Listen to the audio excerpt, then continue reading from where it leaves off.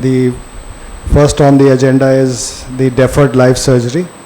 So the idea of deferred is that the surgery is done in the operation theatre, and then the surgeon who has done the surgery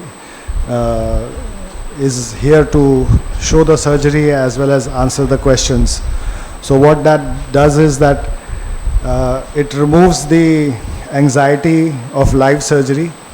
So the doctor is totally focused on the surgery while he is doing it and not being distracted by the questions that are normally asked or some comments that are passed.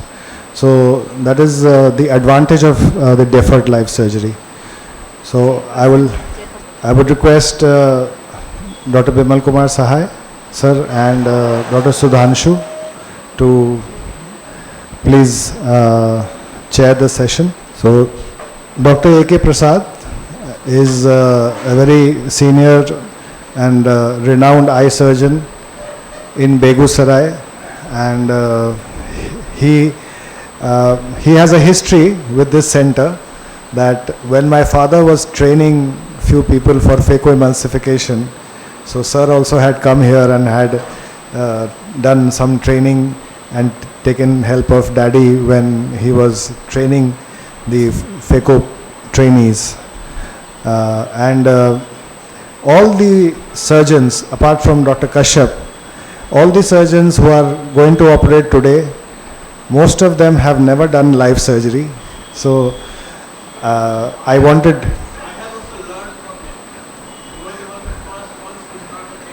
Yes. Oh, great. So whoever has come to do live surgery, they are doing it probably for the first time. And sir also graciously agreed and has today has done soft cataract surgery, and I would request sir to please come and show the surgery. So you all are welcome to the post-lunch deferred surgery. After taking heavy lunch, there is a nap, slight nap, but the surgery is so good in quality that you all will enjoy. So kindly start, Dr. Prasad. I have done surgery on a phaco machine with Venturi pump. Most of us are familiar with the peristaltic pump. In Venturi pump and dual linear foot pedal, vacuum and phaco power both can be regulated independently. I have assigned vacuum to the horizontal movement of the foot pedal and vacuum and phaco power to the vertical movement of the foot pedal. As soon as we go from phaco 1 to phaco 2, vacuum starts in Venturi pump, and it linearly increases with the lateral displacement of the foot pedal. Unlike a peristaltic pump, where the vacuum build-up only starts when the nuclear fragment obstructs the phaco tip completely, and then slowly rises up to the maximum preset level. But here vacuum is on demand, and there is no flow rate in Venturi pump, but the vacuum, since the vacuum is always there, so it pulls the nuclear fragment towards the phaco tip, and it acts like a flow rate. So I am showing you the surgery in 1.8 millimeter incision, that is MICS.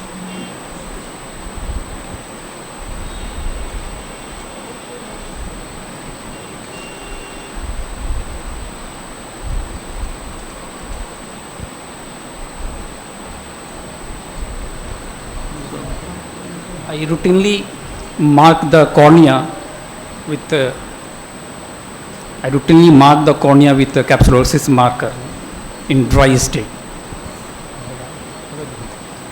This is a very soft cataract only, only cortical spokes are there, no nuclear sclerosis at all, no posterior subcapsular cataract, diabetic patient. I'm showing you the tip and the sleeve. This is 1.8 millimeter phaco needle with flare tip and a very thin sleeve which goes through 1.8 millimeter incision.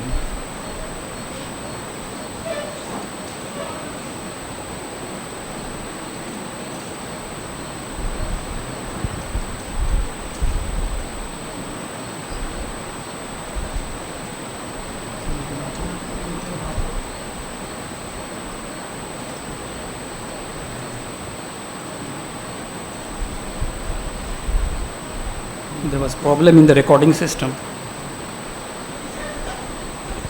This is 1 point. और fast करने के लिए ना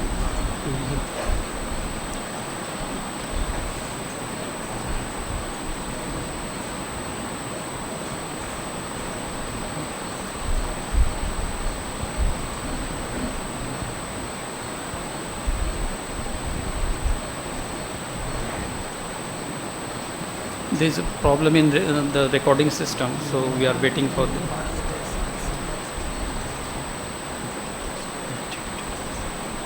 बंद हो गया.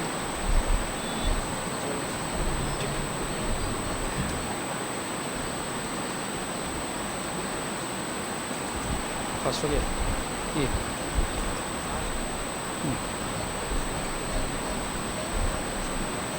So I'm fixing the globe and with 1.8 millimeter keratome I'm making a clear cut corneal incision. This is 1.8 millimeter with 1.8 millimeter keratome. This is a perfect square shape incision. Both length and width are equal.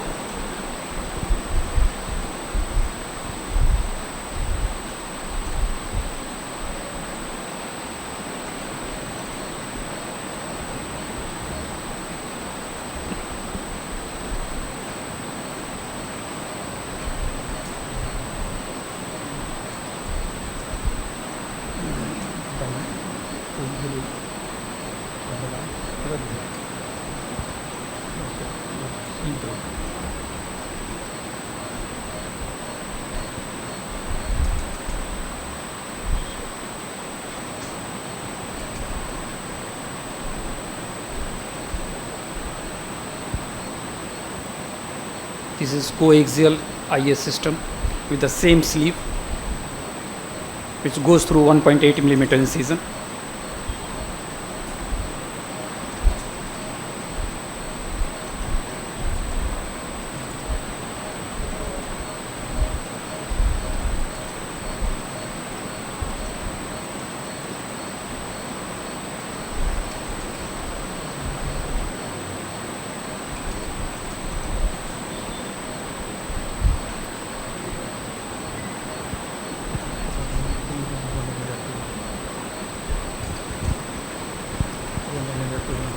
This is I'm making capsulotome in with 30 gauge needle.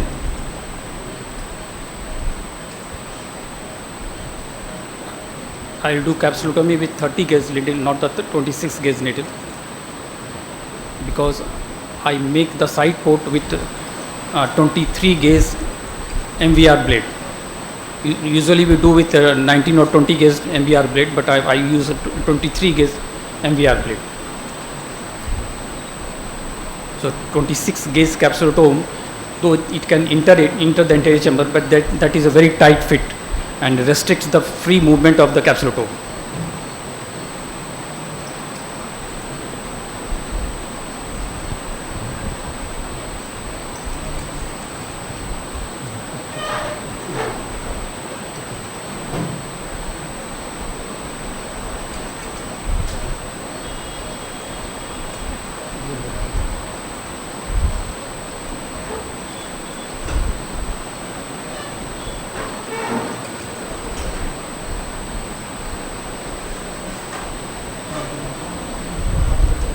Fast forward होगा फिर वापस आ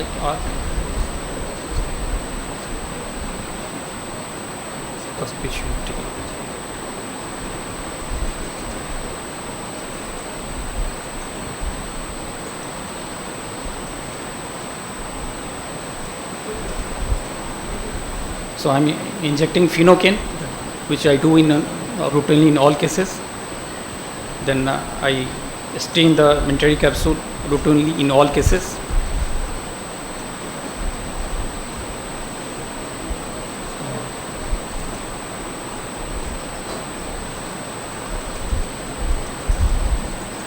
Washing the dye.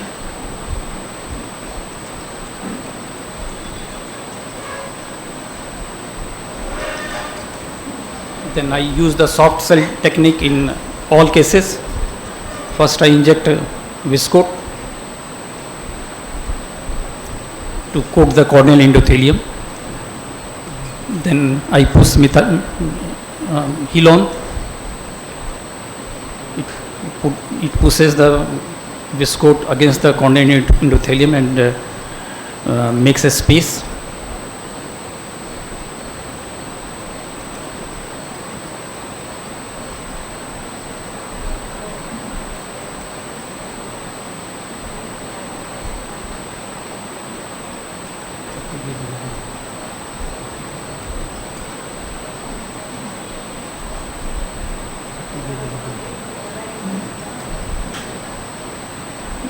Then I'm entering with a 30 gauge capsule tube from through the side port. And first I make an anterior capsular flap.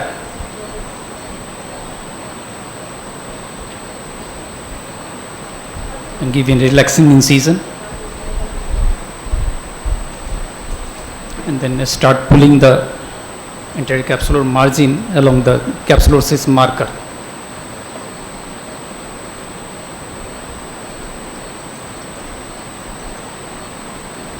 Now I will change the instrument, this 30 gauge capsule tube with 23 gauge ILM forceps. I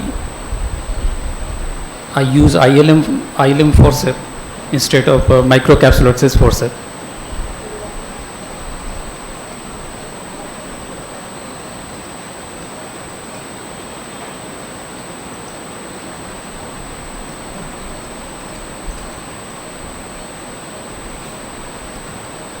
This is 23 gauge ILM forceps.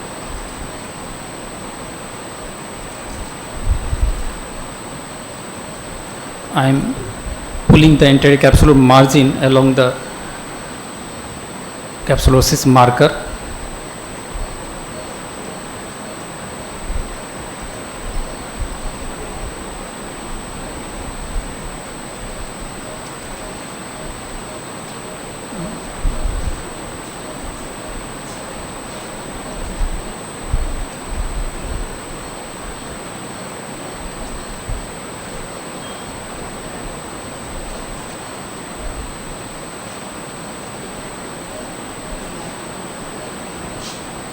I am doing the capsulosis through the main port.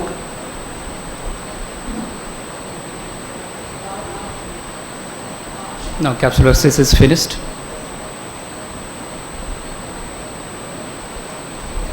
Now before doing hydrodissection, anterior chamber must be burped with viscoelastic.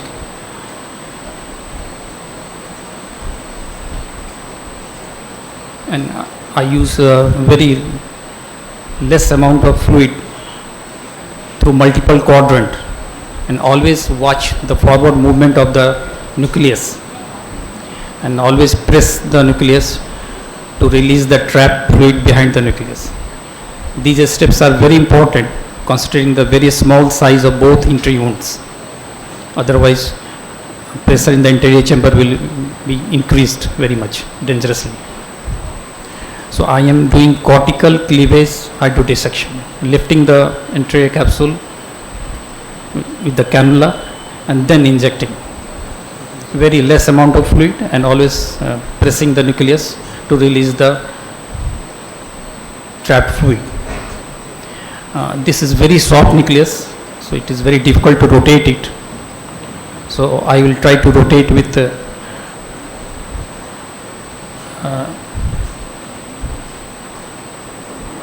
this round hook.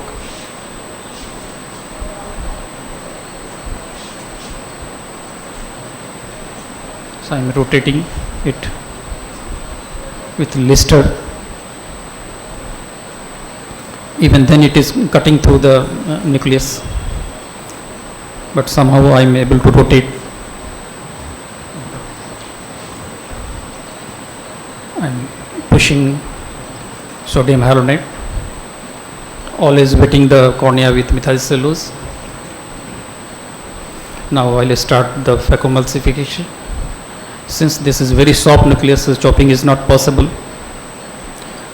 So in this very soft nucleus, this is 1.8 millimeter phaco tip with sleeve, which goes through 1.8 millimeter incision.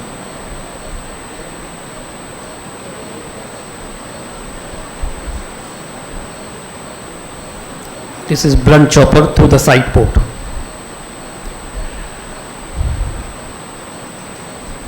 So in a sculpt mode with the 10 vacuum and 100 bottle height and 40 phaco power, I am rotating the nucleus with phaco tip bevel down. So it's help in epinuclear saving. So the inner core of the nucleus is visible. Just rotating with the phaco tip bevel down to shape the epinuclear plate.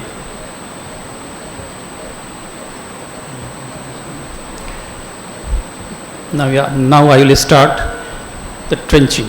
4 quadrant. This is very soft nucleus.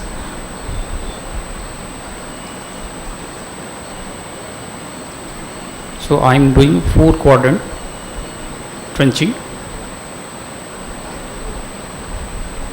So cracking of the posterior plate is very difficult because it cut through.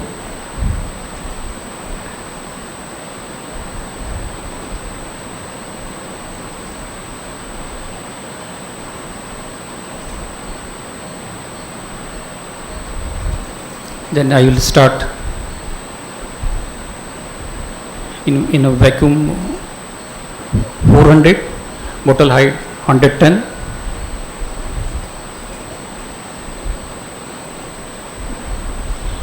And phaco is 400.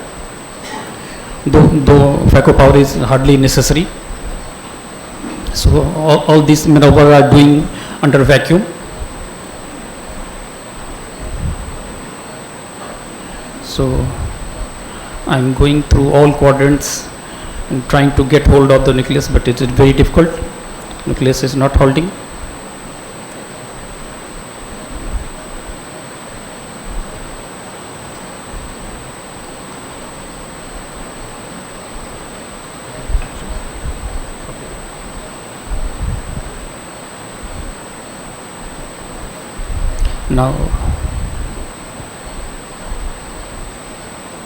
Now I am doing hydrodissection again to prolapse one pole in the anterior chamber.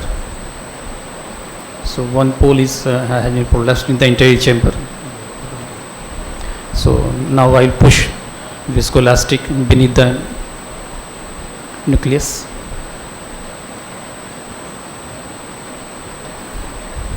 And I will rotate the nucleus to bring it in the anterior chamber.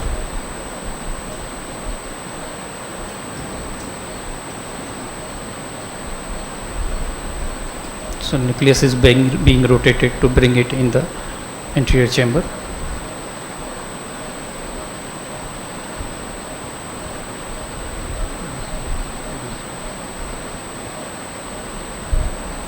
Now I am pushing viscoat to protect the corneal endothelium, since I am doing this in emulsification in anterior chamber. But the emulsification will be done with vacuum only. Hardly any vacuum power will be delivered.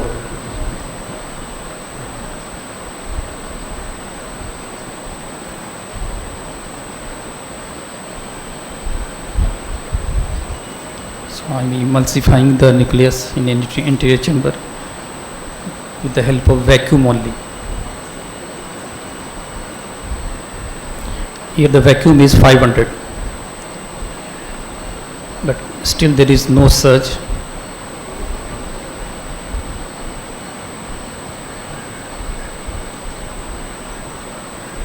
Because I am using a special cassette, anti-surge cassette.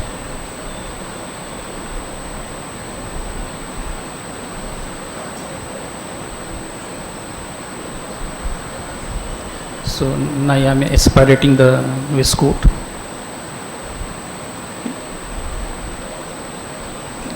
Now I will do coaxial IA through the main port.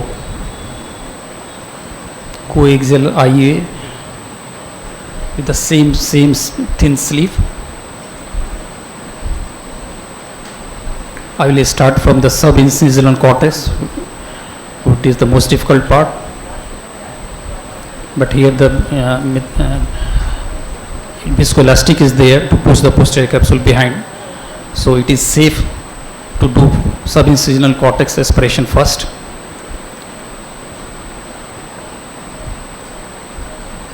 This is coaxial irrigation aspiration.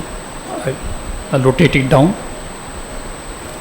fix the eyeball with the side port, and then I start with subincisional cortex first. So viscoelastic material helps to push the posterior capsule here.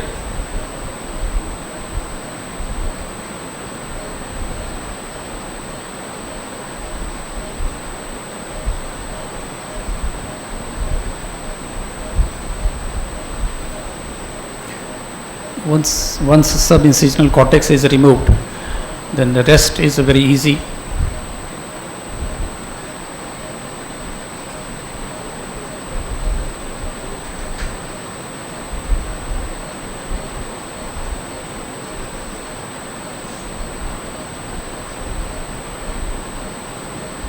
I routinely vacuum polish the anterior capsule rim.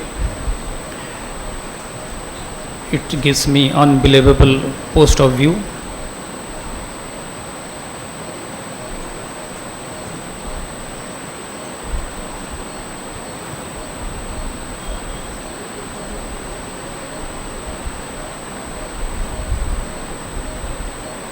Vacuum is 10, bottle height is 100.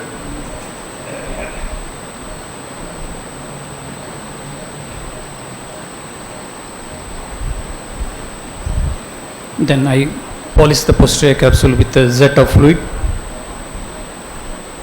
to remove the cortical fibers. So particularly this is the end of the surgery because 1.8 millimeter lens was not available. So I have to increase the main incision to implant a regular lens, 2.8 millimeter regular lens. But now these days lenses are available which can go through 1.8 millimeter incision. So there is no need of increasing the incision. And this 1.8 millimeter main incision and 23 gauge side port makes a perfect astigmatically neutral with nil SIA. And wound stability and post-op healing is amazing. So I am increasing the main wound to implant regular lens. So we should improve our technique of surgery in considering the ever increasing innovation which is being done in the field of lenses. So in very soon these MI lenses will be available, phaco and these hydrophobic lenses will be available. So we should be ready, we should be toned our technology to implant MIL, to do this MIL surgery. Okay, thank you very much. Thank you. Nicely done surgery, sir.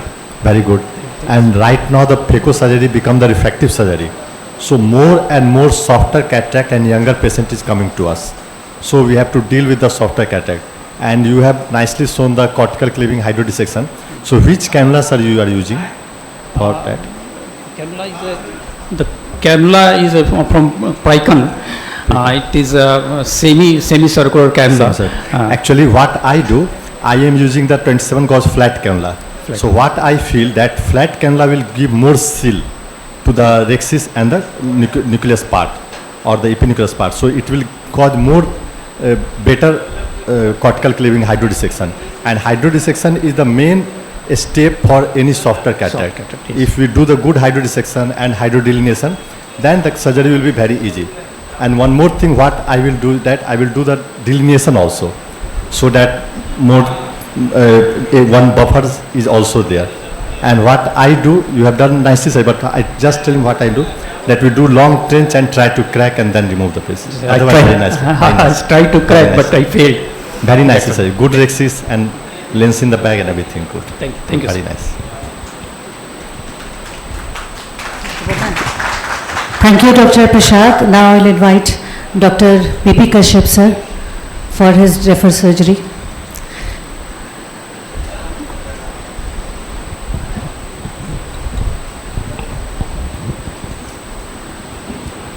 Good afternoon, everybody.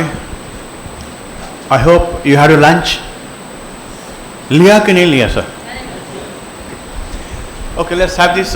Now, to begin with, let me tell you why live surgeries are difficult, because you are customized with your own set of instruments, own microscope, own assistants, and own technique.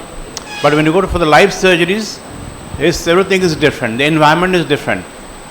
So, while doing this surgery, the phaco machine was different, which I had never used. The microscope which I used was never used. Assistant were little different, and this happened to be a case of a toric IOL. When my tone of talking is such way that the assistant, they could not understand me. I asked for the phenocane, they gave me viscoelastic, but I cannot tell in front of the patient, "Arey kya de diya?" I always said, yeah, good, very nice, because the patient is hearing, he is hearing everything. So with all these, let us come to the surgery. The marking was done on slit lamp by Dr. Salab, and the patient was sent to me, and then I started the surgery. I marked the axis of placement of the IOL.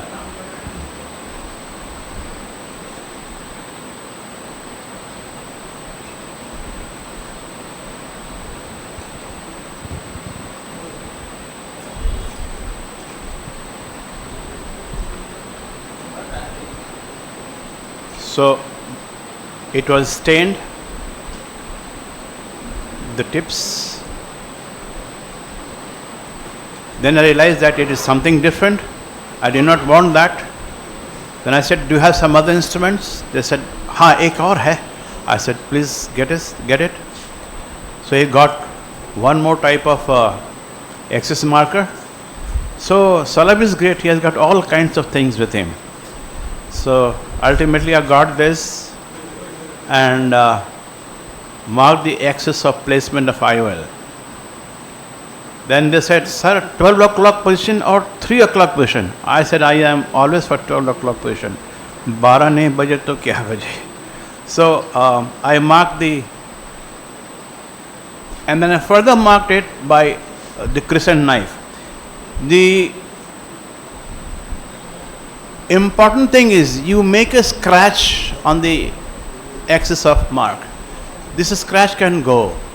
The scratch is little more than the degrees which is required. The scratch might itself cause a 5 degree of the marking. So it is better to mark with a crescent knife which is very sharp.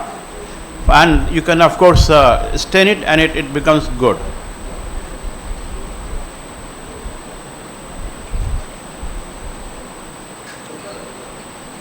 I generally do a triplanar incision. This is a vertical incision more towards the cornea.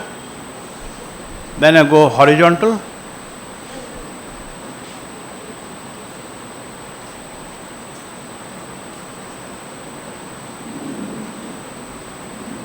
And then enter the anterior chamber with keratome.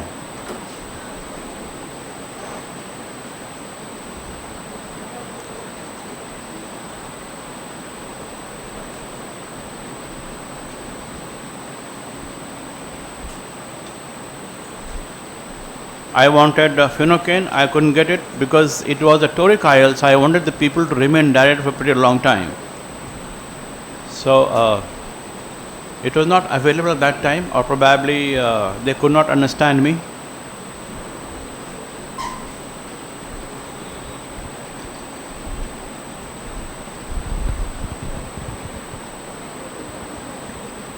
And then I put the air,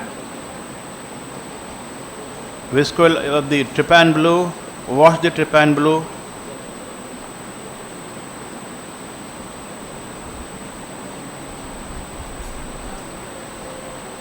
put the viscoelastic,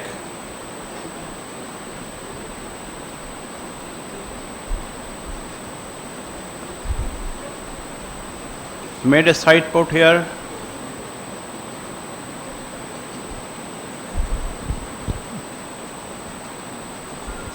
then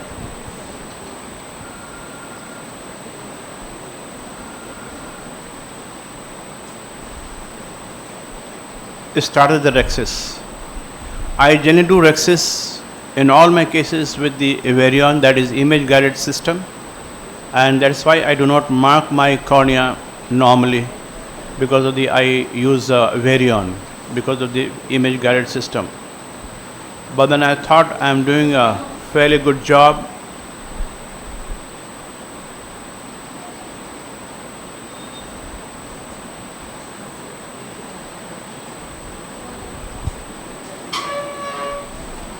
Then my intelligent assistant said, "Sir, forceps?" I said, "Yes, give me a forceps."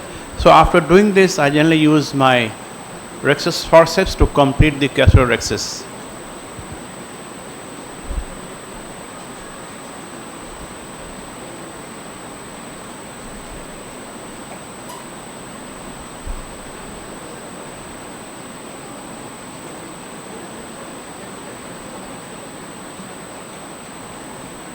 The Rexis was completed, and I have to do the hydro dissection and hydro delineation.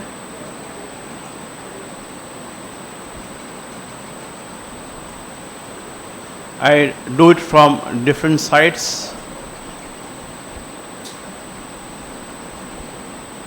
From this side also, the upper and lower and nasal and temporal, and I try to mix all those in one go if it can happen.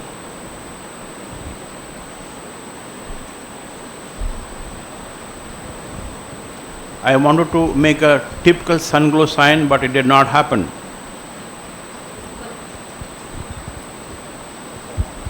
I said, okay, let's go with the viscoelastic and phacoemulsification.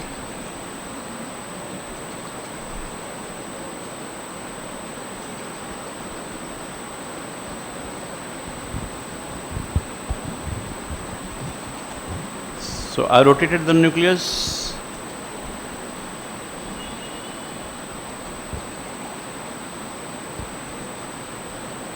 So that the nucleus is free, and many of the cortical matters also get free for a easy irrigation and aspiration.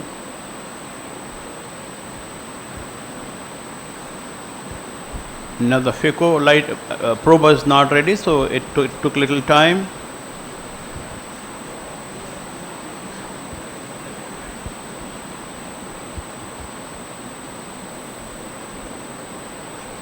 Yeah, now it's ready.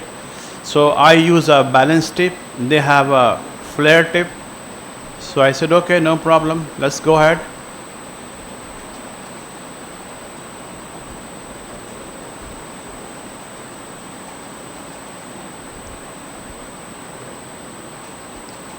So initially the aspiration with the loose cortical matter above the nucleus.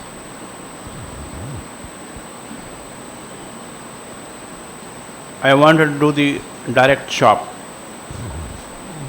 So I impaled the tip into the nucleus.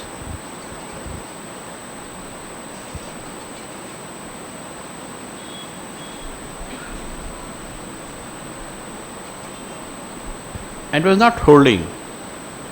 So it held a little bit. I could chop it a little bit, not but the full thickness. I said, अरे भाई स्टेलारिस hold नहीं कर रहा है. उसने कहा sir दबाओ. I said okay. Then again in this shot I impaled the nucleus. I wanted to chop it. I said नहीं हो रहा है, it is not holding. He said और दबाओ sir. Probably, the foot switch was it's set in such a way that the step 3 was quite down. So most of the time I was between the initial third part of the phacoemulsification foot pedal. But then I said, okay, let me do it more. I put the foot pedal more down, but then I was afraid that I don't go and pierce the posterior capsule. So it took little time to understand what depth and how much I have to press the foot pedal. So then I said, okay, you put it in the frag mode. So we put that in the frag mode, and then one chunk wanted to come out. So I said, okay, I'll take you.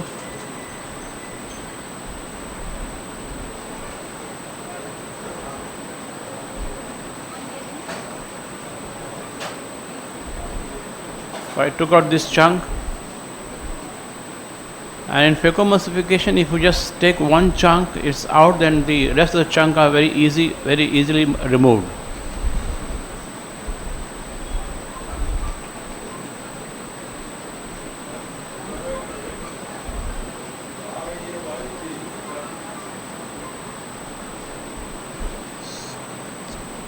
And then the anterior chamber was very stable. So when I happened to eat the last chunks, I generally remove the dialer or the second instrument so that there is no leakage of fluid and the AC is very well maintained.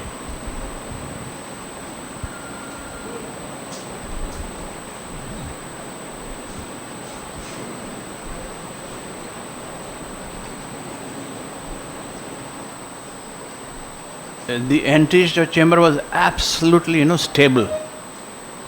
Then I had to do the irrigation aspiration. I do with the bimanual after putting a jet of fluid and do a little bit of hydration between at the equator of the capsule.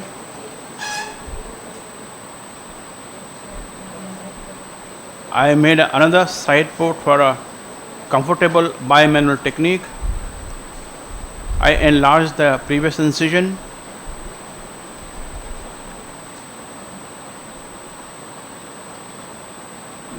The irrigation aspiration had no problem. It all came out very nicely. I had to change my probe from right to left and left to right for easy access to those cortical matters.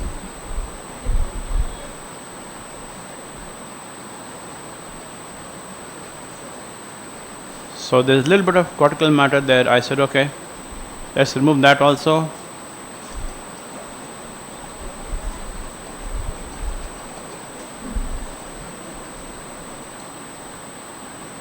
And that was removed. Now the posterior capsule was cleaned up by the jet of fluid. I generally use C-type cartridge, which is not available here. I said okay. So the company, they use the wing-shaped cartridge for injecting the IOL.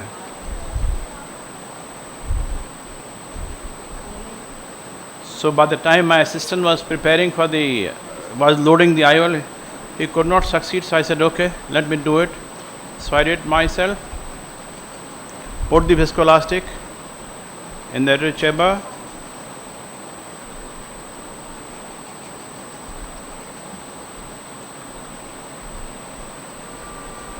I wanted to enlarge this previously made incision. Look at this. This is what happens, I'm trying to enter the already made incision and it's not entering.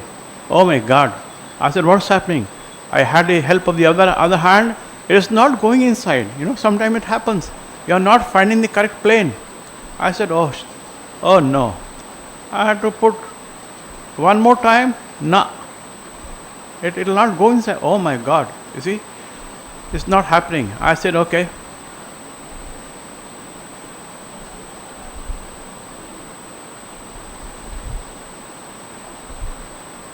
I put more of visco. The visco cannula goes inside, but not the keratome. I said, okay, let me try this time.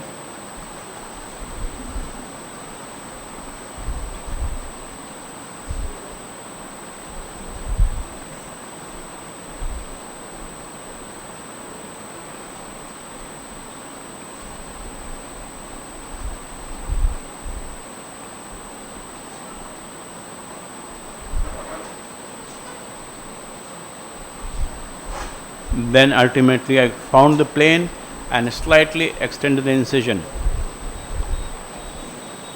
So this was one. So I loaded the IL myself, and luckily I was okay, could load the lens properly and injected it, seeing to it that the leading haptic goes into the bag properly, and then with the help of dialer I insert the leading haptic in the bag and then rotated it.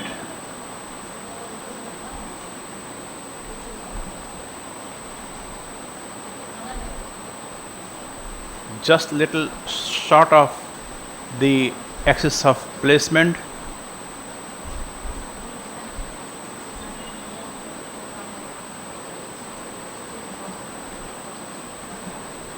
and then visco removal is done, and during visco removal we place the lens in the area of placement. The axis has to match the mark in the IOL and the mark that we have made on the cornea. And then after completion of those the mark alignment and visco removal from behind the lens and from the anterior part of the lens, I always put a air so that the air further pushes on the lens so that it gets stuck to the posterior capsule.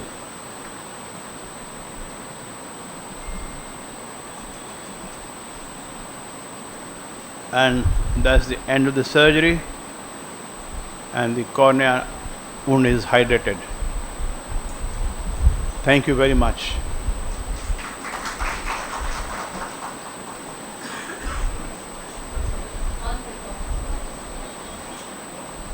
Nice surgery, sir.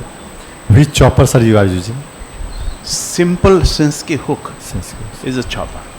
I use that as a chopper. Thank you, sir. Very nice.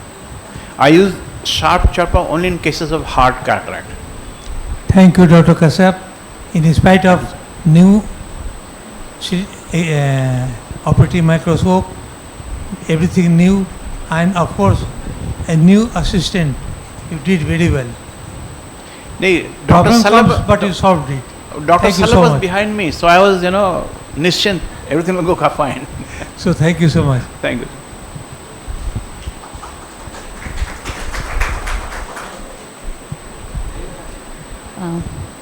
Very well done surgery, sir. And really it happens. Sometimes the keratome refuse to enter. Now another surgeon is coming to show his surgery is Dr. Sudhanshu Banka with another cataract patient. OT से सुधांशु जी आ गए हैं. Dr. Sudhanshu Banka, Patna.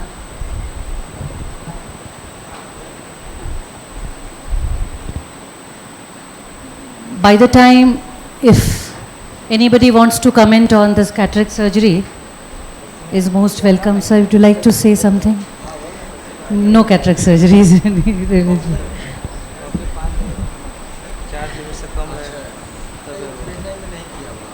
Sir आप कुछ कहना चाहेंगे? नहीं, hard disk में होता है, पेन ड्राइव में नहीं।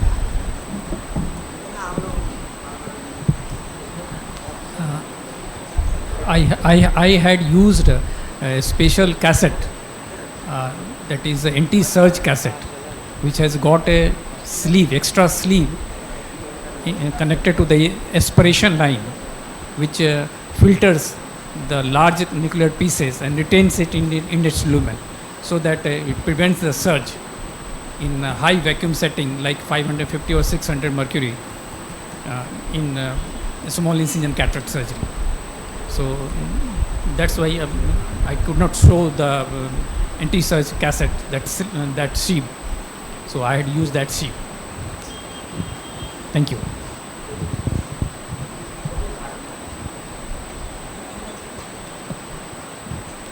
Dr. Sudhanshu Panka is probably on way.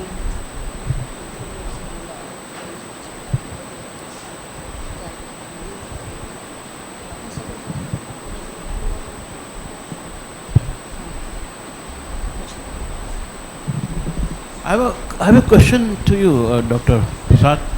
I have learned that if it is a very soft cataract, do a bigger rhexis. If it is a very hard cataract, do a bigger rhexis. If you do a big rhexis in a case of soft cataract, while doing hydrodissection and hydrodelineation, half of the nucleus can come out also.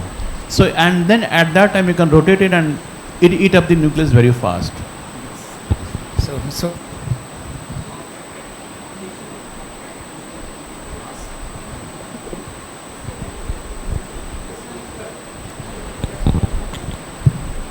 it is difficult to remove a soft cataract as well as a brown cataract, because you have to flip it in the anterior chamber.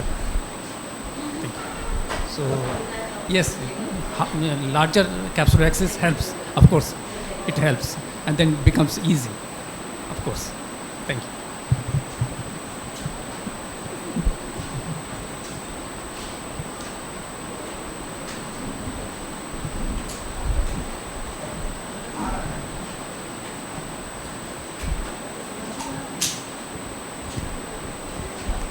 G.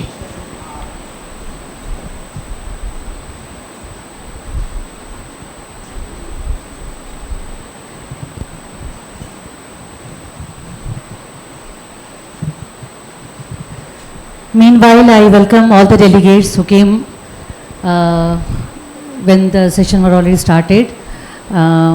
Thanks for sparing your time and joining us in this scorching heat and humidity. Thank you so much. I think everybody had lunch, because lunch is going to finish in a while.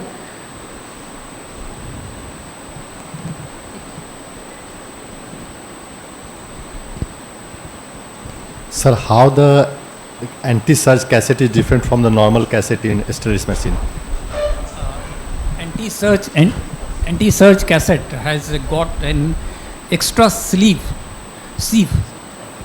in the aspiration line, and it filters and retains the larger nuclear fragments in its sieve, and it allows only very small or emulsified nucleus. So it prevents the surge, because suddenly large piece doesn't. Because in Elcon we have ABS, aspiration bypass line is there. No, not a special Okay. by. It is incorporated in the aspiration line itself. Aspiration line itself. Aspiration line itself. Now the company is not making the this cassette, because now these days it is easy to do the vacuum because the normal cassette also. But I had having stock, so that I brought it here.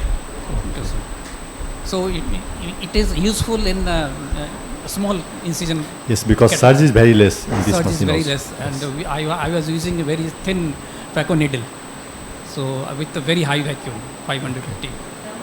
So in that case, this helps. So Dr. Sudhanshu is here with us. I would request him to come on the podium and start with his deferred surgery. another cataract surgery by an expert. Dr. Sudhanshu Banka is from Patna. कहाँ पर है? Audio visual. So this is around a 60-year-old male patient. The left eye is being operated by me. Grade 3 nucleus sclerosis, grade 3 cataract, and I'm doing it under topical anesthesia with a 2.8 millimeter incision. The initial steps involve making the 2 side ports and staining the capsule with trypan blue.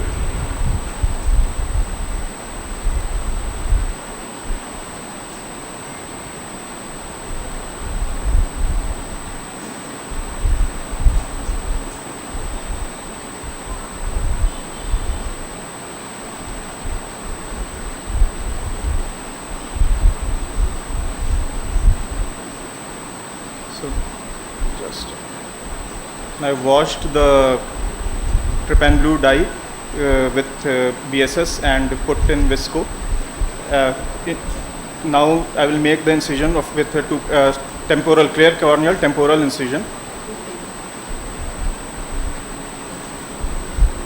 2.8 millimeters in size, and I will be using a Utrata forceps to make a capsular excess around 6 millimeter, 5.5 to 6 millimeters in size.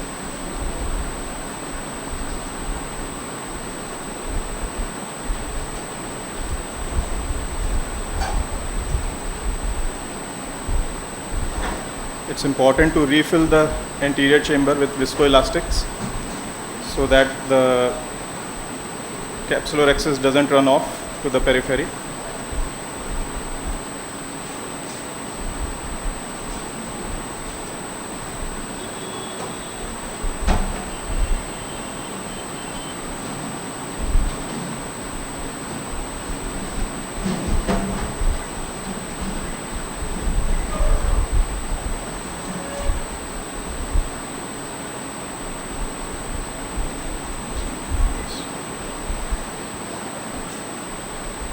You can clearly see the hydrodissection wave, the fluid wave of the hydrodissection, and once ensuring that the nucleus is rotating into the bag, rotating well, I'll proceed with phacoemulsification. I'll be doing a direct chop. It's the first time I've been operating on Stellaris machine. So the settings, it's a Venturi machine with settings of around, I think 350 or 400 vacuum and 60% power.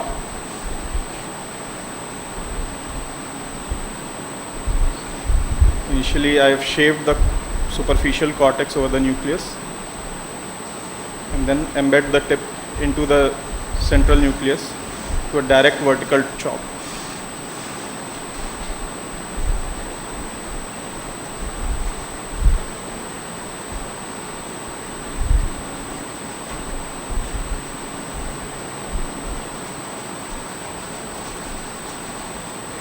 Similarly, the chopping is completed and the nucleus is broken down into fragments, and then emulsification of all the fragments is being done.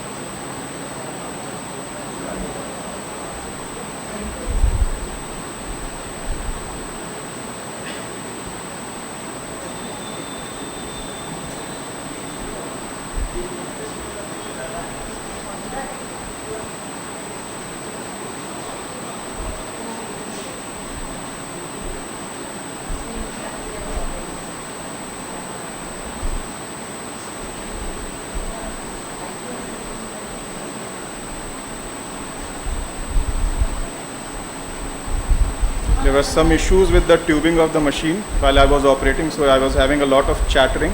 Followability was less, but still we could manage the case.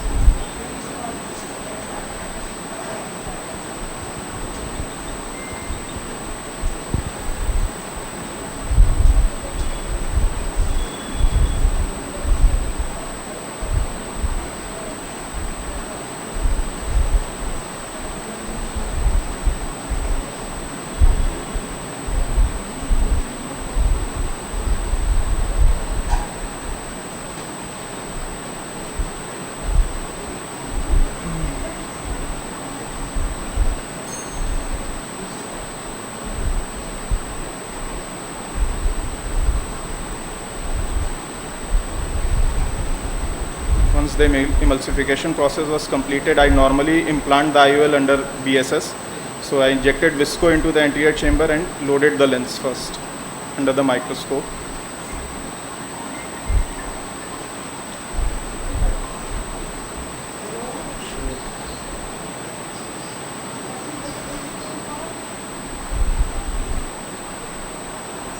Now, using a bimanual aspiration irrigation cannula, the cortical aspiration was completed.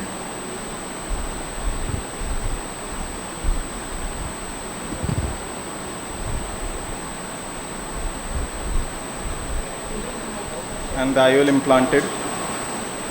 The IOL implanted here is acryol hydrophobic lens from the CARE group. It's a 360-degree square edge aspheric optics hydrophobic lens.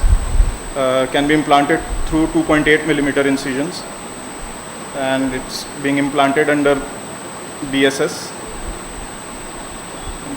Once the lens is implanted, residual visco was aspirated and wounds were hydrated to complete the case. Thank you. Very nicely Thank done. you. Sir.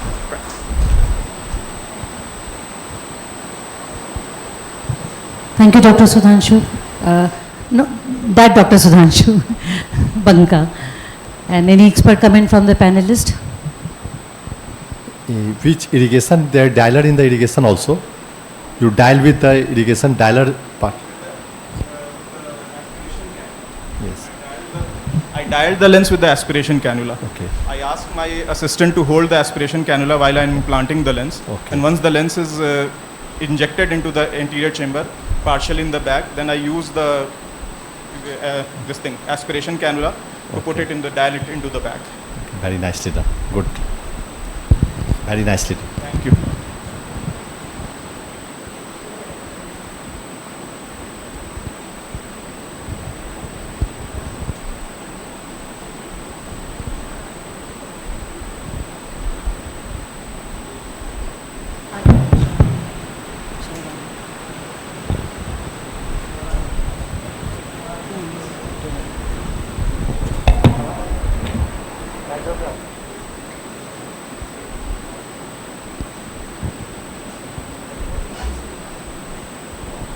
That was a very normal case. It was NS2 PSC case, and during the surgery there are few hurdles which I found because of my this thing only.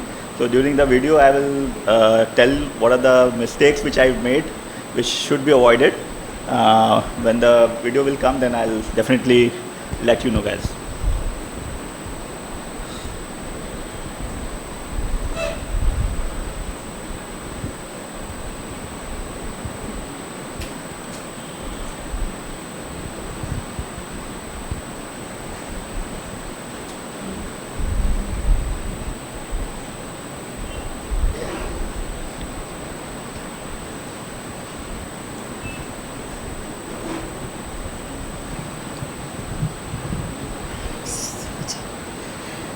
There are PG students from Darbhanga Medical College and Hospital, and I would like them to see the video more carefully, and they can ask any question if they have in mind, any queries. Please don't hesitate. In fact, I'm handing over this mic to the group.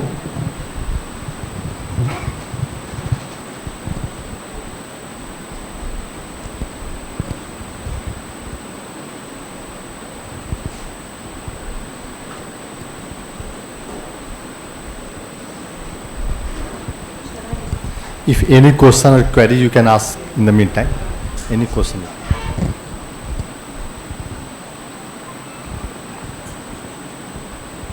Or anything related to cataract surgery, if you people will want to ask, you can ask right now. Right now you can ask.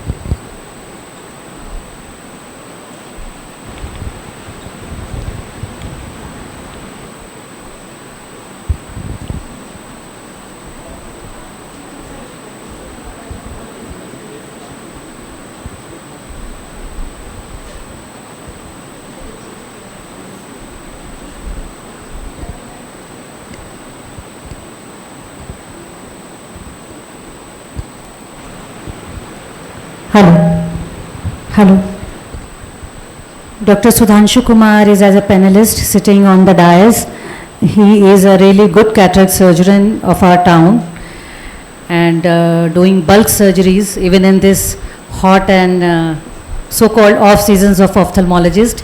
So any question regarding cataract or phaco surgery, you can ask him. Please ask. If anything you want to know, you can ask.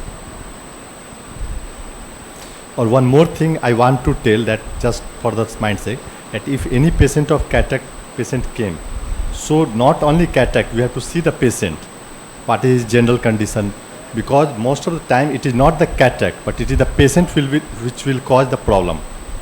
So any patient came to us for cataract, then we have to see his pulse, BP, general condition, and history taking is very important. You know, the first step start from the history taking. And what are the main things we have to see when the patient came to our hospital for cataract surgery? First thing is that whether he is taking the prostate medicine or not. This question must be asked from all male patients, because lot of time we have problem with the drug which the patient is taking, and there is intraoperative floppy iris syndrome, and the iris become floppy and small, and we have problem at the time of cataract surgery. So first thing this. Second thing is that we must ask for the any aspirin or he has any cardiac problem, on whether he is taking any antiplatelet drug, means blood thinner. So this history also must be taken, particularly in case of SICS, because what happen if you will miss this history, then lot of bleeding will happen and the surgery will be difficult for us. So the history taking is very important. Then the posture, some patient is not lying flat, so with or very old patient, we must ask the attendant that whether he or she will be able to lie down for 15 minutes or 20 minutes or not. So these things as a whole we have to see the patient, and if possible any problem, then we must take the patient fitness, then blood pressure we have to measure, blood sugar. So these basic things we must take, and then the sac condition. This condition also should be taken into account, because lot of time if you miss that condition, then there are chances of endophthalmitis. If you do good surgery but we miss that point, then chances of these things will be there. So sac condition, usually what I will do, that I will do the Roplast test. Correct? So Roplast means regurgitation on pressure over the lacrimal sac area. So Roplast must be negative. But if any one-eyed patient is there, then we will do the syringing for that patient. So we must do syringing for any one-eyed patient, or any, suppose history taking they have written that watering from one eye, then we must do the syringing in that patient, because one eye, if allergy is there, then watering from both eye. So these history taking is also very important, and you have to make a mental, all things you can mark on your prescription and underline or highlight them, so that when you go to the surgery, then your staff will also see and prepare the patient according to that, or you will be also mentally prepared for that. So suppose IFIS patient there, or he is taking the prostate medicine, then what I will do, I will write in the prescription, expect IFIS and dilate with atropine eye drop pre-op please, so that my staff will see and he will dilate 1 to 2 drops of atropine at the beginning of the surgery itself. Then in the operation table, we use the Phenocaine Plus, so that the pupil will be well dilated and will not constrict during the surgery. Now we'll see the live surgery. Thank you, Dr. Sudhanshu. We have another very good cataract surgeon, and his perfect surgeries are the talk of the Bihar, Dr. Sudhir Kumar with us, and I would like him to take a seat for panelist. Dr. Sudhir Kumar is from Nalanda Medical College, Patna, and he's also doing bulk surgeries. So now Dr. Siddharth, you can start. So as you can see, I'm making a side port. It's a straight side port. So a little bit of touch you have seen it in the anterior capsule, but I have prevented the rupture of that. So you have to be very cautious, so not to touch the anterior capsule. And now the second side port is being made. One more mistake which I have done is I made it a little bit superficial over here, because of the Arcus analysis. It's sometimes it can happen, and but it's manageable. It's quite manageable. Yeah, now I'm preparing to dye the capsule so that I can have a better visualization of the rexes while making the rexes. A thorough wash should be needed.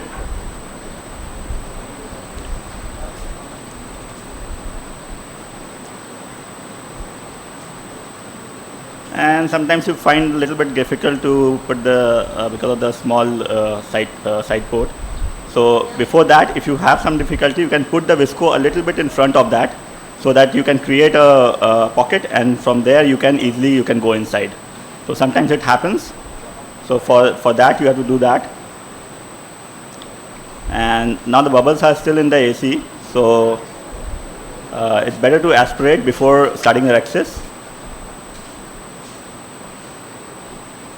Yeah. So you have a better clear view while making the rexes.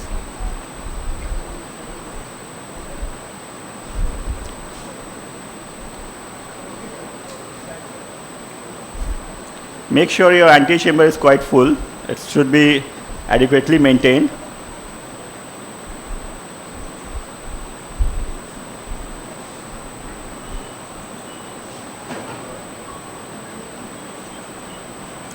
Now I'm making the main entry. It's a 2.2 caratome.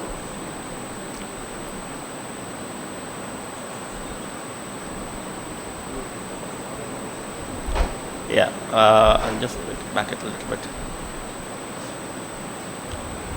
So I'm making a little bit of neck in the capsule, raising the flap, as you can see over here. And then I can find a little bit shallowing of the AC. So I stop continuing it, and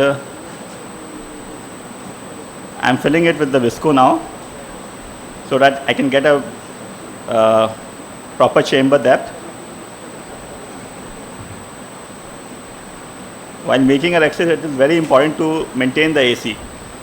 If any little bit of shallowing also you can feel, you can withdraw it and you can put the visco.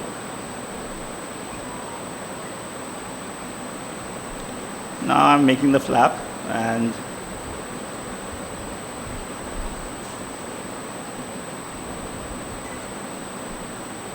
continuous rexis is being getting made.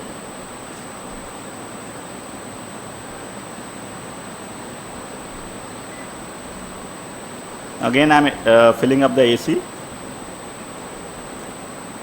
So rexis is the very most important step of the phaco, because you can say it's a gateway of doing a good phaco. Because if your rexis is not good, you'll always find in difficulty while doing the phaco, the other steps.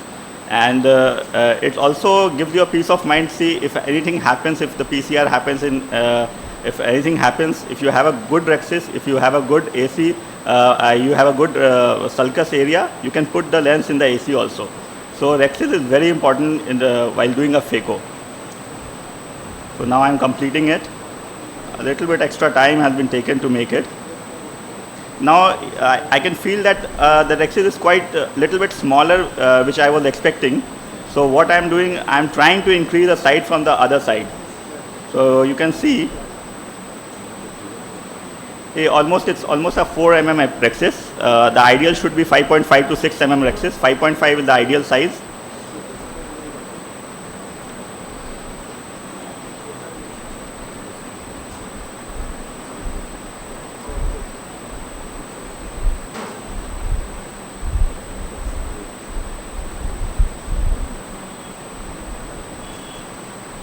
Yeah. A smaller flap is there. Yeah. Now you can see the rexis is completed, but it's quite small, but it's manageable.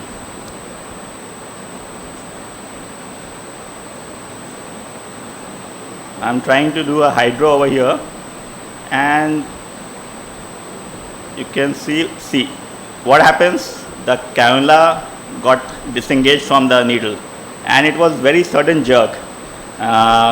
Then again I assessed it, and thankful to the God it hasn't hit ruptured the capsule, posterior capsule, or hasn't ruptured any of the structure.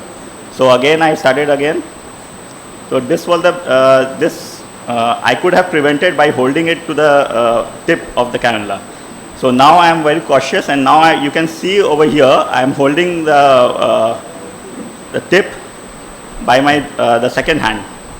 You can see it over here.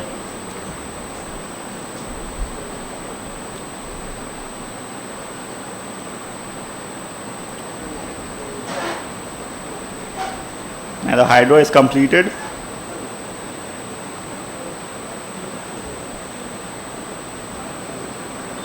And the nucleus is rotated. It's a free nucleus now from the cortical adhesions.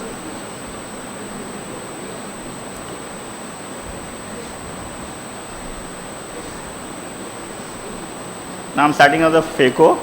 The tip is a bit more exposed, but sometimes it depends on the surgeon. If you want, you can have a little bit, the tip exposure should be a little bit lesser also in the soft cases. Now I'm just cleaning up the anterior cortical matter. And now I'm making a groove. I'm doing a stop and chop technique. So I'm making a long trench. And I'm deepening it a little bit. You have to make a groove like a boat shape. So in the center you have to deepen a little bit more as compared to the periphery because of the lens anatomy. You know it because the lens is more thicker in the center. Now I feel that I got an adequate depth. So I am now trying to break it into two halves. You can see the force on both the hands. See. From the posterior plate also it has been broken now, and now I've gone into the chop mode. I'm holding the nucleus and then withdrawing it a little bit inside of it in the center. Now see, the first crack has been achieved, and now I'm rotating the nucleus and trying to get a 4/2.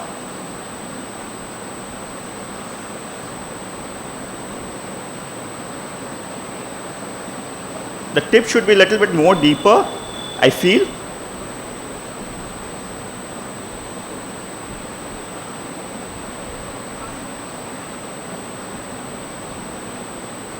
See, I'm not getting a proper crack in this because the tip is a little bit superficial. Now again I hold it, and now I got the crack completely. Now I've shifted to the quadrant removal mode, and one by one you can eat the pieces.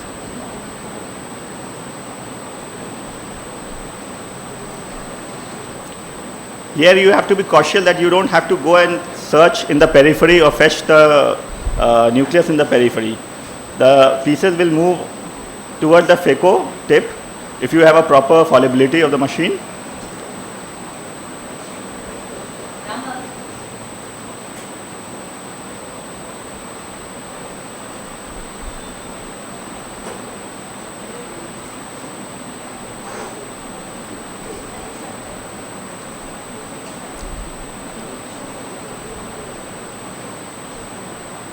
Now I'm rotating the nucleus so that the tip comes in the front of the,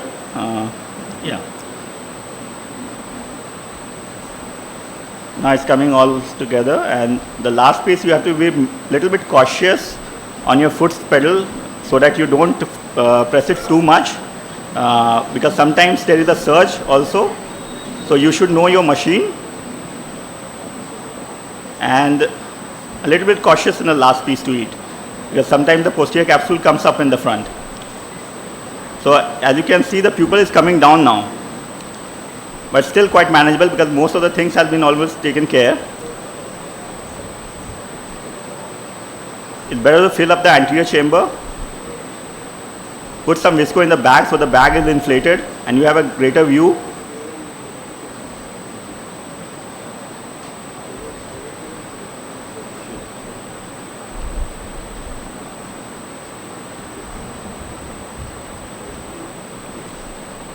Now one by one you can hold the posterior cortical matter from the anterior lip of it.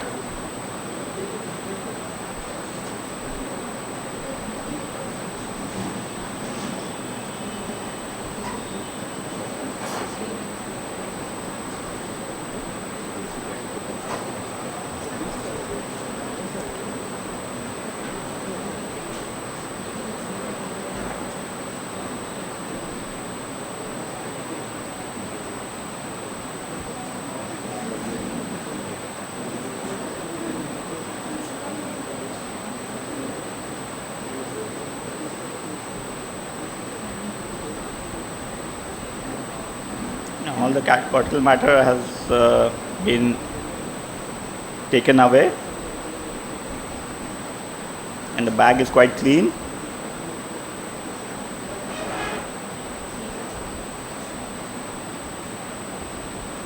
Now I'm filling up the bag again and I'm preparing for putting up the IOL.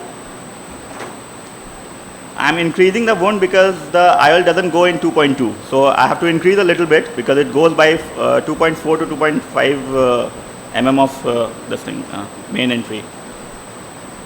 I have increased a little bit more. You could have avoided 1 or 2 points a little bit lesser. Now this is the IOL provided by the care group.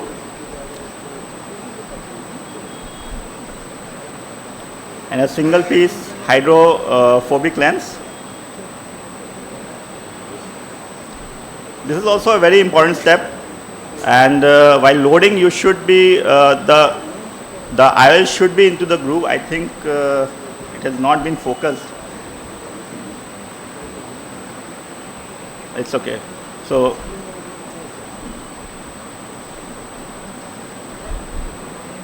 yeah. So while loading, I think the haptic was not loaded, the leading haptic was not loaded properly, so it has opened in a very straightforward manner. But it's okay because it's a hydrophobic lens and it's a foldable lens. So now I'm giving it time to open by its own. The haptic should be folding by its own, and I'm nudging it a little bit to put it inside the bag. Because the trailing part is still in the AC. You have to little bit of tap in the lens so that it can go inside. And you can see the trailing haptic is still, it's a different orientation. And now I am tapping it on the lens so that it can, you can see that it's unfolding in a normal way. And now it has been gone inside the bag. So whenever you have this kind of a situation, you can just tap it on the bag a little bit. So it will give time, the haptic will start opening it again. I'm just removing all the visco, and I'm going behind the lens. You can see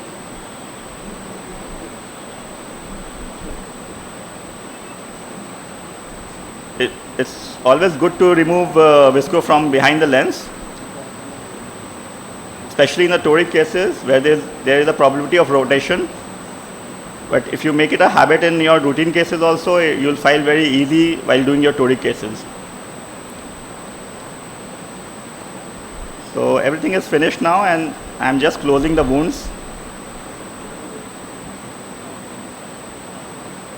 And just putting the air just for the safer side, because the main entry I've increased a little bit more as per to my desire.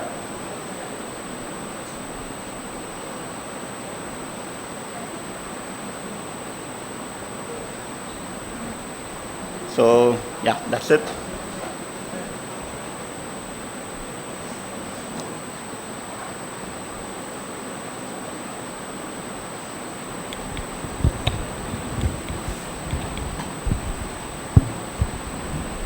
बहुत अच्छा था surgery Siddharth, thank you sir. बहुत अच्छा लगा। तुम्हारा शायद पहला live surgery है लगता है। हाँ मेरा बहुत मैंने जो प्रिकॉशंस लिया जाना चाहिए वो सारा आपने लिया, और आपने राइटली कहा कि इसको जो लेंस को है 2.2 से सर्जरी करने के बाद आप बढ़ा देते हैं। या मैंने बढ़ाया बिकॉज वो जा नहीं सकता था। मेरा यही सलाह रहेगा कि लेंस भी वैसा चुनिए जो इतना अच्छा सर्जरी के बाद उसको मेंटेन रख सके।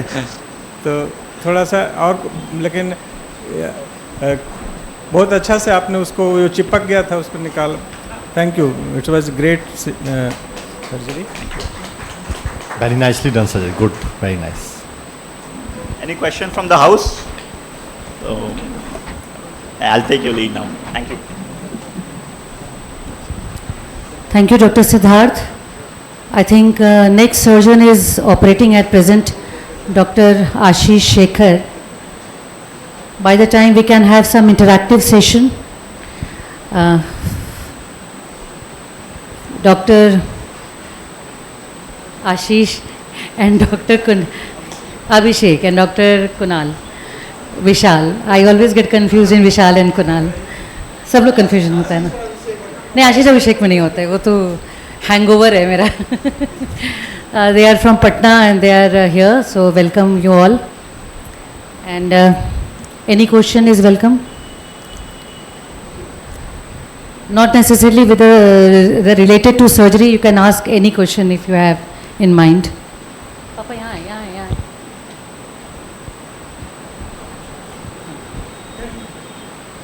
मेरा है.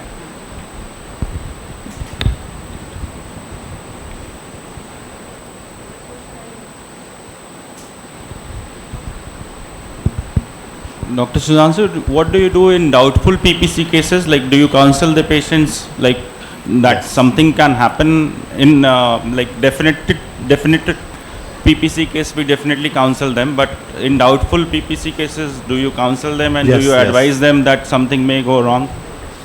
Whenever a patient of PPC came to me, I just explained to the patient in picture that this is the nucleus, and in normal cases, what if we remove this part of the lens and put the lens on this posterior support.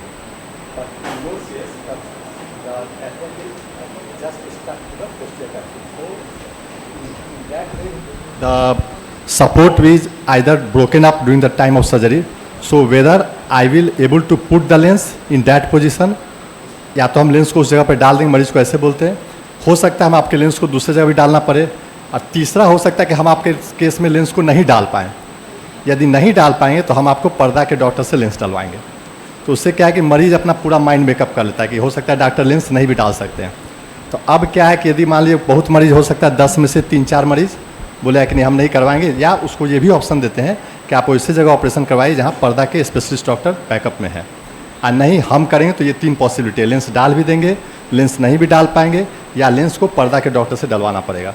तो मरीज़ जो है जो तैयार हो जाता है कि नहीं ठीक है डाल दीजिए, मतलब जो होगा देखा जाएगा, तो इससे मरीज़ का कर देते हैं. तो उसके बाद क्या है कि वो बाद में यदि कुछ प्रॉब्लम भी होता है तो वो फिर कुछ हल्ला गुल्ला नहीं करता है, उसको फिर डॉक्टर के पास भेजते हैं, पर्दा के डॉक्टर के पास वो लेंस डलवा देते हैं. इसके अलावा क्या है कि in all PPC cases what extra things we should take into account. The first thing is that most of the patient are young patient, so hydro procedure is the most important thing to be taken into consideration. And when we examine the patient, we should see the size of the PPC, the 4 millimeter size. The criteria is 4 millimeter. If it is less than 4 millimeter, then the chances of posterior capsular rupture is less. If it is more than 4 millimeter, then the chances of posterior capsular rupture is more. First thing. Second thing is that in most of the PPC, if there are riders, so and the size of the PPC is big, then the chances of posterior capsular rupture is more. And besides that, what we do, we should do the careful hydro procedure, means hydro delineation, not the dissection. So, and in that matter, if we do the hydro delineation, the cataract part will be small, and we just remove that part of the nucleus, and so that we have the cushion of epinucleus behind. So suppose the rent will occur, then most of the nucleus part will be taken away and only that part is there. Third thing is that we should take our OT ready for the PCR management. So everything will be there in the OT, like the multi-piece lenses are there, or suppose we do the SICS, then we have to have the sulcus fixated lens, so that, and big diameter, if possible then 6 millimeter diameter, so that the lens will be well centered, and suture is there so that we take the suture. I take only these sort of precautions. And most importantly, we should all have cutter at least in our OT, vitrectomy cutter. Yes. So Elcon has very nicely give the disposable cutter, so no problem in that. They give Even the if it doesn't come with machine, you can have a separate Yes. vitrectomy Yes. machine, but cutter is a must in all OTs. Correct. And closed chamber surgery will be more safer than the open chamber surgery.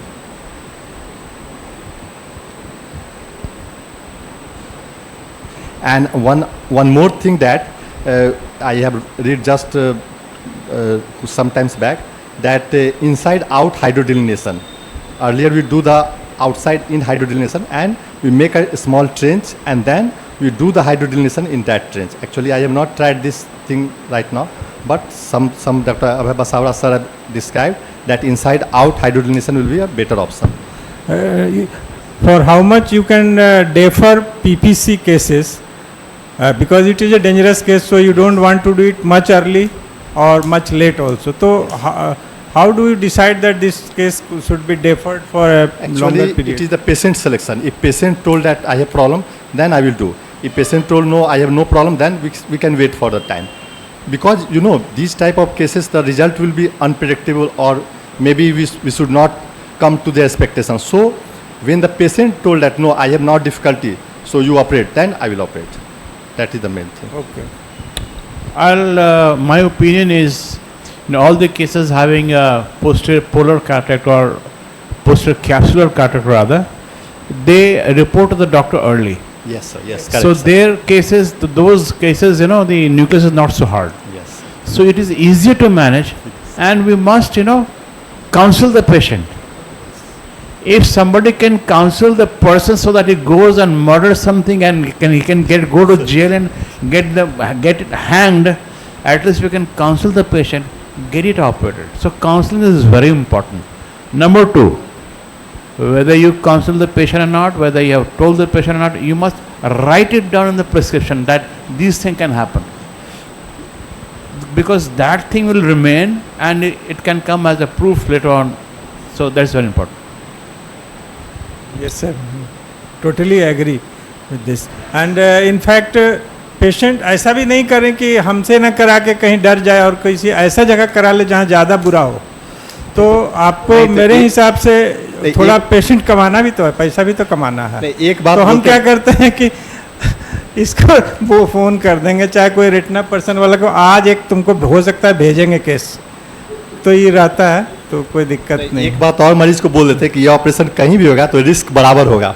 मतलब ये पहले ही समझते, चाहे हम करें चाहे कहीं करवाइए, ये रिस्क हर जगह बराबर होगा, आपको वो रिस्क उठाना पड़ेगा. हाँ, ये हो सकता है कि रेटिना का बैकअप नहीं है तो आपको मतलब दूसरे जगह जाना पड़ सकता है. ठीक.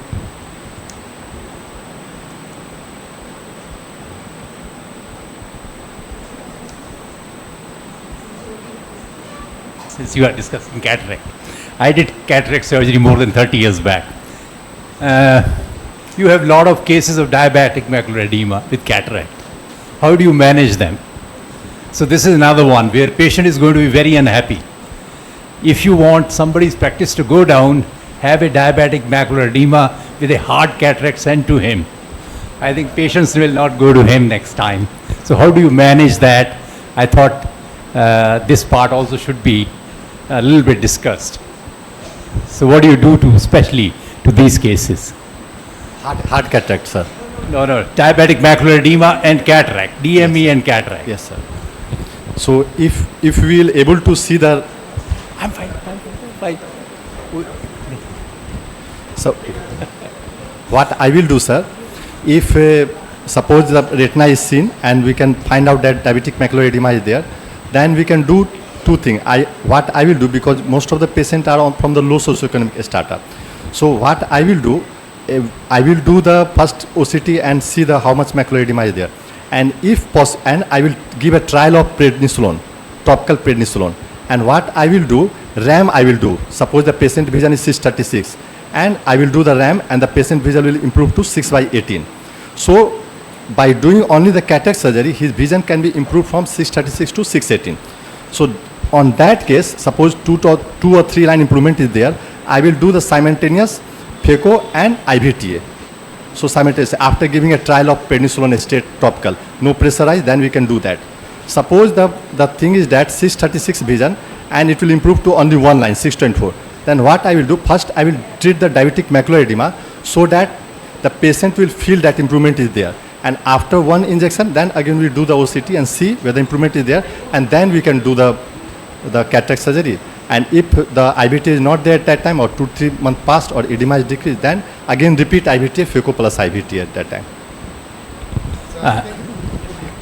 So I think first we should go for complete systemic control before going for any cataract surgery, because even the literature says that after cataract surgery there is progression of the retinopathy.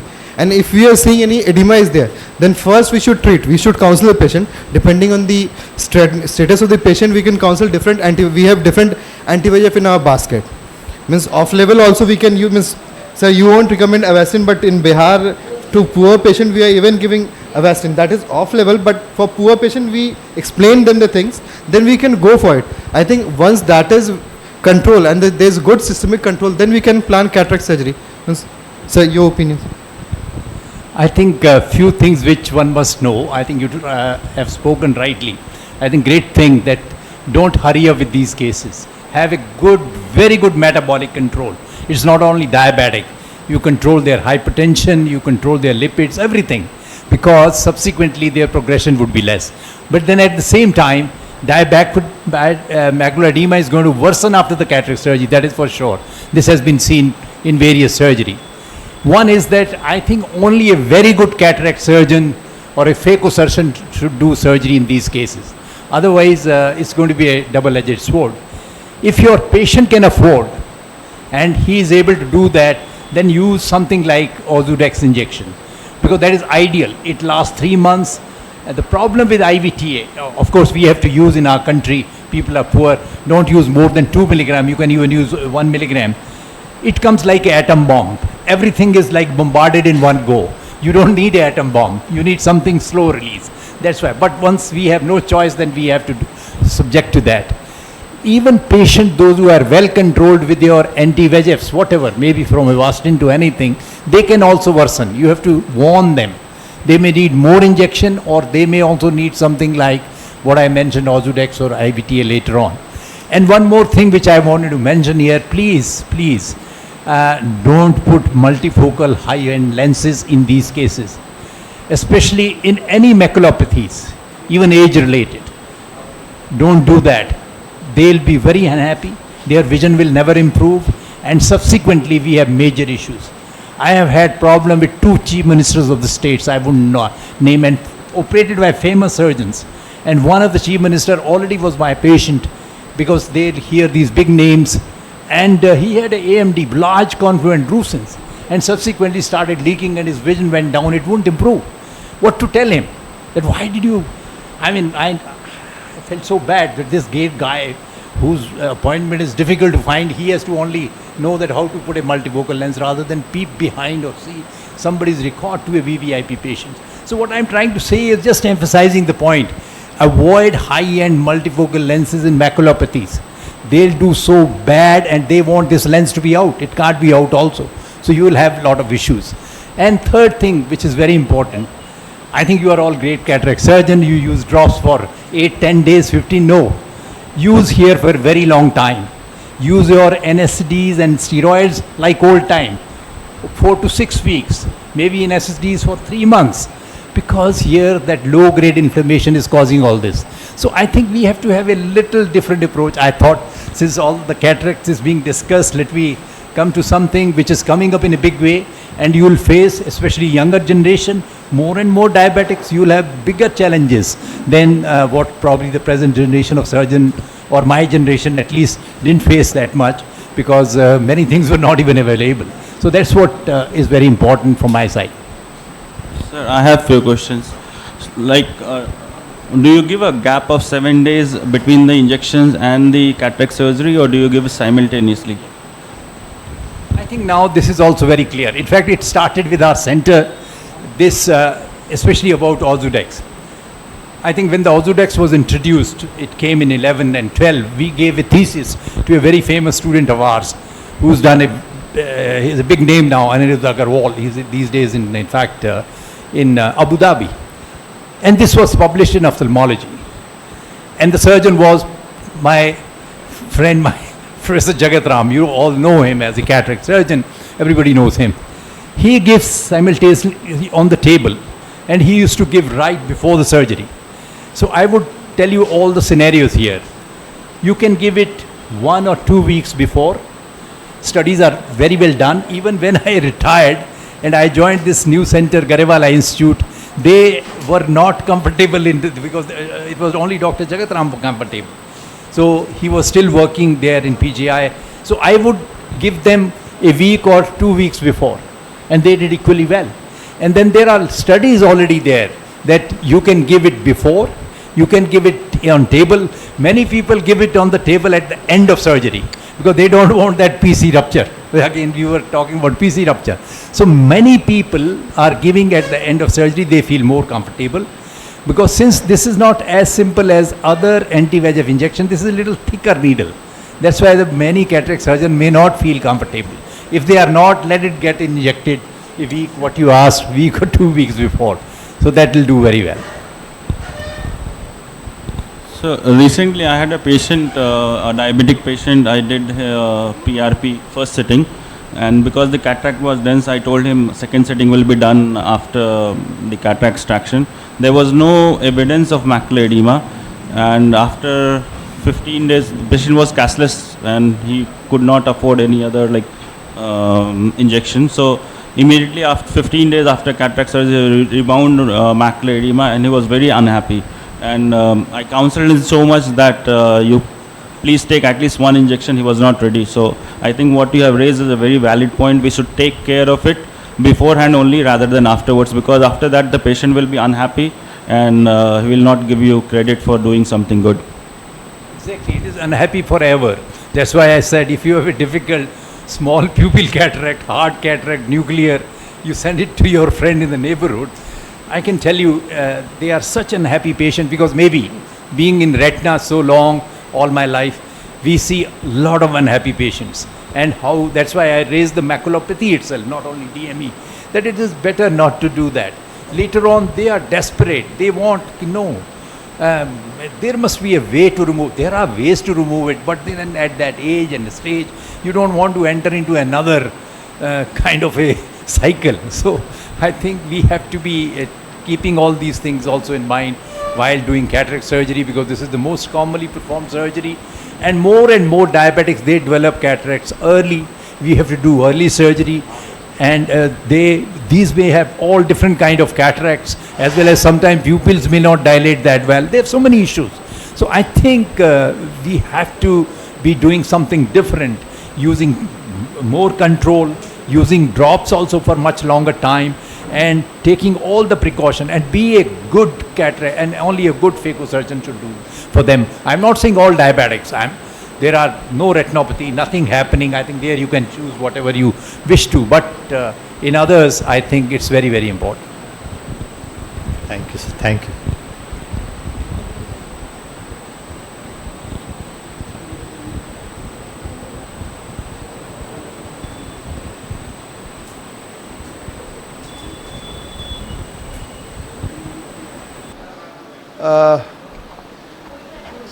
This is going to be a classical demo of how inconvenient life can be in the OT, and you can still get away with a decent surgery. I have never worked on this machine before. I have never worked on a Venturi machine before. And the microscope was a little difficult for me because I am so used to working on primitive things. I still have an Opmi 1FR. I find that very simple. I am very used to that. And this was a slightly different microscope, so I was having difficulty with depth perception. I didn't want to botch up the surgery, so I tried to play it safe. It was a hard cataract. I did not get a complete crack during the surgery, but still we could manage it. Let's see how it goes. So relatively hard cataract, not a black cataract, but a relatively hard cataract. I like to make my side ports more than 90 degrees apart from the main port. I preferably operate with just one side port and one main tunnel. I do not make two side ports.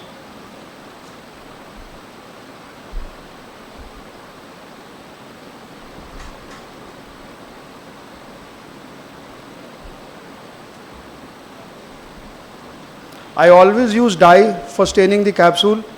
In the beginning of my career, I had some problems with the bag. I managed to pull the bag a few times.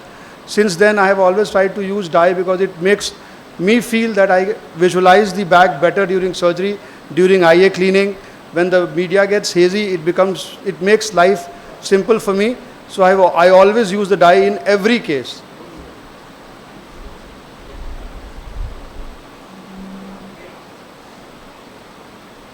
Now I'm making the main port. I'm having difficulty with the depth perception because of the positioning of the eyepiece, and I use a 2.2 blade.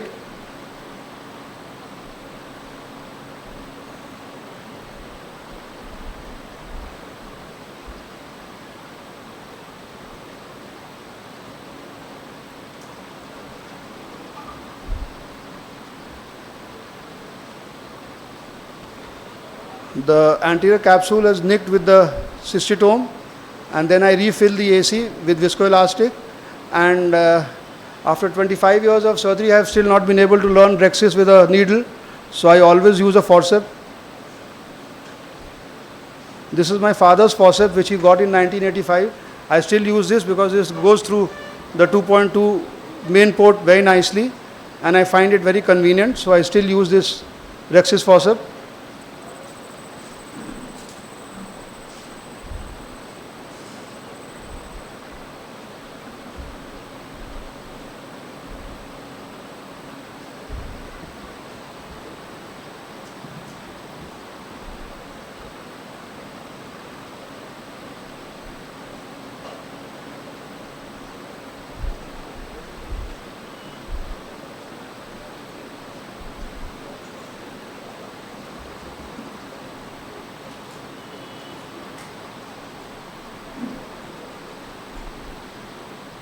Now that the Rexis is complete, it's a decent sized Rexis, about 4.5 mm Rexis.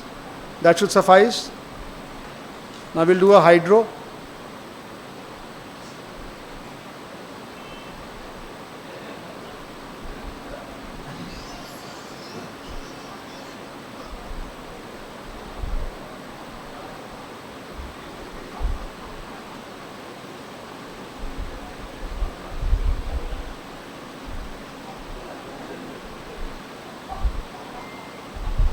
You can already see the lens rotate in the bag. So that's a decent hydro done, I guess now. You don't really need to take a dialer and dial the lens as long as you see that it's freely mobile in the bag.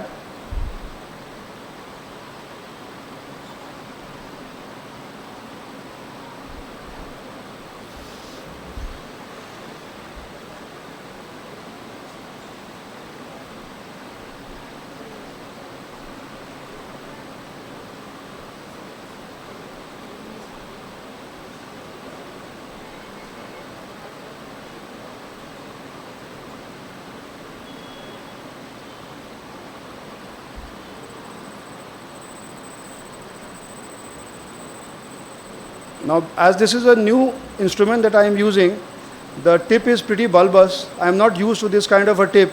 So when I introduce it, the sleeve remains out of the tunnel. So I have to reintroduce my phaco probe, and now the sleeve and the tip is in the AC.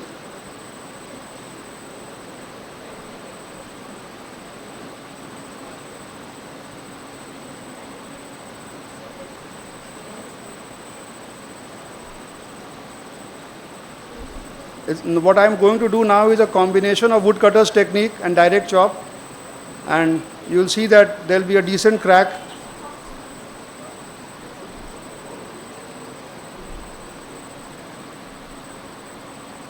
There is a decent crack of the nucleus in two pieces. Because I can't focus properly in the microscope, so I don't really want to go deep, so I am keeping myself anteriorly. Maybe the posterior plate has not broken enough, but the pieces have separated sufficiently enough for me to be able to do my phaco.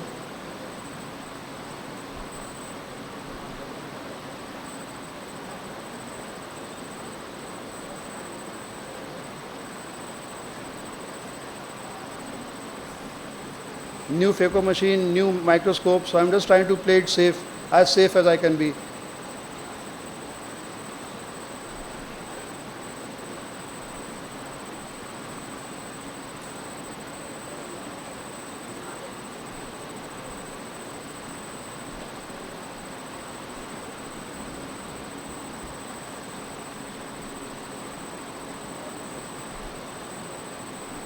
we had to readjust the vacuum setting in the OT because the vacuum I wanted I wasn't getting, so the hold was not good, so I was losing the nucleus. It was moving away from the phaco tip. The center piece had dislodged, so I emulsify that.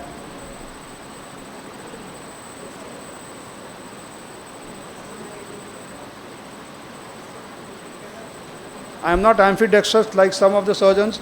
I prefer to use my dominant hand to rotate the nucleus.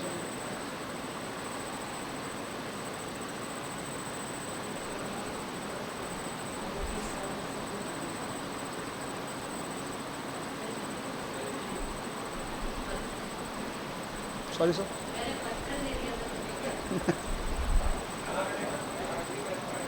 Ji sir.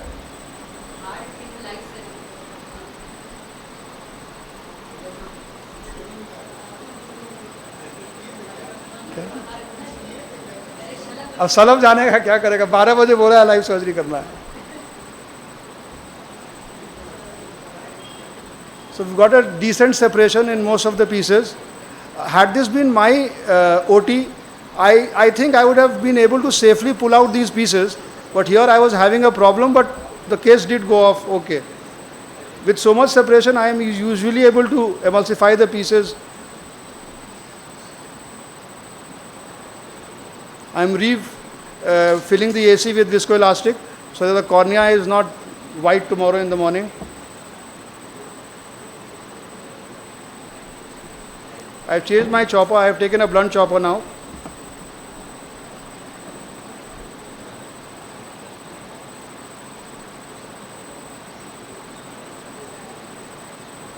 I am trying to aspirate. The pieces aren't coming really properly, so I am just trying to make it smaller bit by bit.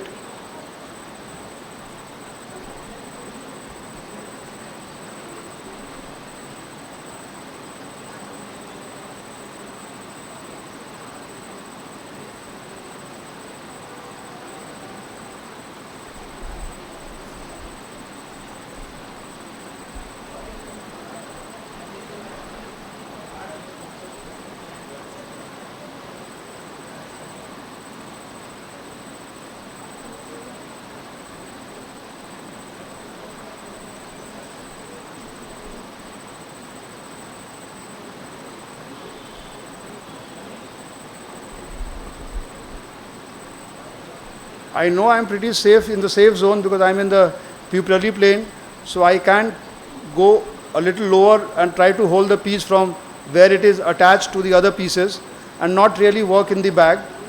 If I try to go deeper, I can possibly end up with a rent, which I don't want here in a live surgery.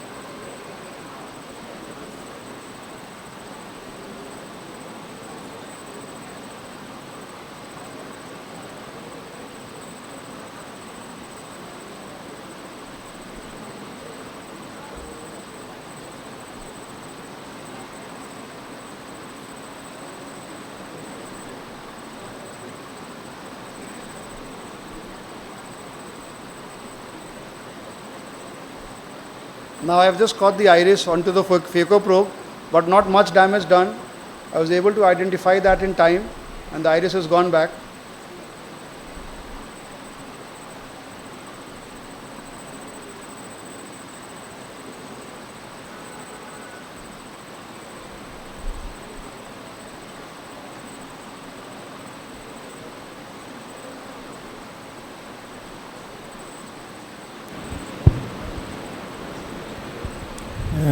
Cardiac checkup जरूर करवा लेना चाहिए before you start doing such type of surgery. 6 महीना बाद कराते हैं, bypass करा चुके हैं sir.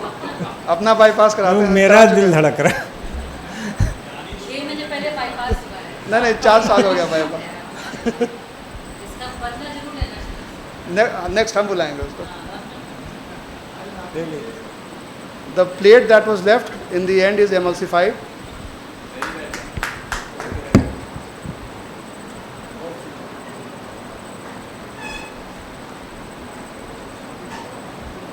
Now I was told by the technician in the OT that I should make another side port if I wanted to use the bimanual. So I decided to first put the lens and then use the bimanual, because I don't like to make 3 ports when I am operating. So I left the cortex there. I'll put the lens first, then clean the bag.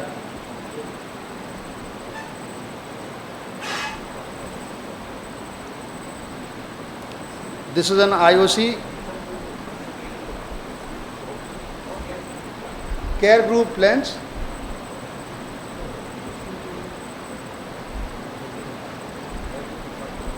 It goes through 2.75. I am using the Alcon injector, the cartridge, because I don't like the butterfly cartridge.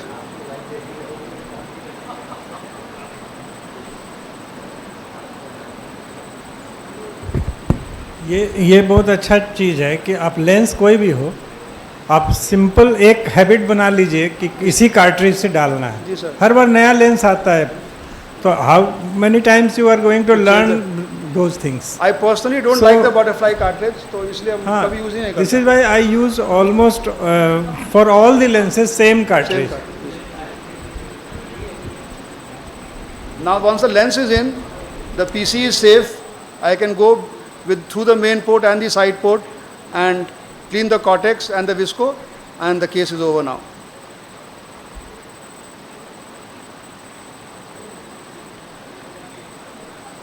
One needs to go in any of these premium lenses, one needs to go behind the lens, so you can clean the visco behind the lens, because any of these premium lenses, if you leave visco behind the lens, the next post-op day you are going to end up with a plus surprise, and that's very, very discomforting, because that plus will not decay. That visco from behind the lens will never get washed out. So for lifelong the patient is going to end up with a plus error. So always go behind the lens, clean behind the lens with the irrigation port, then whatever cortex or debris is there in the AC, clean it and close the case. So the cortex is there, it has been removed, all the visco from under the iris, behind the lens and from the AC has been removed, and the cornea doesn't look pristine but not bad either, I guess. Thank you.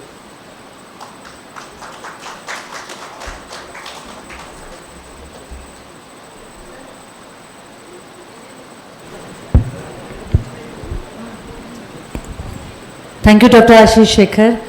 And it was really a tough nut to crack, but you did it very efficiently. Thank you so much. Next case. क्या किए हैं बताओगे कुछ? क्या operate करके आ रहे हैं क्या? ये कौन सा था?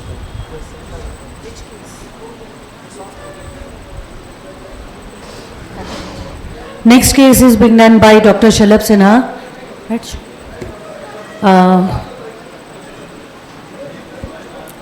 Being primarily a VR surgeon, but cataract is, as we all know, the bread and butter of an ophthalmologist, and who has a setup, comprehensive setup. So he also does cataract and phaco very well, with full confidence that he can go till retina to catch the fish. So next surgery is by Dr. Shalabh Sinha. अरे कौन सा laptop दे दिया है?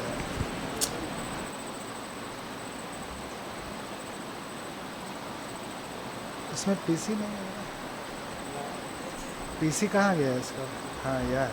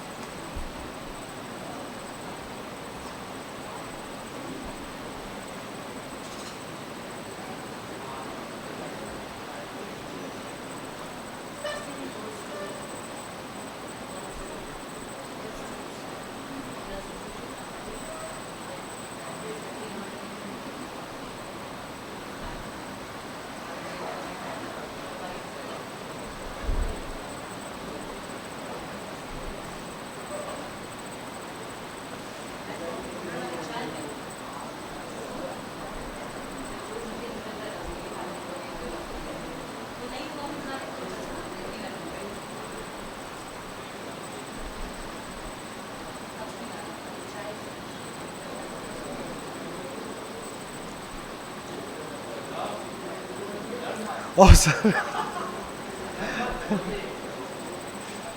Sir खोले तब तो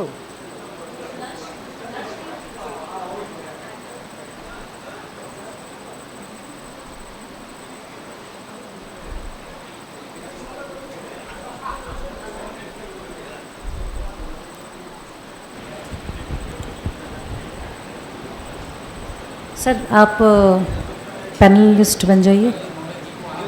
एक कहते मैं तो रेटिना के आगे नहीं जाता है। हाँ चलिए sir. Doctor Shashi and doctor Kashyap will grace the dais as a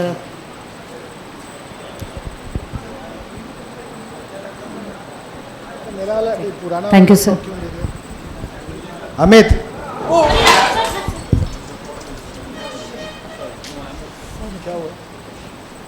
जला नहीं ना? I'm okay. Just because there is one next case. No, Jayan, do not. Dilip Amit को बुलाओ।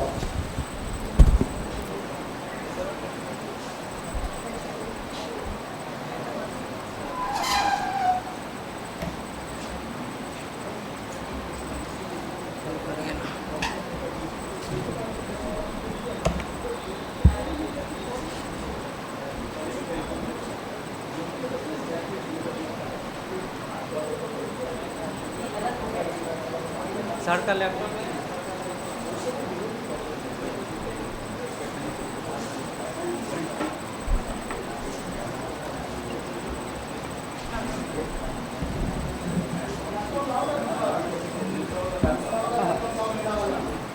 सर रहे ना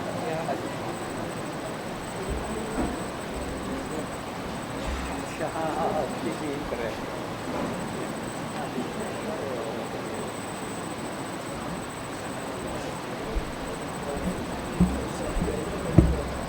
इसमें नहीं होगा, आपके वाले में नहीं होगा।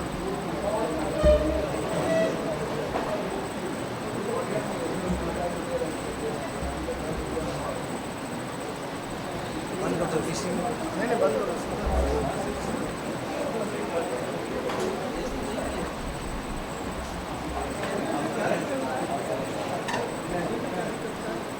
वो हैंग हो गया।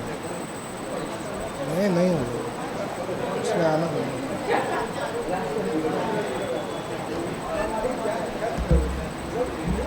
लैपटॉप क्यों भेजा है? अच्छी बात है।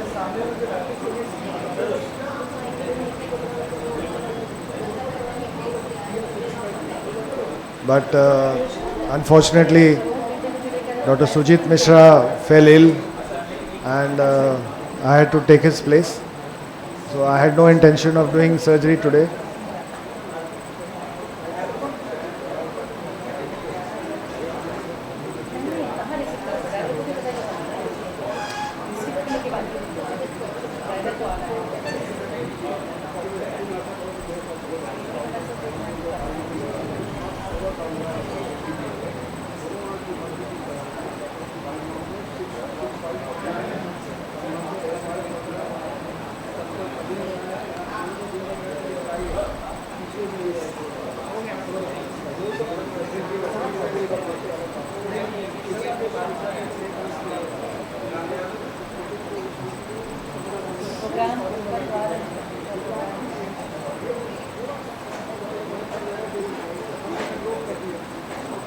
ये चल क्यों नहीं रहा है?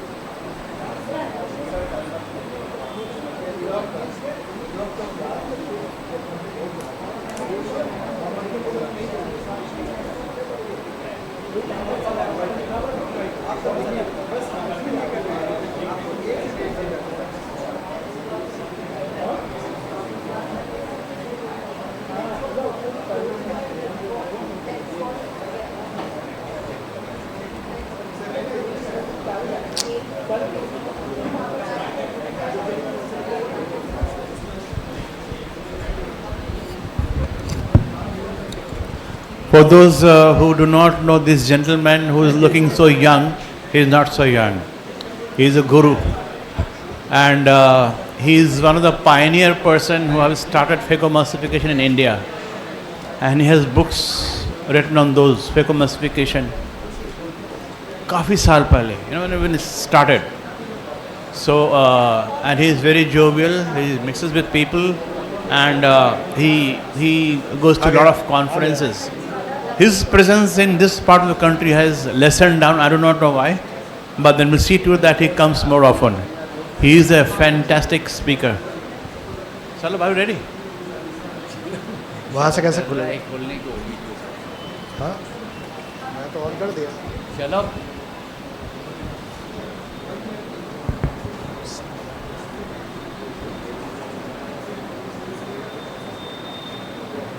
वो गैलरी तो वहाँ के लैपटॉप से खुलेगा. नहीं, ये तो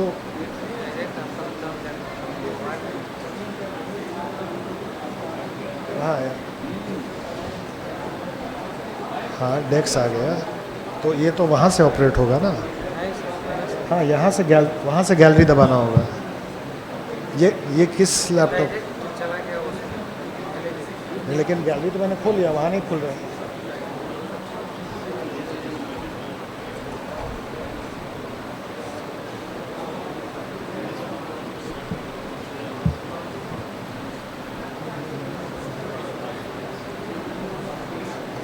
डेस्क तो आ गया है.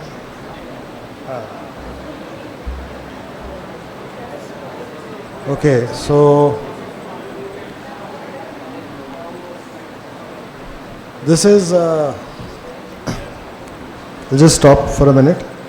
I am very, very grateful that two of my teachers under whom I have done my MS, they've taken the trouble of coming all the way from Ahmedabad. Dr. Usha Ben Vyas, she was here with her family. She's gone back to the hotel to rest.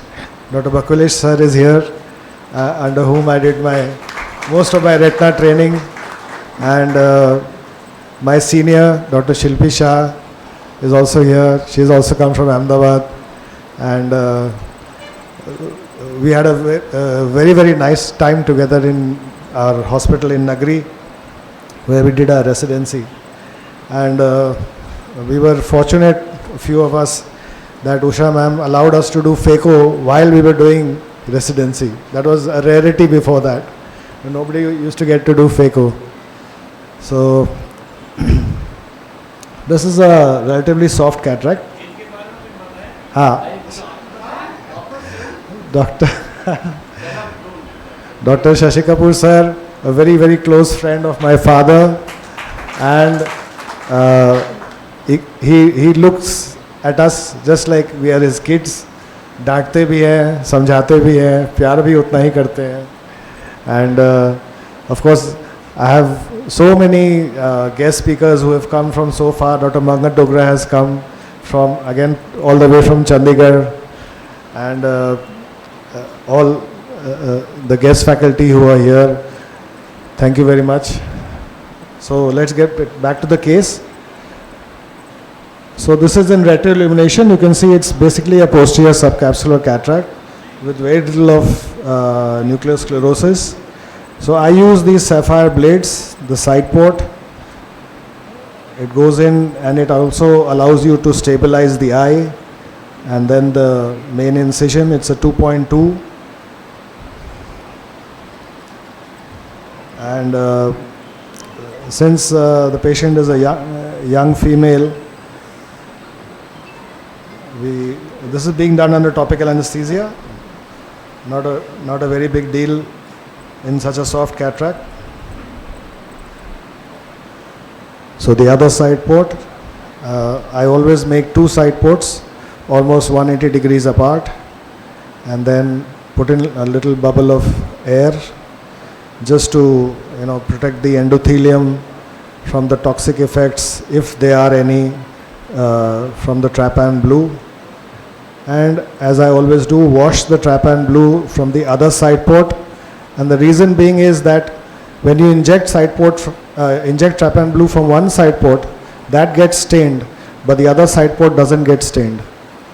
And many a times we are struggling to find that side port when we are going to insert our chopper with our non-dominant hand. So the trypan blue being washed from the other side port also stains it a bit. And this is a spatula which I use to stabilize the eye. And then this is a Rexis marker. This is Gaurav Luthra's Rexis marker.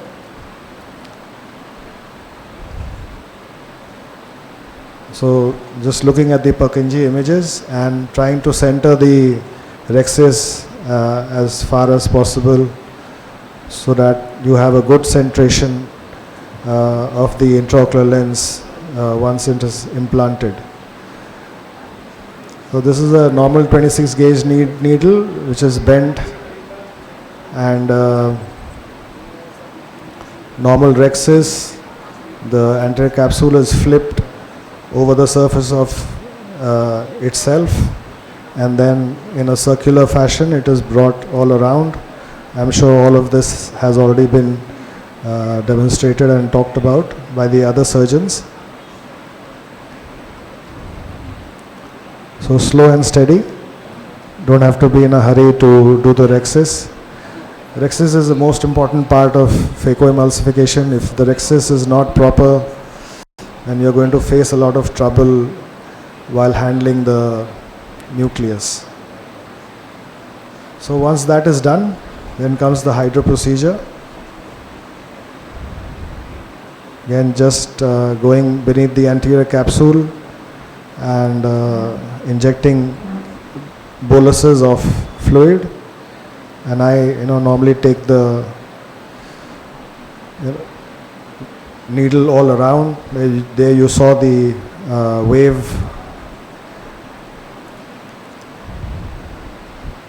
I'm sure it's visible there. Yeah.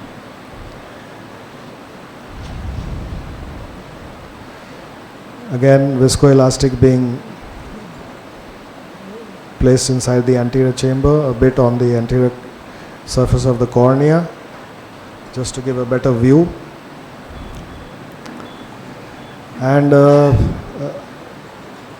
since it's a soft cataract, again a 2.2 incision and a 2.2 tip and sleeve.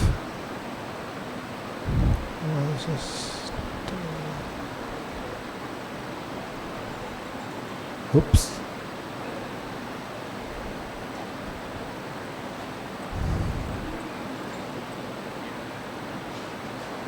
So now if you can see, what I am trying to do here is that I am rotating the nucleus multiple times, just not once, twice, but multiple times. So there are two reasons for that. One is that the movement of the nucleus, it removes the equatorial cells. The nucleus itself, when it rotates, it removes the equatorial cells, and also a bit of the whatever residual lens matter that it may be there. So this trick I picked up from Nito Rosatelli. He is a Brazilian phacosurgeon, brilliant phacosurgeon. So again, nothing very great, direct chop, making it into two pieces and then slowly bringing each piece into the, just above the, in the iris plane, and removing that nucleus one by one. So since it is very soft, it's not a very difficult task to do. Rotate the other half. So here I faced a bit of surge. So because of multiple settings being changed for multiple surgeons, there was a bit of surge. So I asked the assistant to raise the bottle. So one must always, be very careful about the settings. So this is a soft cataract, very easy to, puncture the posterior capsule. So you must be able to understand your phaco machine, how the bottle, height behaves. The last bit of the nucleus, and then I'm a little greedy, so I'll try to remove some of the cortex also with the phaco handpiece. Not a very, this is something that I would not recommend for everyone to try and do, but if you understand your machine very well, then you can remove bit of the cortex also. And again, this is something that I always do, is that whenever I remove the phaco handpiece, I always put viscoelastic from the other hand. And everybody will tell you that when you have a PC rent, you must inject with your left hand. But if you're not trained to do it, then at that time your hands are shaking and you don't know how to put in the viscoelastic. So if you do it every time, then when you have a PC rent, then you don't have to struggle to put in the visco. Then this is your normal irrigation aspiration, bimanual. And most people tell you that the irrigation part is always at one place, but it isn't. You see how I am trying to keep the irrigation just above the aspiration, and that is because you are trying to create a barrier between the posterior capsule and your aspirating probe. So even that chance of inadvertent hold of the posterior capsule is prevented. So the irrigation is never static, at least in my hands. It is always moving along with the aspiration. So once again, visco being put in before I remove the handpiece. And something that I have noticed is that ever since I have started doing this, the incidence of patients coming back with PVD has reduced drastically. So because of the trampoline effect, if you're coming out every time, going in, there's a trampoline effect. The PC, comes up, goes down, comes up, goes down. I feel that this installation of the visco doesn't allow that trampoline effect. And maybe because of that, the incidence of PVD in my cataract patients has reduced a lot. So that is just a observation.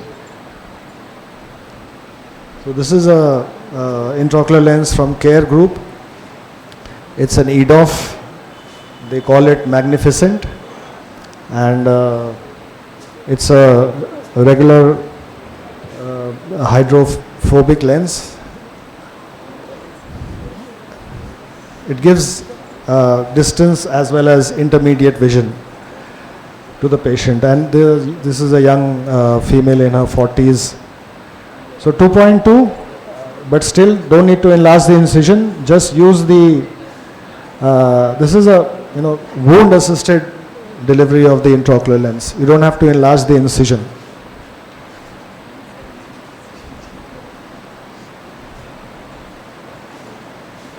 So this is just like your regular acryol or any hydrophobic intraocular lens, but these two holes on two sides, this is only with the Magnificent lens. So if the patient ever comes, it's operated elsewhere, and if you dilate and see, then you will know that yes, this is a EDOF lens. So whatever little bit of cortex was left, that is removed. And I will show you another small addition that I have done. Sudhir sir chale gaye kya? Sudhir chale gaye? Chale gaye. Okay, so once you put in your intraocular lens, you wash the viscoelastic.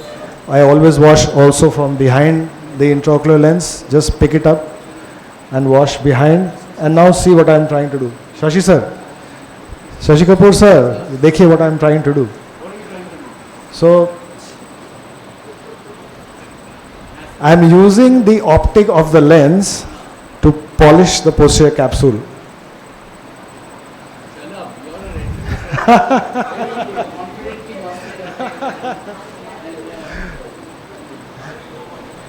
So what that does is,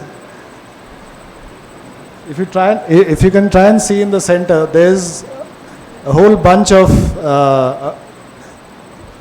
lens fibers. It's not very clear in this.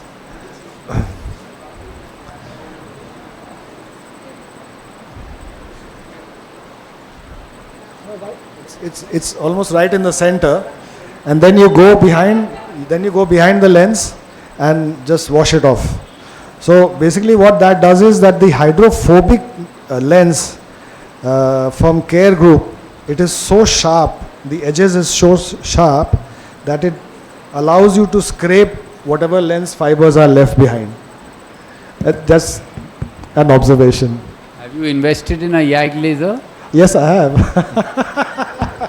For PI.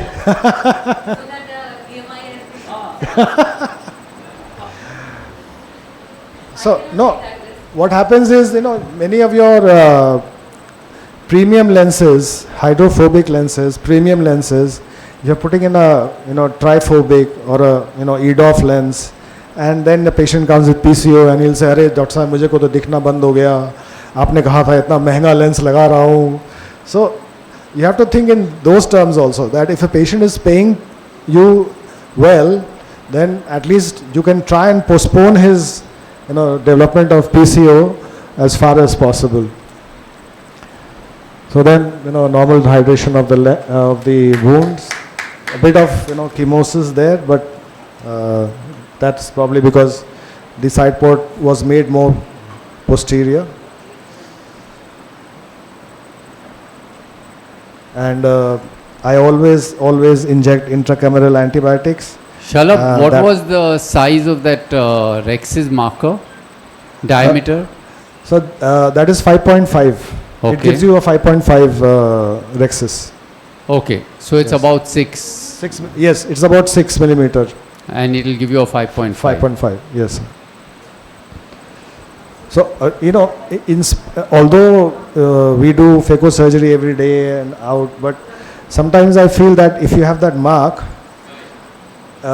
it guides you. But sometimes if I don't mark, I may have a larger axis or a smaller axis. So I feel that, it's good to mark. Like we marked, sir, trocar cannulas, always.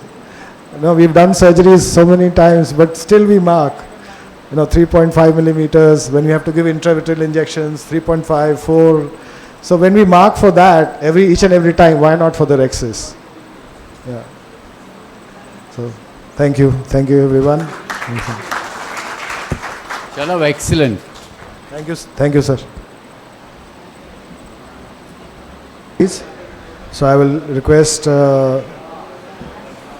Pran Mohan Sahay sir and Dr. Muhammad Azam sir to please chair the session. आइए sir. आइए. Pran Mohan Sahay sir. आइए.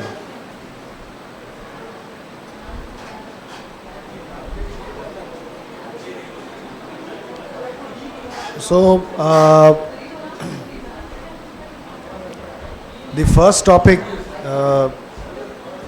there's a reason that I wanted this to be presented, is because both Dr. B.S. Jha and myself, we've done our residency in Gujarat, and we have been lucky that the system in place in Gujarat is such that the quality of PG training is at a different level than other states. I had wanted few teachers also to come from DMCH, PMCH, so that they could also learn from the experience of Gujarat. And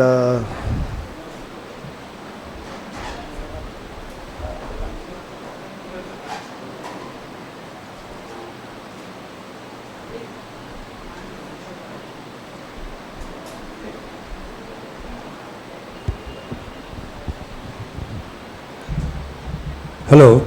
Now, PM Evaluation of Ophthalmic Technical Program, Gujarat. Dr. Bulukesh Kumar, please come.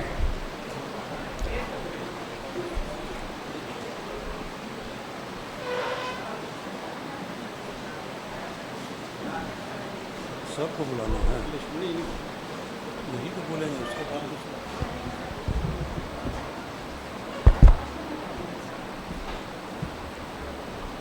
Good afternoon. Good afternoon, everybody. So, as Salab mentioned, he invited me and made sure that I talk in this topic. And after suggesting the topic, he sends me a list that ophthalmic residency training ranking in Gujarat, world report. I was surprised why he sent me, because I am no more a teacher. But then I realized that out of 19 institutes mentioned in that, 7 belongs to Gujarat. And out of those 7, 5 are government run medical colleges. Okay? And then if you look at others, I mean, if you remove All India Institute of Medical Sciences, Nayandeep Netralaya, PGI, LV Prasad, Aurobindo, there is no government medical college in that list. Okay? And in Ahmedabad, Gujarat, 5 medical colleges and 2 teaching fellowship programs, and they are well renowned, world renowned, Abhay Vasavda and Dr. Nagpal, and they do only fellowships. So I started, we have reached there and what was happening. So probably my understanding is that this success is based out of necessity to do something better. And if you take back in the history,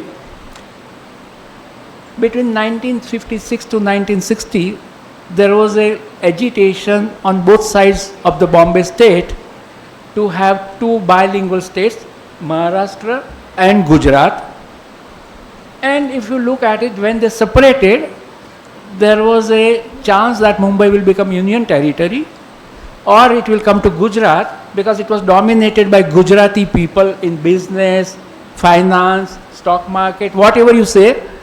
Upper class was Gujarati, and they were everywhere in the government, in the medical colleges, in the teaching hospitals, other colleges. So they were everywhere, but ultimately it went to Maharashtra, and that was a big loss. And that's the reason we are suffering after Maharashtra in economy also. The left hand side shows that economically we are not as good as Maharashtra, but if you remove Bombay, we are better than Maharashtra. Okay? So now if you look in that part, when Gujarat was born, none of the 3 medical colleges had a teaching program. Okay, so there was no postgraduate training in Gujarat in 1960. And all those who wanted to get trained either will go to Mumbai or will go to UK. And if you look at where did the patient go, for a better patient care, patient will go to Mumbai or will go to Sitapur. Nobody will come to Ahmedabad. And at that point in time also, Civil Hospital Ahmedabad was the biggest hospital in Asia. BJ Medical College was the biggest college in India. And Civil Hospital was so big that the assembly of Gujarat, newly formed Gujarat, has to happen within that campus. And they named it Ashmita. Ashmita means self-respect. That's a Gujarati word for self-respect. And that's where the story begins. So government started thinking what we can do. So in 1963, Civil Hospital started teaching program, MS degree, with 2 teaching units, and both were honorary professors, no full time, and limited facility, usual cataract, refraction, nothing beyond that. Then government woke up and decided that eye disease and its management will be key thrust area, and then what the story unfolds tells you how the zero became hero. So what was happening at that point in time? The politicians were benevolent. They were aligned with the idea that Gujarat has to excel. Bureaucrats were proactive. And Gujarati, as you know, they will always believe in self-respect, entrepreneurship, philanthropy. So all this put together led to a next level of activity. So politicians, bureaucrats, with the help of eye doctors, identified a person. His name is Dr. Dhanda. He was identified as a potential candidate, as a clinician, teacher and researcher. That was his background. And there were a series of meetings between him and the government officers to relocate to Ahmedabad. At that point in time, he was in Indore, having a full-fledged private practice with a teaching assignment, ICMR fellowships, ICMR research grants. So he had everything in Indore, whatever somebody wanted. But somehow, this gentleman's on the left-hand side, able to convince him to give up his practice, relocate to Ahmedabad, and join as a full-time professor and potential director of a conceived eye institute. There was nothing at that point in time. So when he joined Ahmedabad, it was the same eye department in the same hospital with the wards and hardly any OPD. But then, as everybody put together, there was a donation from Guest Eastern Shipping Company, Bombay-based company, donated in Ahmedabad. Bhumi Pujan was done by the great saint, Jagannath Mandir Temple Mahanta. And when it was complete, it was inaugurated by Indira Gandhi. So that was the importance given to this place. And emphasis all throughout has been patient care. And at that point in time, it was conceived that if you want to learn practical ophthalmology, go to Ahmedabad. But if you want to do theory, go to AIMS. RP Center was not born. Okay? So there was, for the first time in the country, super specialty departments was created, which were managed by full-timer. And it was a cornea eye bank managed by Dr. Kalevar, retina managed by Dr. Nagpal, glaucoma managed by Dr. Narang, and they were given full support. And there was, beyond that, electrophysiology department, first time corneal contact lens department, corneal pathology, photographer independent for eye department, artist independent for eye department, librarian. So all those was done, and full freedom was given to import any equipment which does not exist or is available outside India. So state-of-art diagnostic and operative conditions. And that changed everything. Patients from all over the country started coming to Ahmedabad and is still maintained. And gradually, postgraduate program started in other hospitals. Nagari Hospital was the next in 66, Jamnagar next 70, and 72 Baroda. But this training program at MNJ was unique at that point in time. There were 6 teaching units, 12 residents, and it was all supervised. Each and everything was supervised. There are super specialty units, and each resident was rotated in each unit, so he gets a chance. There were grand rounds, clinical meetings, lectures, and there was encouragement for research and participation in conferences. I'll take one by one. So first thing is, anything requires documentation. So there was a proper documentation. Each resident has to document it properly. There was a case record form uniquely made, and once it is filled up, it goes to the faculty. So each patient is seen by one faculty, and faculty will discuss and confirm findings, differential diagnosis, management, and case record goes back to the department. Again, in the surgery, minor surgeries were done at outpatient department. Nobody has to get admitted. Nobody has to come back again. surgery happens on the same day. Indoor, but residents were rotated in each unit, so they will get exposure to each specialty before they became postgraduate.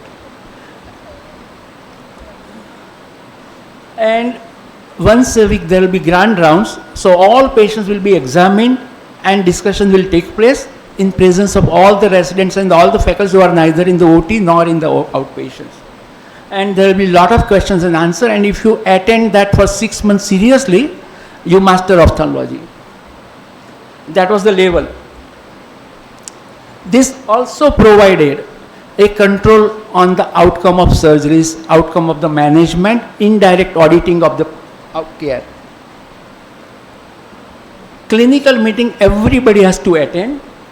Each unit by rotation has to present a case, and case is assigned to a resident by a unit, and all aspects including recent advances need to be brought out, and that's how the residents are prepared for the viva as well as challenging cases. Lectures, again topics decided by specialty, but on the top of it, at that point in time, we used to have a guest eminent ophthalmologist coming to us and giving us a talk and encourage us, motivate us, and presence was a must. For some reason, if your presence falls below 75% in the lectures, your term was not granted. Then there was a encouragement for academic excellence. So training was imparted to faculty. Dr. Nagpal was sent to Germany, Dr. Kale was sent to USA. So like that, there was a training of the trainers, and there was a support system, so you can take any photographs, artists will draw nice sketches, prepare your slides, because at that point in time there was no computer, everything has to be done on the film. And there were special leaves to attend conference. This was not existing in Gujarat at that point in time. And constant upgradation of infrastructure. So we were first to get so many equipments at that point in time. And this led to first textbook on corneal surgery coming from India for the world.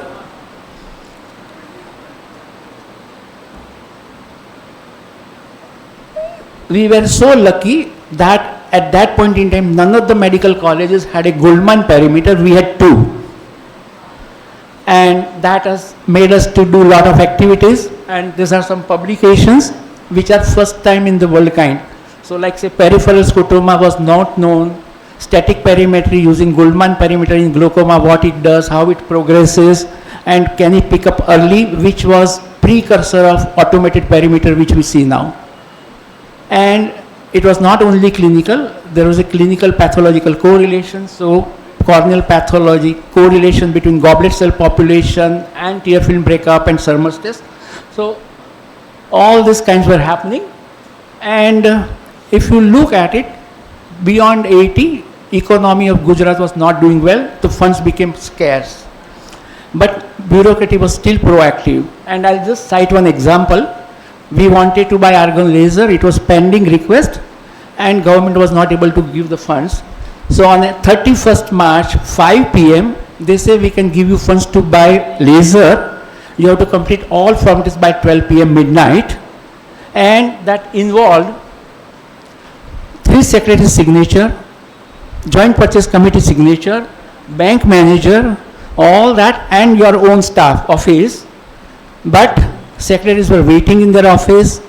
They were giving signals to everybody that allow them to do this, this, this, and we could complete it in a specified time and we could get the laser. So that was a proactive bureaucracy happening at that point in time. Coming to the other side of the river, same things was happening in the Nagari Eye Hospital.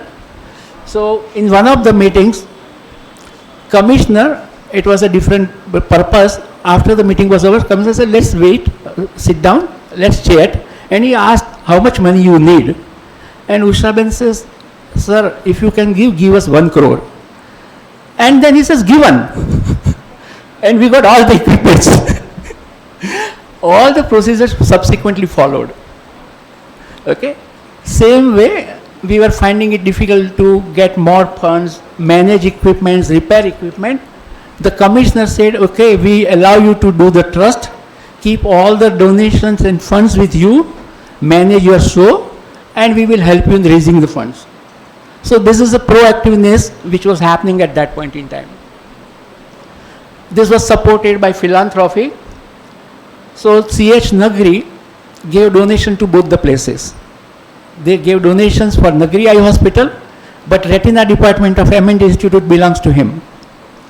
M&J were the main donor from Bombay. Dr. Ankleshia, who was the first professor under whom the PMS research took place, who was an honorary professor, he gave donation for eye bank. So like that, it continues, and now you have 3 major institutes in Gujarat, teaching hospitals. We are fully funded by donation, charitable, nothing to do with government. And then on my right side, if you look at a Drashti, they have advanced management skills. So they monitor each and every resident's surgical outcome, and they have a video recording, complication log, complication audit, and after that complication repair log. That if it is a complication, who repaired it and what was the outcome. So all this is happening.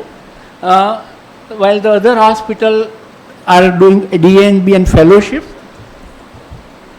So all this activity puts a peer pressure to excel on other colleges, ophthalmic fraternity, and that made Usha Ben to do some work on viscoelastic, which made her win Kankan Rangachari from Kalkuvar. But to teach ophthalmologists to share, we created a Gujarat Ophthalmic Society in 1972, which conducts annual conferences, Young Ophthalmologist Award, Best Paper for Ophthalmic Residents, various orations to recognize in-house talent as well as to get best people out from out. Now we have started midterm conference, so that means conference happens twice a year, and then there are zonal conferences. We have 4 zones. Subsequently, as the number of ophthalmologists grew, we created Ahmedabad Ophthalmic Society, and now each major city has an ophthalmic conference, and Ahmedabad Ophthalmic Society conducts CME programs and has an annual conference, and it has a ripple effect. So Ahmedabad Academy, everybody knows, there used to be foreign faculty coming, teaching to us, 3-day symposium, publication of the same proceeding, so you stay with it, and highlights of ophthalmology, which was expensive, not affordable, came out with the Indian edition. Same way, ophthalmic study group was created for like-minded people from academics as well as the private practitioners, and this was actually, idea was conceived while going from Ahmedabad to Bombay by train in 2nd class. And ophthalmic digest to nurture everybody's commitment, requirement, because everybody can't have the journals and books to read. So ophthalmic digest was created, and take it forward to provide training. There is a SSTC program is conceived in Ahmedabad, which is now popular across India, and there's a new program being WhatsApp group. This also percolated in the university, and university one department started working on a cataract research. There are 14 PhD on the same subject, 6 animal models. They received grants from ICMR, DST, UGC, and other things followed. Whole eyeball preservation, KM Media. It was a collaborative work where everybody participated from both the sides of the river. And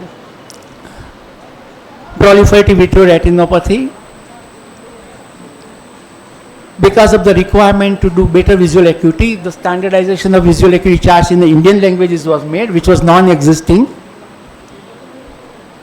And currently, both the institutes which are on the forefront have got into new buildings, better buildings, and M&J has now more faculties, total 30, with super speciality. They have pathology, microbiology, physiology, biochemistry, histopathology, besides the super speciality. Same way, Nagri Hospital has started giving fellowships program, vitreoretinal fellowship, cornea fellowships, oculoplasty fellowships, and postgraduate training program currently happens in 15 medical colleges across Gujarat and 2 charitable hospitals gives DNB program. And that reminds me back to Salab. So this is how it looked when he was at Nagri Eye Hospital. And I was very happy when he published this book and asked me to write a comment on that. Thank you very much.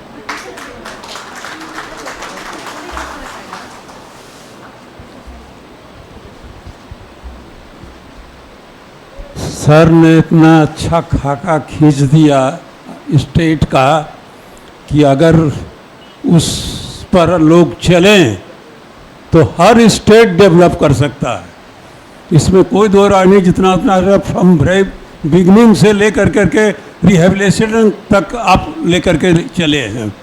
Her aspect, आई के हर aspect को आपने देख लिया।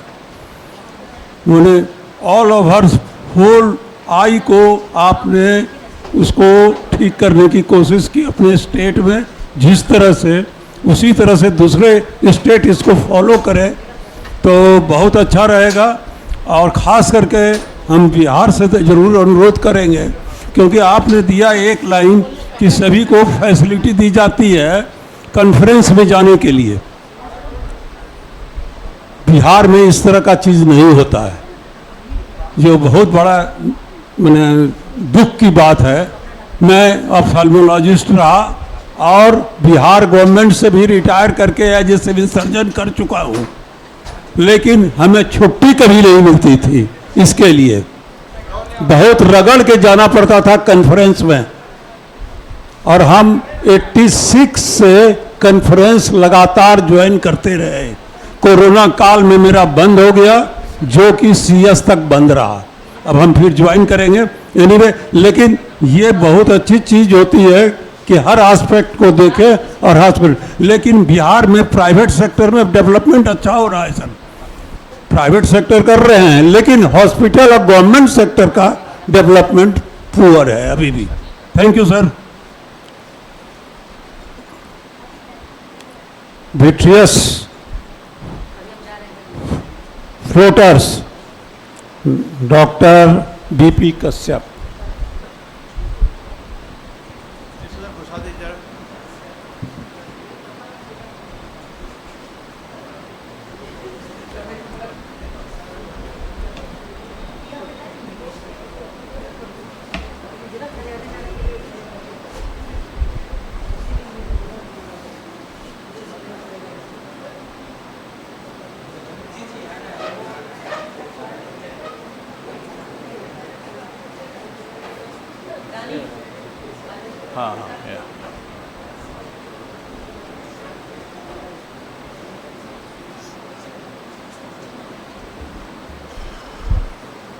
Good evening, friends.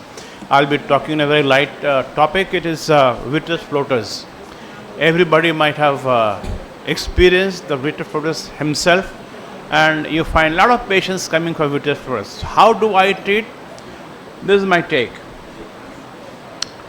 You will find that the younger patients, they're coming, sir, oh, I see floaters, they're thin floaters, they're round floaters, and you see nothing inside. And sometimes you find some patient, they come to you, they say, oh my God, sir, yesterday, what happened that there's something, going round and round in black things and it's circle-like. There might be some patients who are coming to you after getting YAG caps that were done, and they complain of floaters. So there are many kinds of floaters. So if you classify them, there are some floaters which are close to the retina in the patient, younger patient, which is difficult to visualize. There are some patients who are coming after the posterior vitreous detachment as a vise ring, and there is some patient coming as a cloud floaters, which can happen because of the incomplete posterior vitreous detachment, and there are some floaters which can come from retina and macula after traction. And I said iatrogenic after YAG capsulotomy.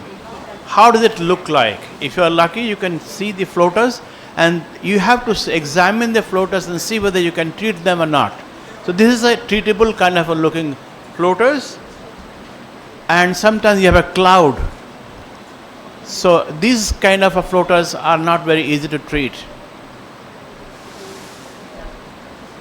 So this is the gallery of kind of floaters. It may look like a bunch of cloud or a ring or like a vitreous condensations. You have to know which cloud, which floaters can you treat. So we have a YAG laser, and if the light is, if the pupil is smaller because of bright light, he sees the floaters sharper. If his pupil is dilated, let's say in a dim light, the floaters look little blunt. So this is the pictorial diagram.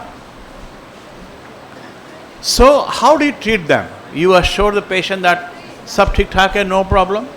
Eye is fine. I have examined your retina, no problem. Try forgetting it, live with it. Or you can do YAG laser. Or you can do vitrectomy. Initially it used to be 20 gauge, then it came to 23, then 25 and 27 gauge. 27 gauge is much safer, but then very costly, difficult to maintain the cutter and all. So let's talk about the YAG laser, which I prefer in many cases. This is how it works. The moment you make a shot, it goes down and you see the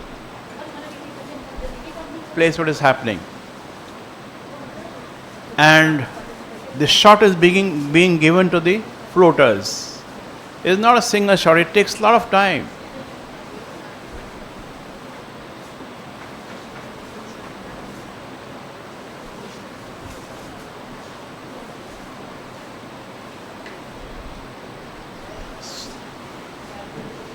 So, and this laser has got 6 beams. One is for the slit lamp examination, the other is 2 foci, that is for the offline and online, and this is the aiming beam, and this is a laser light beam which like a cone. There are 6 kind of a light in this kind of a YAG laser. So some property of YAG laser is they are 3 to 8 micron spot with wavelength of 1064 nanometers. Convergence of this treatment is approximately 16 degree, and the resultant high power density is approximately 109 joules per centimeter square, which comes to approximately a single pulse of per shot is 6 millijoules per shot. It converts collagen and hyaluronic molecules into the gas. So this is on axis of the slit lamp. This is the off axis slit lamp. Why it is important? You see, while focusing on the floaters, you can focus sometimes off axis, sometimes on axis. Why we do not do it? What are you afraid of? Because we think that we'll make a phakic lens hit. There can be retinal hemorrhage and retinal tear, and the intraocular pressure might go up because when it converts into the smaller pieces or into the gas, it might block the trabecular meshwork and then high intraocular pressure. But if you tell the patient that it can be treated if it bothers you. So I ask the patient to wait for 6 months and tell me whether really are you bothered, I can treat it. But the cost is this. The moment the patient knows that it can be treated, it gives them immense pleasure and they have a peace of mind. And some really need treatment, so I treat them. So the patients initially, to start with, the patient should be pseudophakic patient, and the patient's symptoms should be there for more than 6 months. And the patient who are older have larger floaters. Patient can stay still on command, because every time when you focus, you have to ask the patient to look down and they have to follow the commands. If they cannot, they are poor patients. The floaters should be in the mid-vitreous to start with, and there should be wide pulmonary aperture because you have to put the lens into the eye of the patient. So it has to touch the eye, the pulmonary aperture has to be a little bigger. And nearsighted people have more problem. You have to place the lens in the patient's eye, a specially designed laser, and it focuses in front of the floaters. Patient should look at a target where you can see the floaters clearly. Sometimes the patient has to look up and down and left and right, and patients have to move the eyes. When you cannot see the floaters properly, the patient has to move his eyes, and we have to find out. And we fire the laser, which is of 3 nanoseconds. Denser floaters need more number of shots. It may need more sittings than a gap, then we have to give a gap. And I give a gap of at least 6 weeks when I repeat the laser. And for difficult floaters, if they're very big and difficult for floaters, you just cut the superior thin. And then what it happens is, the floaters hangs down, and the visual axis becomes clear. Patients should be explained about what they will feel, the sound and the noise, and what will they feel. They have to explain, otherwise the patient they get afraid and then they pull their head back. And you have to check in off axis. If you cannot see the floaters are in the mid-vitreous and you are safe. It takes around 20 minutes and probably needs more than 100 shots. I don't touch these floaters which are very close to the retina or lens or blood vessels, and if the floaters are difficult to focus. So you have a very large space of safe zone. That is, it should be few millimeters away from the lens, few millimeters away from the retina. You have got a large space, and this 16-degree angle, when it focuses, it makes the plasma and air before at the place of laser, towards the laser, and not beyond, not towards the retina.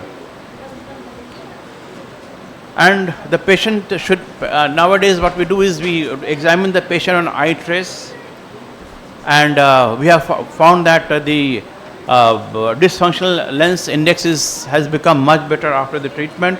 This is the pre-treatment, and this is after next day after post-treatment, and even the modulation transfer function curve also becomes better. This case and the second case is this, and you will all agree that this is this aging process, and most of us will have this. And if it is visually significant, it can have a negative effect on the patient's life. You have to take care. Vitrectomy remains the gold standard, but it has got its own problems, and there is a variability in efficiency. Vitrectomy might do better, but then think about the other aspect also. The YAG laser has got a relatively low risk procedure, and laser vitreolysis can bring significant improvement to the quality of vision and life. Thank you.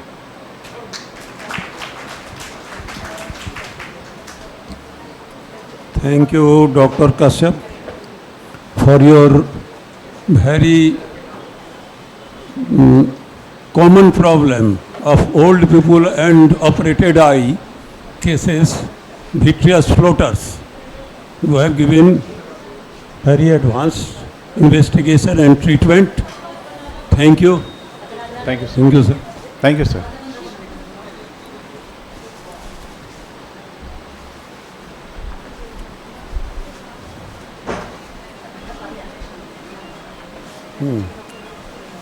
Now,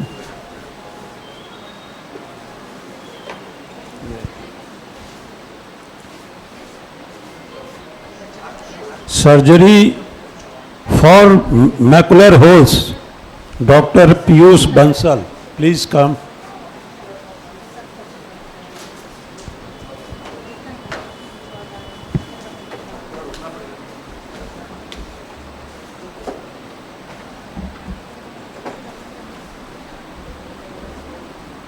We'll have to wait a little. There's a problem in the system.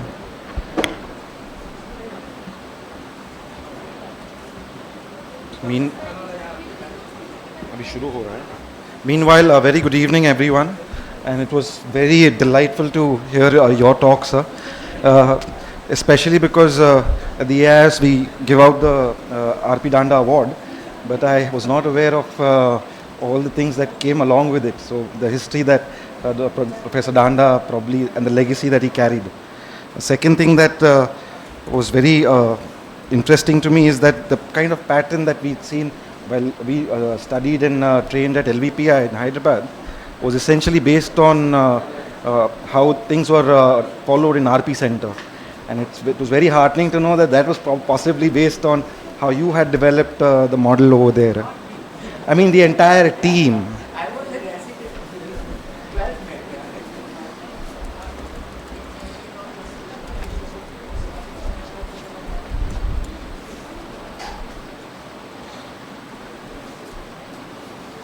It's just going to take a little time now.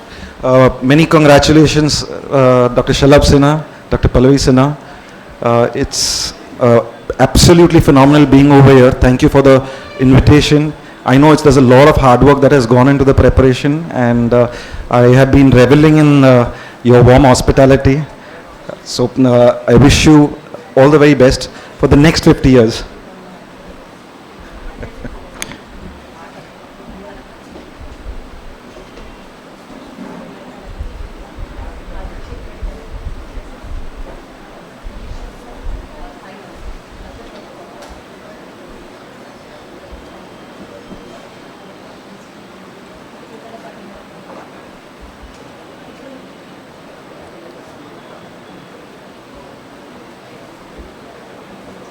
Can we connect?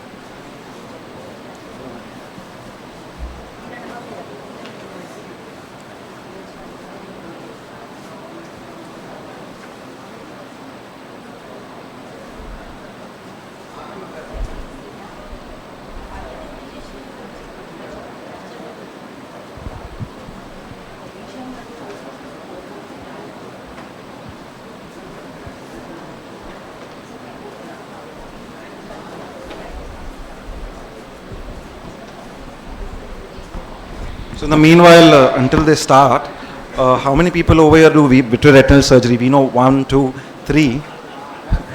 So anybody else who does vitreoretinal surgery over here in the audience?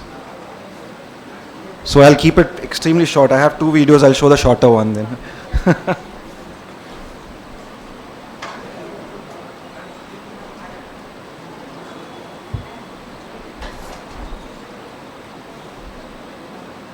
हाँ जी, आ जाओ देख लो, आप तो expert हैं. या आप अपना लगाना चाहते हैं क्या वो?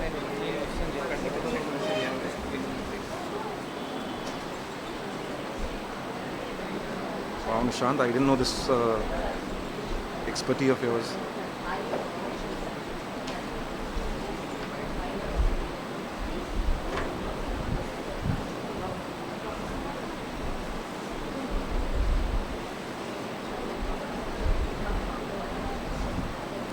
Fantastic.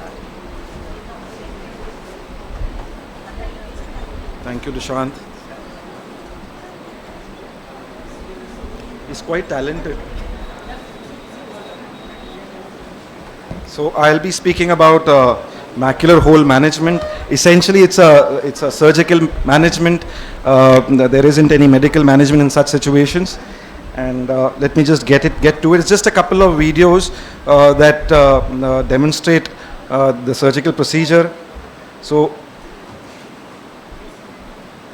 like we all know, like macular hole is essentially a full thickness defect in the retinal tissue, and it goes through various stages, and it's at the level of a full thickness macular hole that you would want to operate. And essentially there are different indices that help you prognosticate these holes. These days we see more and more of extremely large macular holes, and with increasing progress in our surgical techniques, we achieve closure in majority of these holes. The surgery essentially comprises of pars plana vitrectomy, sutureless these days, and internal limiting membrane peeling. There are some people who do not advise ILM peeling, but again we believe is the most important step because you're relieving horizontal traction and putting in tamponade, which could be either gas or silicone oil in certain situations that I'll show. Now, ILM staining again has different techniques. Tamponade, like I said, within gas we have different tamponades. We also have recurrent holes. It's not going to be a theoretical talk. We have recurrent holes as well as in these particular situations. Sometimes there are people like Dr. Cyrus Shroff who put in AMG and grafts over there. We have Dr. Rupan Kanti Biswas not far from here in Kolkata who does a lot of retinal transplants. So picking out a piece from the peripheral retina or the mid-peripheral retina and then transplanting it at the macula. Now this is my first macular hole, I think a decade ago. And you can see that I put in air inside so that I can achieve staining after, obviously all this is after vitrectomy, a complete vitrectomy. Now it's important to have a good stain. In most situations it makes having a good ILM peel easier. Now I am using an ILM forceps. This is what I'm most comfortable with. One can use a number of other instruments. There are finesse loops, diamond dusted scrapers. So quite a few instruments now. I personally prefer the ILM forceps available from either Alcon or Catalyst. Now what you're seeing is that after making an initial nick, picking up the ILM and then gradually, obviously this was my first surgery, so first macular hole. So I was going very slow and my technique was completely different from what it is today. So what I'm doing over here is have multiple grafts, picking it up slowly and then going across the macula, across the fovea. Now you can see it's the ILM has been peeled off the edges of the hole, and then once that is achieved, you can comparatively do a larger peel with a single grasp, and then it's advisable to go as far as possible. Now, this was compared a few years later, and by this time my technique had evolved. I would not go across the macula. I would do like a capsular axis. It's called a macular axis, you can call it. So go around 360 degrees. You can use the same edge and then keep enlarging on that same bit. And obviously it's not necessary, it's going to happen the same way every time. But as you can see now, the enlargement is happening again. Now this is what I do now for most of my holes, macular holes. Now, essentially it started off with the large macular holes where I would want to do an inverted ILM flap, and for that I would require separate sites of peel. So I begin let's say at 12 o'clock or 6 o'clock, and then proceed 180 degrees, and then once I'm done towards the other 180 degree, I'll start again from the edge, so that I don't inadvertently get rid of the flap that I want to keep over there. As you can see, the flap is now intact. And once I have that in place, then I try to enlarge the peel area. Now the goal of keeping the ILM flap is essentially to provide a scaffold for the macular hole to close.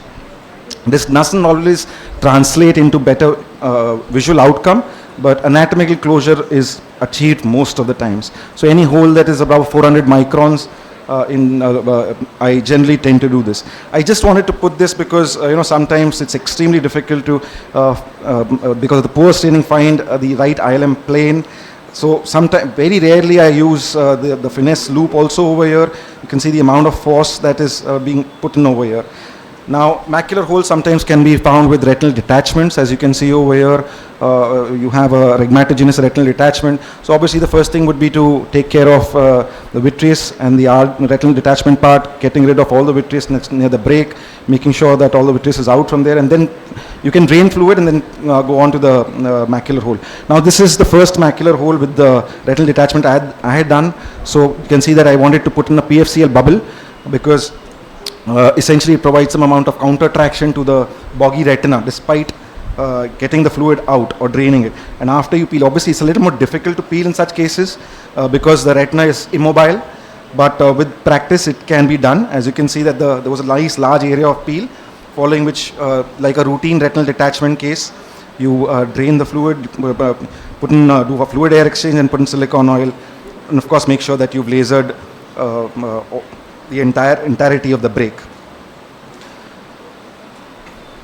Now I pretty much stopped using PFCL also. It doesn't matter whether it's a detached retina, it's an undetached retina, it's a attached retina. It's with practice you can see that it's a pretty large hole, and same technique, 180 degrees peel, then beginning peeling on the other side, and then come back to the opposite end, and once I have a big enough flap, I can leave it in place over there. Obviously, if you feel that the flap is too big, you can trim it.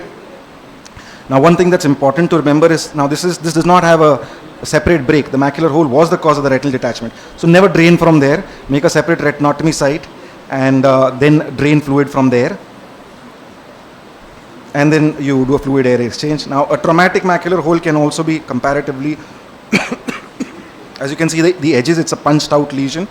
So this I put in only because it's sometimes not possible to get a clear edge every single time. So you have to eat the ILM piecemeal.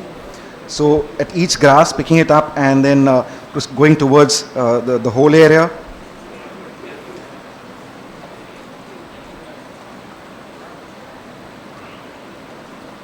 So it's not necessary now that we know that too much of ILM peeling also can be a problem. So it's essential to clear out the macula. If you cannot go up to the arcades, that's absolutely no problem. As long you don't have to struggle with it. If it's easily peelable, then do as much of a peel as possible, because you're relieving as much of horizontal traction as possible. Now there's too much of a flap, so it's being cut with a cutter. And after I've trimmed the flap, or perhaps I don't want to lose that flap, you can just pull out one of it, and the rest of it acts as a scaffold. So thank you very much. Thank you, Dr. Bansal, for your delicate surgery, very, very delicate surgery. May I ask you, what is the prognosis about vision in this case? Very good, sir. Very good. You cannot generalize it to all cases. It all depends on the type of closure of the hole. There are certain types, type 1 closures and type 2 closures. So certain holes obviously do better. There are indices to predict which particular holes might do bad.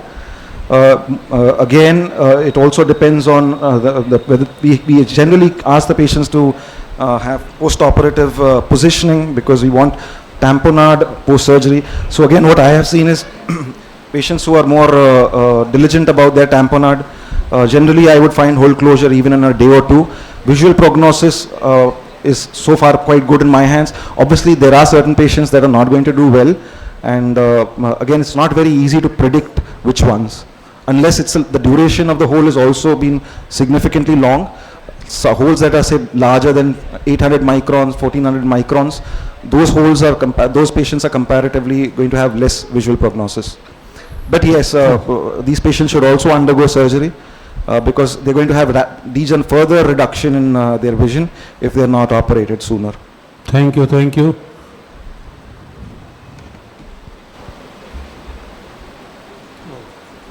Now, inauguration ceremony, 6:30 p.m. to 7:30 p.m.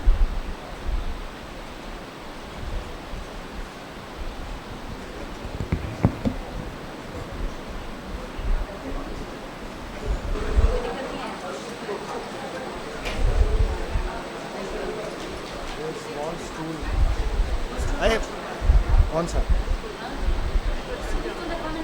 नहीं तो शिवी कोई stool नहीं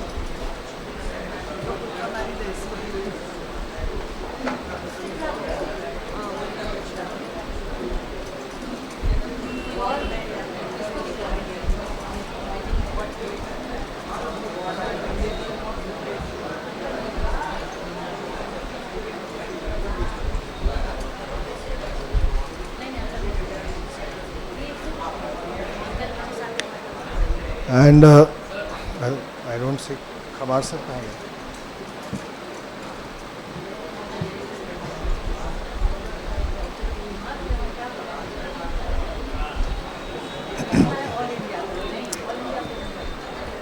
I will request Dr. Shashi Kapoor sir to please come on the dais. Please come. Yes.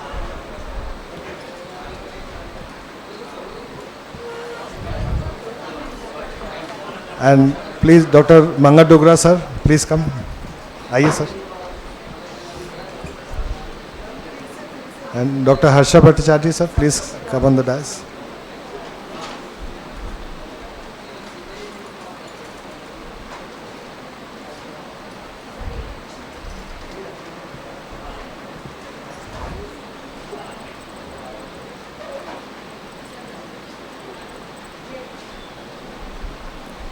I think Dr. Bakulesh sir has gone somewhere, so we will call him on the dais once he arrives in the hall. So to begin with, thank you very much to all the delegates and guest speakers who have come, especially the guest speakers who have taken all the trouble to come from far away. You have to change flights and take 2-3 flights to come here. It's not easy. And then the drive from Patna, again, not an easy thing to do. So, as you all know that this is a time for celebrating our 50 years. The hospital that was started by my father, Dr. Arun Kumar Sinha, and we have completed 50 years, and we wanted to celebrate it in a big way, and that is the reason why we are here all together. A few teachers like Dr. Rajiv Mohan could not make it because of a emergency in the family, and few other guest speakers also who are supposed to come could not come for various reasons. But I'm extremely happy and delighted to see almost everyone whom I call, they have come here. And most of all, ma'am is here to bless us, and she keeps telling me that अच्छा कर रहे हो, and she's ma'am ही बोलेंगी that she what she feels about me. I will request Dr. Shashi Kapoor sir to say a few words, because sir has had a very good association with my father and with us also. So a few words from Dr. Shashi Kapoor sir. Oh, sorry. Okay, so, huh? आइए sir. We've Good evening, friends. I've come today to celebrate, of course, Shalabh and Pallavi's work which they have done, but more than that, Arun Sinha Saab's friendship with me of many years, and it's a very proud moment to see his children have managed to keep up what he started. It's a delight not only to see their work, it's a delight to, after their work, I don't think I've seen a more fun-loving couple, Pallavi and Shalabh, and to hear them sing, to hear them entertain, the way they're looking after all the guests today, the hospitality. Pallavi sweating away from morning, but every small thing she's looking after. And Pallavi, best wishes always to you, Shalabh, and the entire family. And I'm sure Dad will be proud of you all. Thank you so much. Thank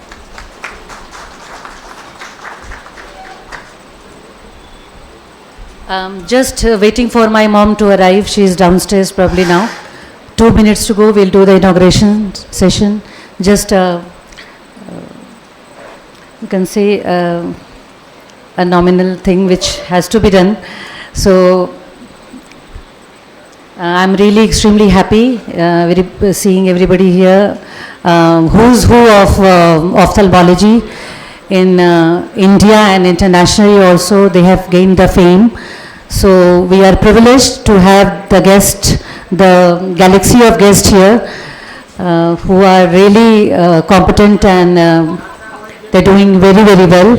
So taking time out for us and coming and joining us on this occasion, it really seems that we are fortunate and we have their blessings and their love. It's actually their love and affection for us which actually brought them here. So I'm really thankful to them.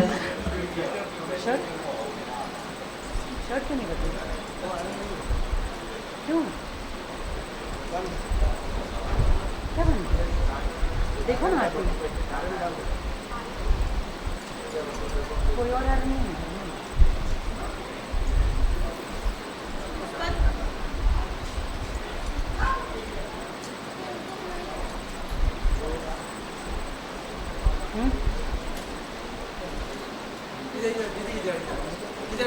यहाँ यहाँ यहाँ यहाँ अखबार में लपेट के करो। हाँ बंद है। आरती तुम्हारे घर में भी तो है अरे उसका अपना है ना। पता नहीं कहाँ गई थी।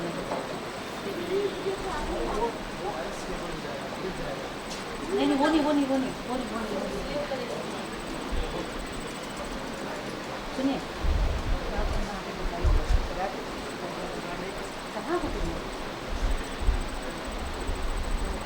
I will request Dr. Bakulesh Khamar sir to please come on the dais. आइए सर। अच्छा।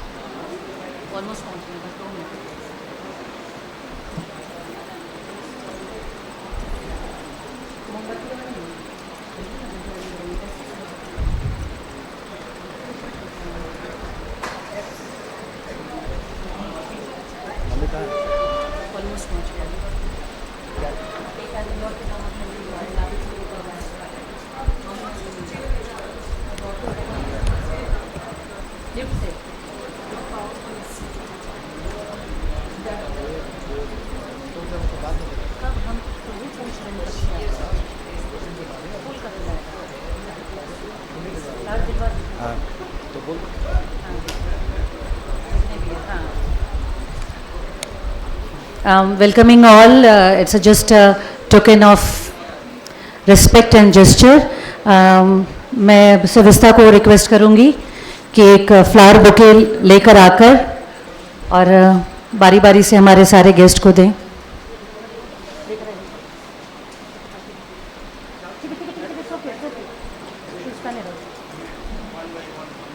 हाँ वन बाई वन एक पहले फोटो खिंचवाना तब आगे बढ़ना।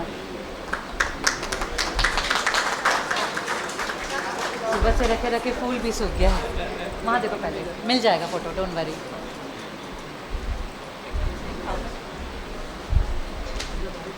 A bouquet of flower to Dr. Shashi Kapoor.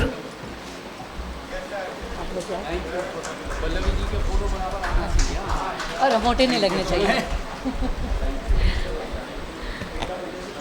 चलते जाओ, चलते। Bouquet to Dr. Ma'am Usha.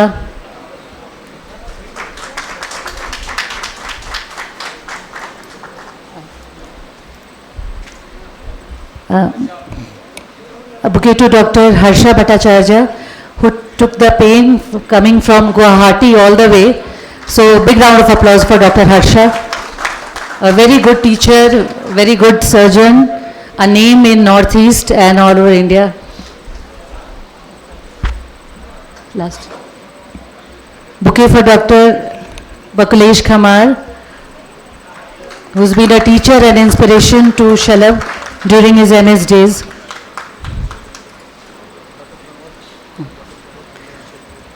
Dr. Pramod Bhinde, I request you to come forward.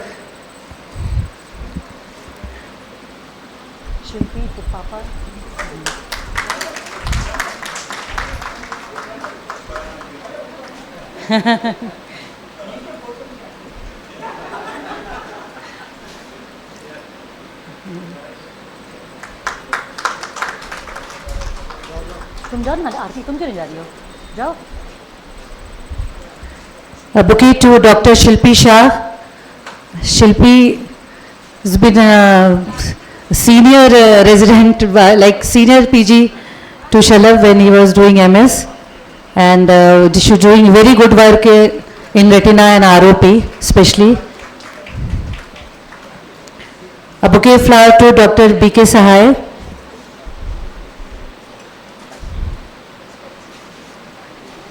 खड़ा करो आरती, हेल्प करो पापा को, हेल्प करो।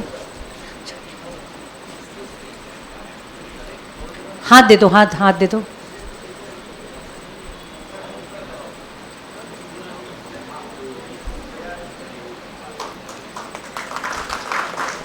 स्टाफ्स जो बाहर हैं वो भी अंदर आके बैठ जाए।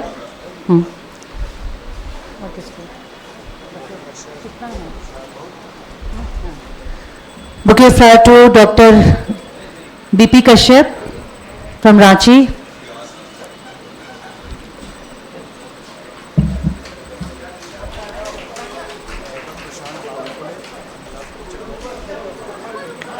Bouquet to Dr. Prashant Bawankule.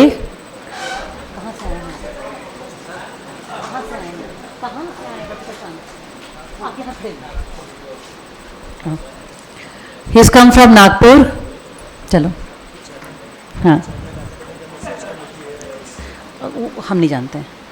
I request Dr. Preeti Bala Sahai to take the chair on the dais. Rani, help him, help her. चलो.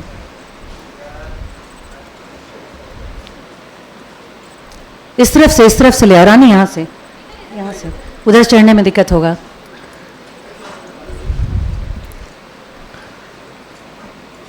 Bouquet to Dr. Piyush Bansal.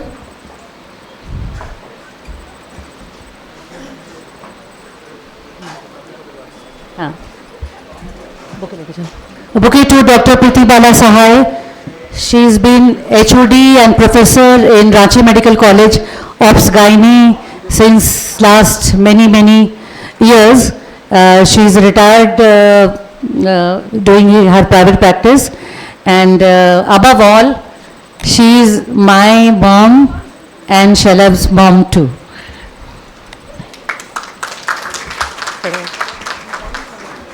खड़ो.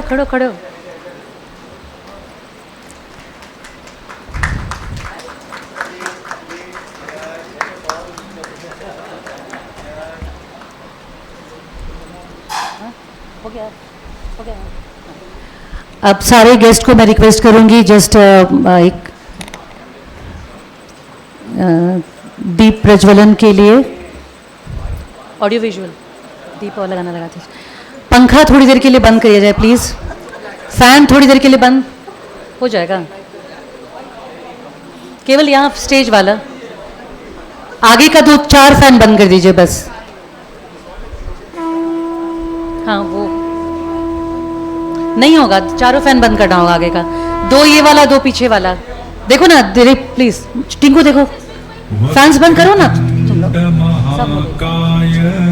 सूर्यकोटि समप्रभ निर्विघ्न. All the guests of honors are requested. जितने भी लोग बाहर से आए हैं, आगे senior doctors kindly join in the.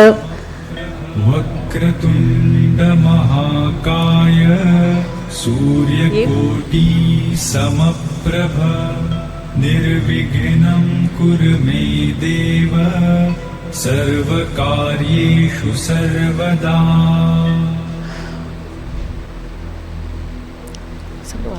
वक्रतुंड महाकाय The chairpersons and our learned counsel, Dr. Ram Gopal Jain sir, to please come on the dais.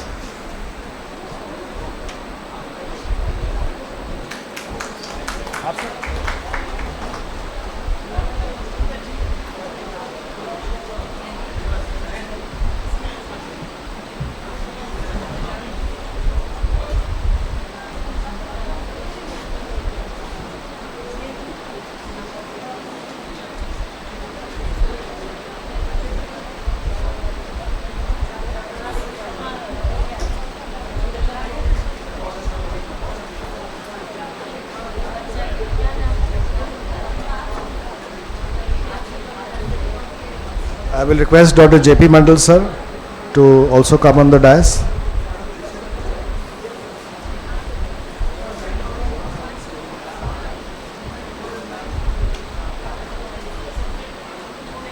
And I will request Dr. Atul Vaibhav sir to also come and take his chair.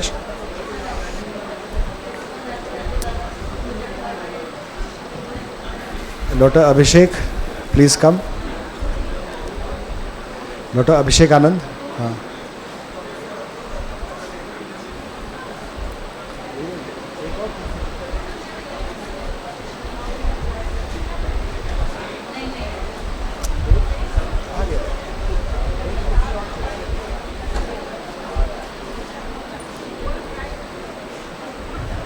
And I will request Dr. Parijat Saurabh also to come and take his seat on the dais. So,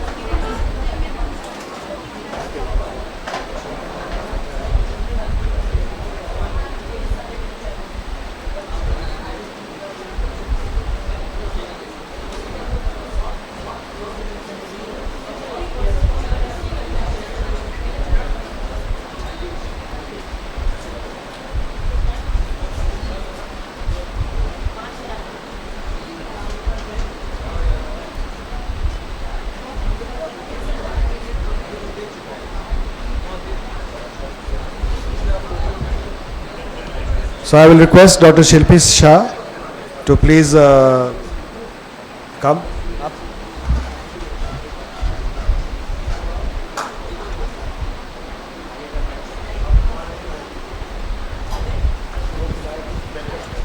So welcome everyone to this very important session on retinopathy of prematurity, and as we have all heard from Mangat Doga sir that from 2009 only his passion for retinopathy of prematurity is from, and I must congratulate Salaf sir and Nayandeep Netralaya for carrying out this very important phase of work. He recently acquired and the RedCam and the laser services and is regularly doing screening at various places in Muzaffarpur and Darbhanga and around.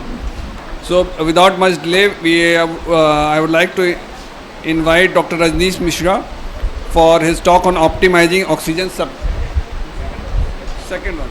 So Dr. Silpi ma'am. So I would like to call Dr. Silpi ma'am for new ICROP classification. So as we all know that ICROP 3 classification has been given and it has some important changes. So over to you ma'am. Thank you so much, and a big congratulations Shalabh and Pallavi for this milestone celebration, and I wish you many more successful years, and we look forward to a Diamond Jubilee celebration. Okay, my topic for today is a newer version of international classification of ROP. Okay, so as we know, retinopathy of prematurity is a disease of retinal vascular development which affects the premature infant. Shall I use this? The disease is characterized by retinal vascular proliferation, hemorrhage, scarring, and eventual retinal detachment, which can result in lifelong blindness. So this is a leading cause of preventable infant blindness.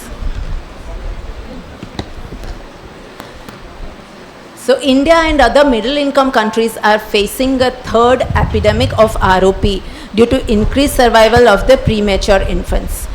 According to one estimate, about 2.7 crore annual live births are happening in India, of which 20 lakh babies are born with birth weight less than 2 kg and are at risk of developing ROP. So incidence of any stage ROP is somewhere between 20% to 54% depending on the quality of the neonatal care, and of which 7 to 20% require treatment. And at the moment, the number of ROP specialists are about 200 in the country, which provide the screening and comprehensive management as well. So there is a hugely skewed demand and supply. Now this slide is probably not relevant directly to my talk, but this is the one of the most important slide, and all the ophthalmologists and all the pediatricians must be aware of which babies need to be screened for ROP. So according to the NNF guidelines, babies born at 34 weeks or less gestational age, or if the birth weight is less than 2 kg, ROP screening is mandatory. The screening should also be done for larger babies who had other risk factors and were admitted into the NICU. And the first screening must be started within 30th day of life. So this is to be remembered by everyone involved in the pediatric care. Now we go on to the international classification. ICROP was first introduced in 1984 and which was later expanded in 1987. It was revisited in 2005, which was in use up until now, when the newer classification ICROP 3 was published in 2021, with the help of 34 ROP experts from 17 nations. And proudly 2 of them were Indian, Dr. Anand Vinekar, Dr. Paraksha. So what was the need for ICROP 3? Subjective components of the earlier version of ICROP had to be addressed. Also, introduction of newer therapies, especially anti-VEGF, had created unique new challenges such as regression pattern, reactivation of the disease as late as 5-7 years after the therapy. And the advances in the ophthalmic imaging had also given new insight, wide field angiography, OCT, etc. Importantly, the disease pattern of this global pandemic varied across the nation due to the variability in the resources. So these were the reason ICROP 3 was issued. So when we document any ROP disease, it is to be described under 4 headings. First is the location of the disease, staging of the disease, and the extent in the clock hours, and lastly the associated plus disease, whether it is present or not. So ROP zones are imaginary 3 circles where the retina is divided, with the zone 1 being the posterior most retina as shown in the picture here. The circle from the center of the disc with radius twice the distance from disc to macula. The zone 2 is the surrounding circle to zone 1, which starts from the nasal edge of zone 1 and extend to ora nasali and up to the equatorial area of the temporal retina. And zone 3 is the remaining temporal crescent of the retina anterior to zone 3. So of course the disease in zone 1 is more severe than the one in the zone 3. So in the newer classification, zone 2 has been subdivided into posterior zone 2 and anterior zone 2. As shown in the figure here, the gray area is the zone 2 posterior, which is the region that begins at the margin between zone 1 and 2 and extends into zone 2 for 2 disc diameters. Why was the need for dividing it? Because the disease in posterior zone 2 is more aggressive compared to the one in the anterior, and sometimes the treatment options would differ if the disease is in zone 2 posterior. The term notch has been introduced in the newer classification, which is an incursion of the ROP lesion of 1 to 2 clock hours into more posterior zone, usually in a horizontal meridian as shown here. ROP zone for such eye should be documented by the most posterior zone of retinal vascularization. For example, here as you can see, there is stage 1, the demarcation line as shown by the white arrows, which is extending into zone 1. So it should be denominated as a zone 1, stage 1, secondary to notch. Now we move on to the ROP stages. As we know, stage 1 is the mildest form of ROP, where there is a demarcation line, thin white line appearing at the junction of vascularized and avascular retina, as shown in the first figure over there.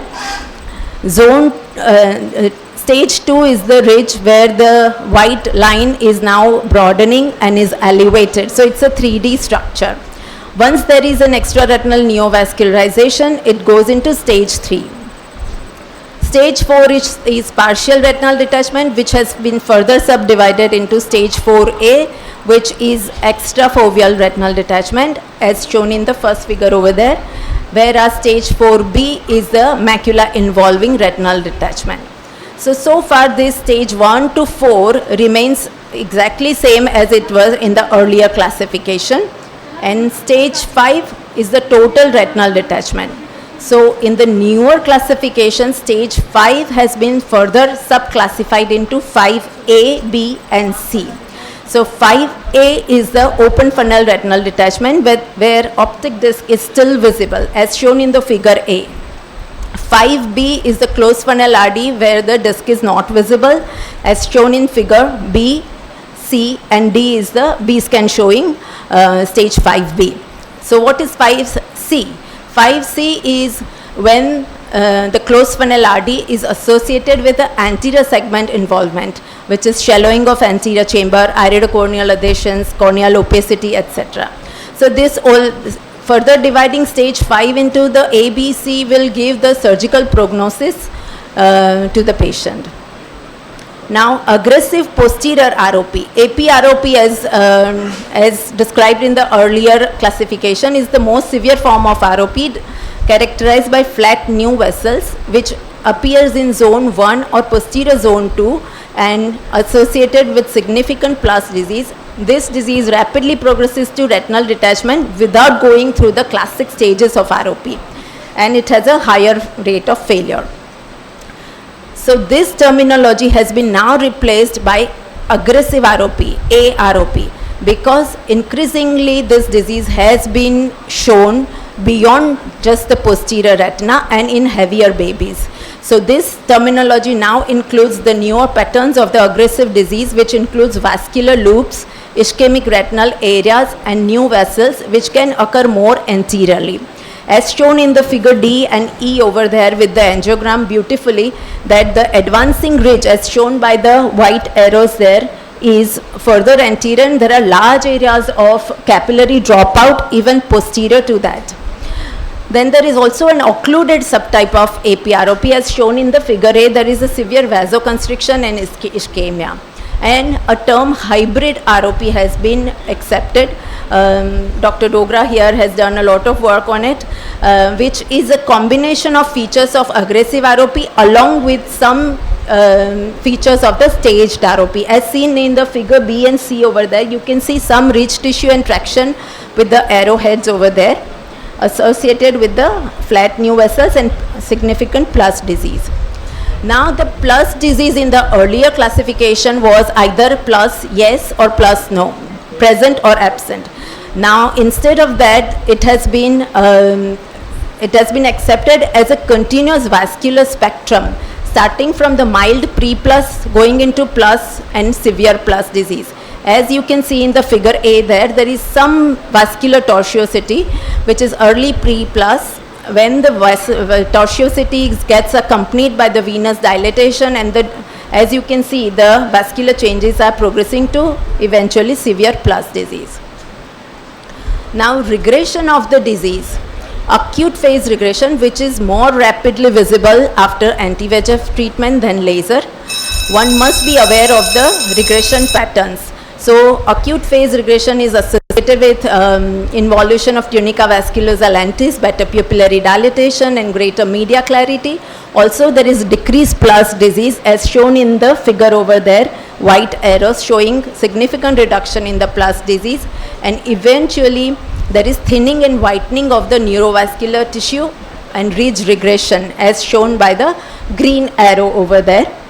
And then the vessels then forwards into the peripheral avascular area, which is called vascularized of the peripheral avascular retina as shown by the yellow arrow over there.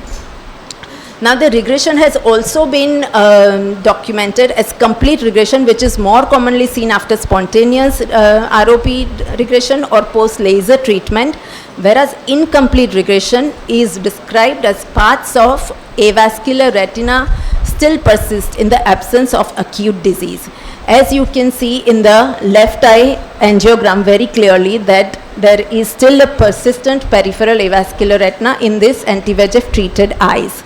Why is it getting so much important? Because it has been shown that these PAR areas can lead to late recurrences as shown in the right eye over there, or even in the future it can cause retinal thinning, lattice retinal holes and late retinal detachments in these children. So PAR must be documented and addressed if it is more than 2 disc diameters. Now reactivation, again this disease is more in favor of, more in context of post anti-VEGF treatment. So one must be aware of the reactivation signs, which can be vascular changes or ridge occurrence or both. Vascular changes includes recurrence of the plus disease or plus-like tortuosity and new vessels, which can happen at the original location of the disease as shown in the figure 1 with the asterisk that there are new vessels despite forward vascularization. So this is the recurrence at the original site, whereas in the figure 2 you can see there is a recurrence of the new vessels and a ridge-like tissue at the advancing age. So this must be documented as a reactivated stage. Now, long-term sequel has also been included in the classification in terms of late retinal detachment, macular anomalies, small foveal avascular zone, blunted foveal dip as shown in the OCT picture there, and several retinal vascular changes like persistent vessel tortuosity, straightening of the vascular arcades with macular drag, and falciform folds have also been described. PAR we have just talked about, and these infants are more likely to develop glaucoma in the later life. So this is our Indian ROP Society, which was initiated by leading ROP specialists of our country in 2016, which has reached to just over 200 members now. And we are fortunate to have two of our mentors with us here, Dogra sir and Pramod sir. We all work hard to make ROP care more standardized, accessible and affordable. Thank you so much.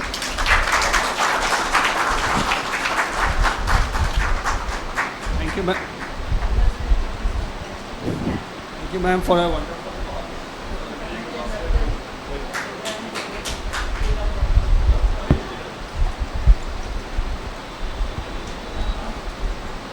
So, big applause for our IROP members.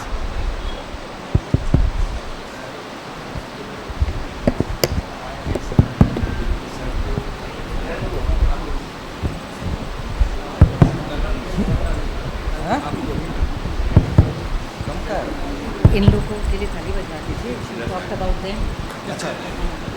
So I would request everyone to give a big hand of applause to the ROP team. IROP is one society which was formed by Professor Azad, Dr. Manga Dogra sir, Dr. Shubhadra Jalali ma'am, Dr. Pramod sir, Dr. Anand Vinekar sir, and it is a society exclusively we talk about ROP, and Dr. Shilpi, she is editor of the newsletter in the IROP society. So thank you very much.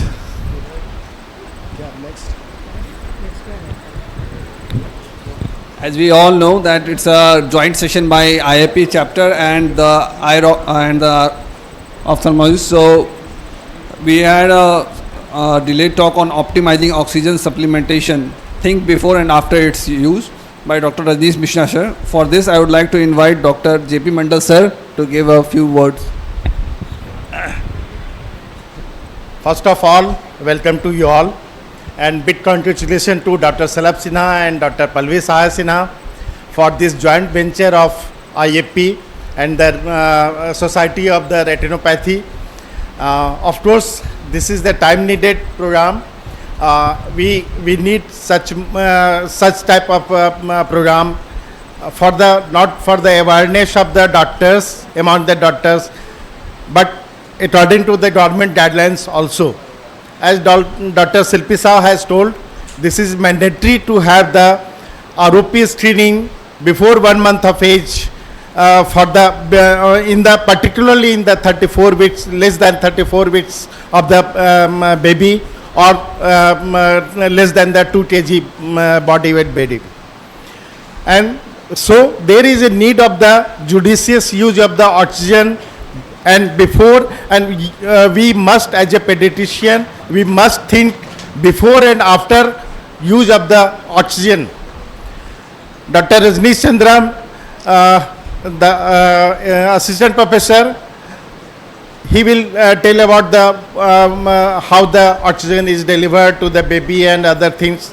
One thing I want to stress, that there are more than 800 SNCU of the government alignment here, and in the whole all over India, and all are working along with the different neonatal and NICU, and the different NICU programs are there, and NICU doctors are there running there. But still there is only reporting case of the hardly 10% of the for the ROP. In the 90% is still missing. In the ROP, if the ROP stands for there, so there is complication of the blindness in the known case of the ROP. 9% of the blindness is there, and particularly the various disorders of the oxygen, like the bronchodysplasia of the lung and the ROP and the of the prematurity, and the different screening program must be there. In the pediatrics ward or NICU, we, and of course in the medicine ward, we doctors are giving the oxygen as a welcome drink, like this. Just patient is coming and we are providing the oxygenation without thinking what it is the drug. It should be given judiciously, and it must be given judiciously. So there are the different criteria for the adult and the pediatric age group.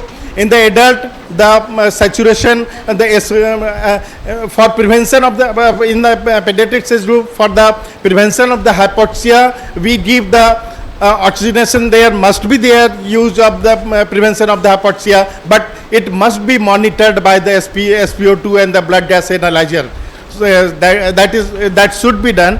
And in the baby, particularly the premature baby, if the baby is just 1 minute born, resuscitation should be given with the target of the SpO2 of the only 60%. In the adult, it is more than 95%. 60%, 2 minutes, 65%, and later on. In the pediatric age group or neonatal age group, their oxygenation, the SpO2 saturation must be below the 90%. It is the 90 to 94% that is ideal oxygenation SpO2 monitor. So these all things occur, and for the prevention of the bronchoplasia, dysplasia of the lung, for the ROP, prevention of the ROP and different other things, I like to invite Dr. Rajneeshan Mishra to give his topics on the ROP. Thank you, sir, for a very small and concise, enlightening talk.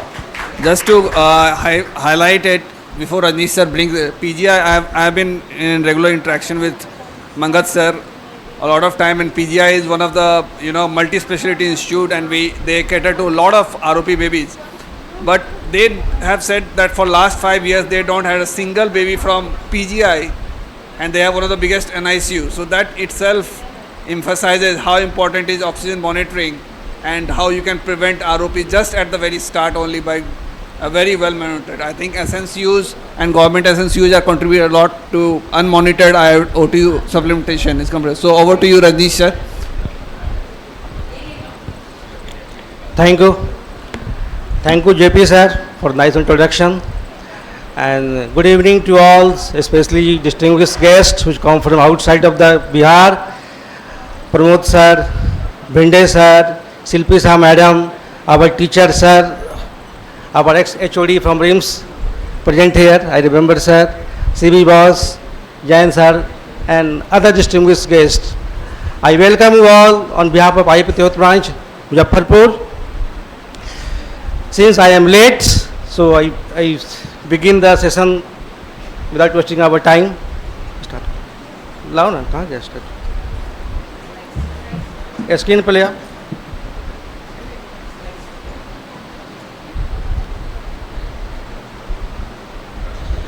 Yes.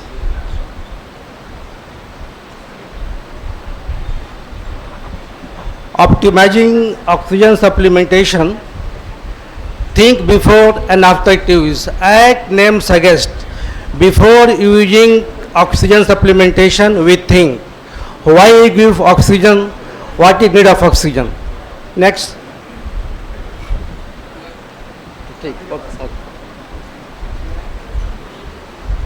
These are the some NICU baby who receiving oxygen. First baby by the method of oxygen, this is the nasal cannula. It is commonly used for oxygen delivery. Second method is, it is CPAP. Cap CPAP, but its cap is used for oxygen delivery.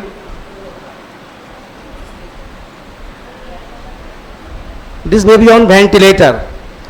So I try to say these are mode of the oxygenation in the baby. This is the pulse monitor by which we monitor the baby constantly, what oxygen going on. Now come to literature. Optimizing oxygen supplementation in newborns involve careful consideration before and after implementation to ensure the best outcome. We give here is a structured approach to this process. What we do before supplementation? We assess the baby. Thorough examination, evaluate the newborn's respective status through physical examination and monitoring of vital signs. By ABG, measure arterial blood gas to determine oxygen and carbon dioxide level, and we measure SpO2, use pulse oximetry to continuously to monitor oxygen saturation. Now we see the diagnosis. What is the diagnosis of this baby? Like determine if hypoxia is due to condition like respiratory distress syndrome, CHD or sepsis. We see risk factor. What is the risk factor of this oxygen? Like prematurity, birth asphyxia and maternal health issue. Set target range. हमें कहाँ पर oxygen, कहाँ तक oxygen देनी है. Guidelines are saying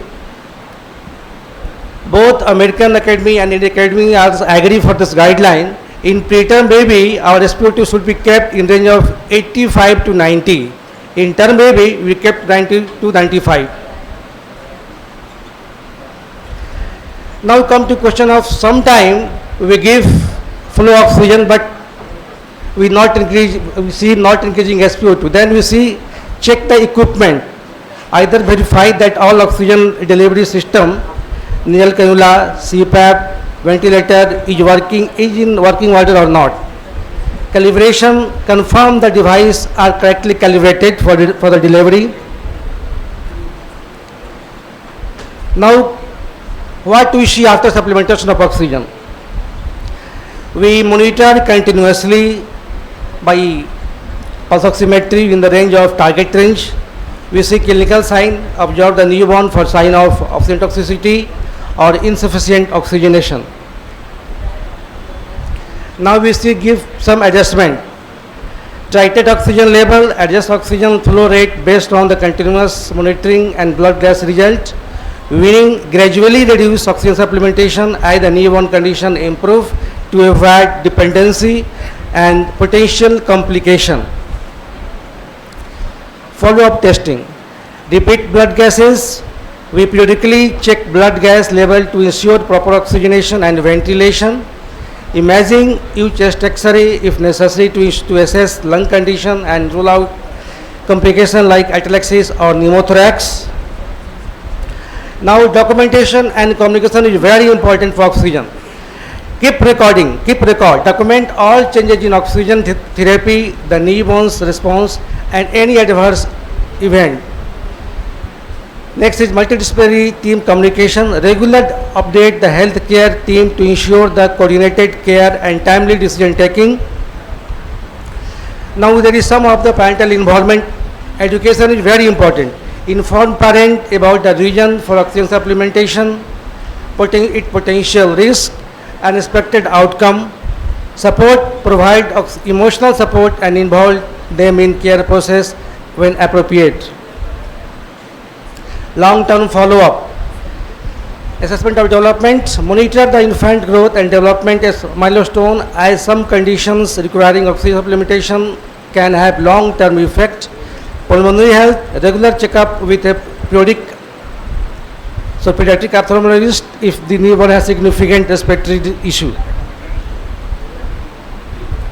By systematically evaluating the need for oxygen supplementation before implementation and closely monitoring adjusting therapy afterward, healthcare provider can optimize outcome for newborns requiring this critical intervention. Thanks. This is very short but very brief. We use oxygen as a drug. It never used as a ICU fashion. Used oxygen in a very judicious manner, time dependent, and we see the response of the baby. So thank you again And thanks organizer Dr. Salab Sinha sir, Pallavi ma'am, and our whole Nayandeep team. Thank you, Rajneesh sir, for a very precise and concise talk. Don't sit, sir. May I invite Dr. Mangat sir to felicitate Dr. Rajneesh sir.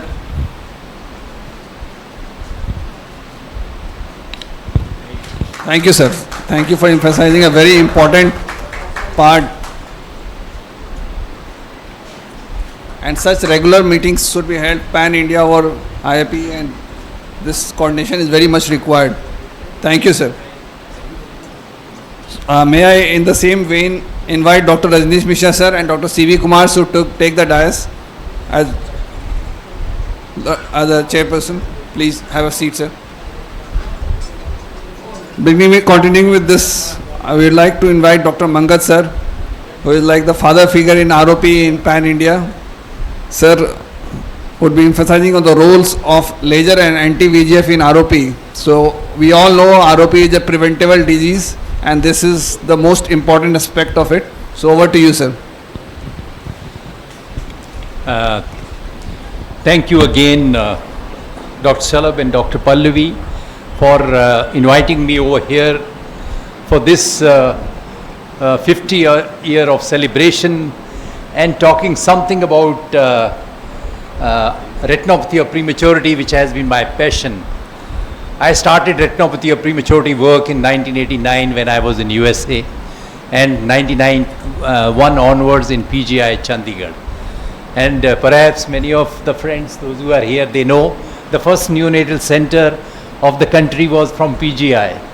And the earliest, Professor Baku, who is known as the father of neonatology, he was there, and Dr. Professor Narang, everybody.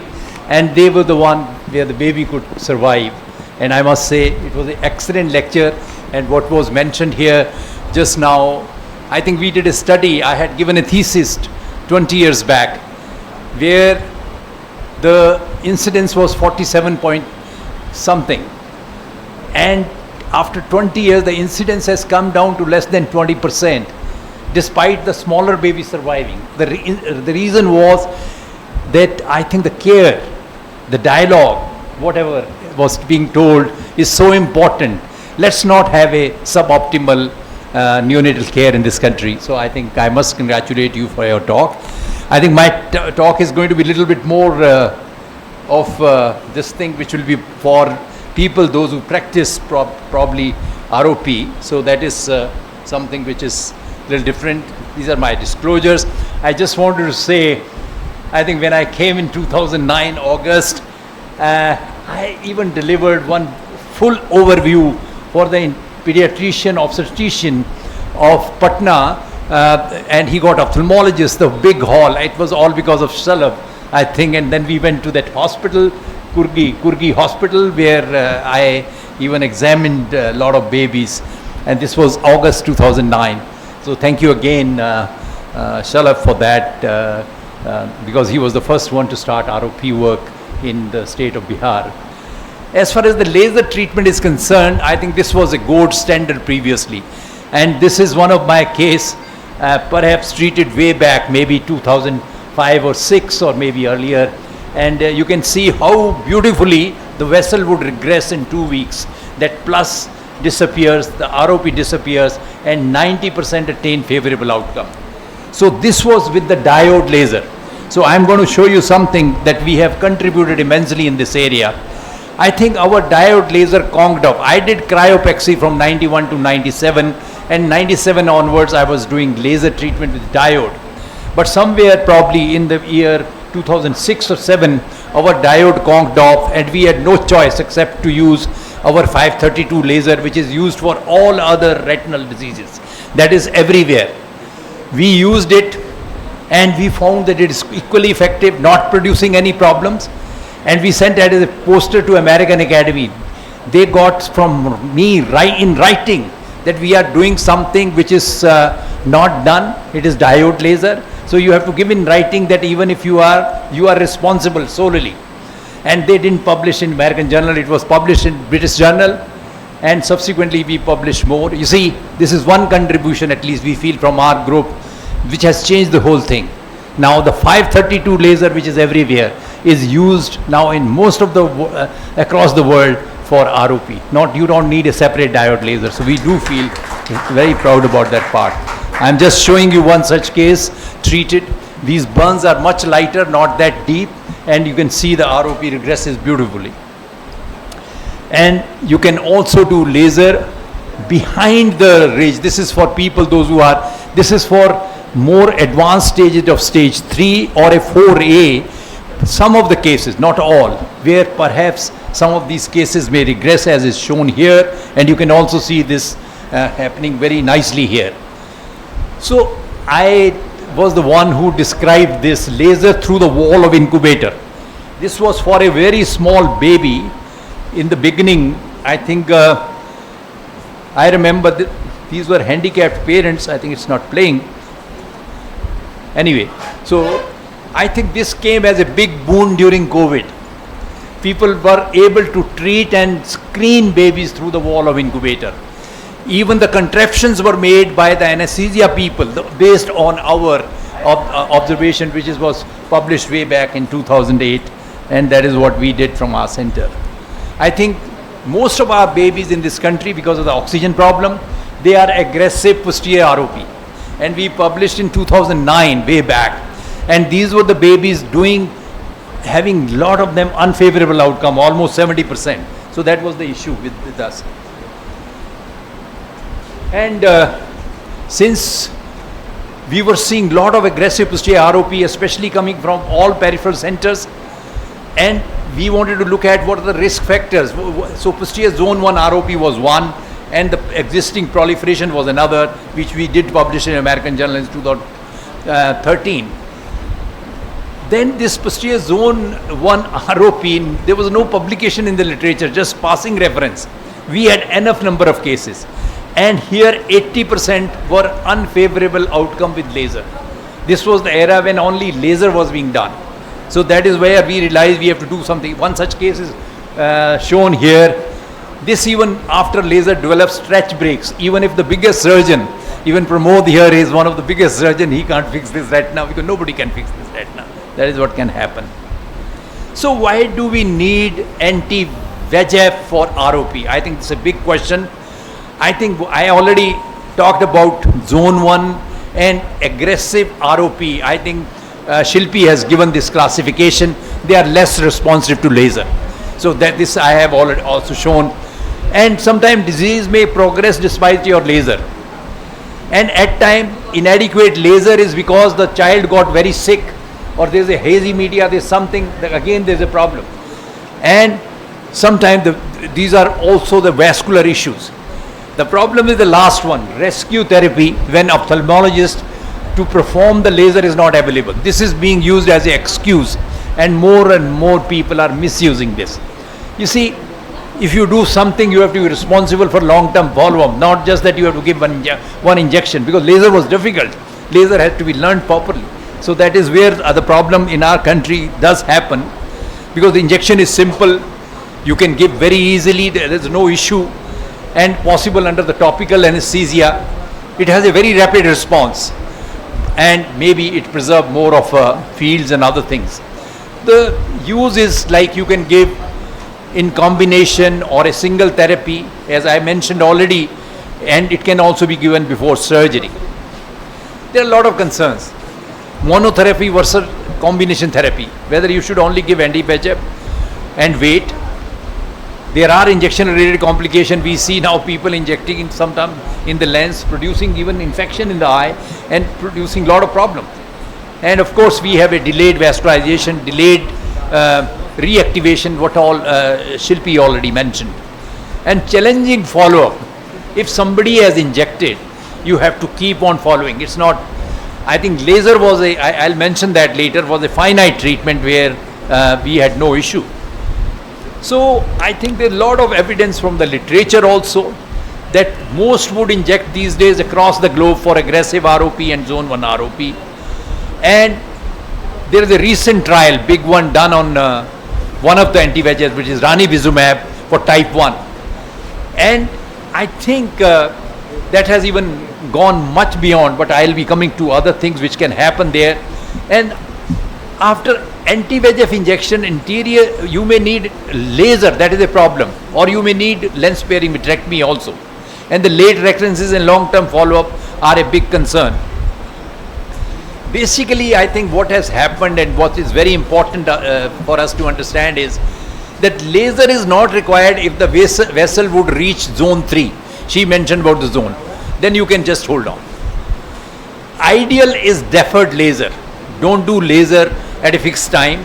Keep on waiting till the time vessel grow. I'll show you some of the examples here. And anti-VEGF will be followed by much less laser.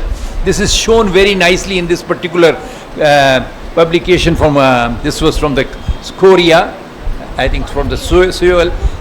We used to treat like this, whatever is mentioned here, conventionally. And you let the vessel grow, so you will treat much less retina, even in a disease which is very posterior. Let me show you live example. This is one such baby. Hardly the vessels are in the posterior zone 1. And we injected one of the anti-VEGF is called Eylea. And this is at 5 weeks.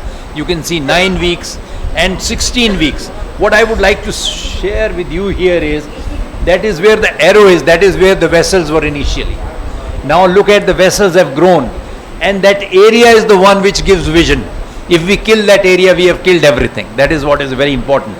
So you can see how much you can achieve. And also look at the other eye. Again, the vessels were right close to the central area, and where they have grown, by that time reactivation happened. So this is the time, that's how you'll do much less laser, and you can use 532 laser, which we have demonstrated. I think the retreatment rates we already know are much more with ranibizumab as compared to bevacizumab, as well as they are much more for AROP as well as zone 1 ROP. And well, this is another meta-analysis recently published. I think it says that laser was associated with lower rate of retreatment than ranibizumab in type 1. Even they have compared with laser, but that was not so with bevacizumab. And same way, I think since both Eylea and bevacizumab demonstrate longer duration, I think that's how they have a much less. This is one of our case. I think this is maybe sometime, it is written in 17. I thought injection was given. We did laser, and we thought we'll call him after 6 weeks. This was the big mistake. Even if you have lasered, call them back. That is what happened. Despite, we used to be absolutely comfortable if we had seen something like that. Salab would agree me. No, not after anti-VEGF and laser also. It can do like this. You can have a recurrence. I think in the surgery, I would like to just mention in passing, this is one such case here. You can see aggressive ROP. Injection was given because it was required. You can see how angry the vessels are. And sorry. If you look at the surgery has been done bilateral sequential. This is by my student Dr. Diksha, who did recently, and this case she could salvage both the eyes despite these would have been lost definitely, and that is what happened. So what are the issues with current laser treatment? Earlier we know the laser treatment was gold standard and finite. You have lasered everything up to ora serrata. No detachment, nothing. Nothing would recur if it has happened. That is why it was called finite treatment. But not so with anti-VEGF. And even if you combine with laser, we have to have different kind of a scenario. So we have to know when and in which cases do laser after anti-VEGF and what time it should be done. And how to follow them. Or should we laser all eyes where we have what she mentioned as persistent avascular retina, because they will develop in future lattice, holes, even retinal detachment. It is already mentioned. So we have lot of unanswered things, and we have to do studies for all these, all of us. So in conclusion, I would say anti-VEGFs in ROP have become more acceptable all over the world. There's no denial about that. Most would use for aggressive ROP and ROP in zone 1.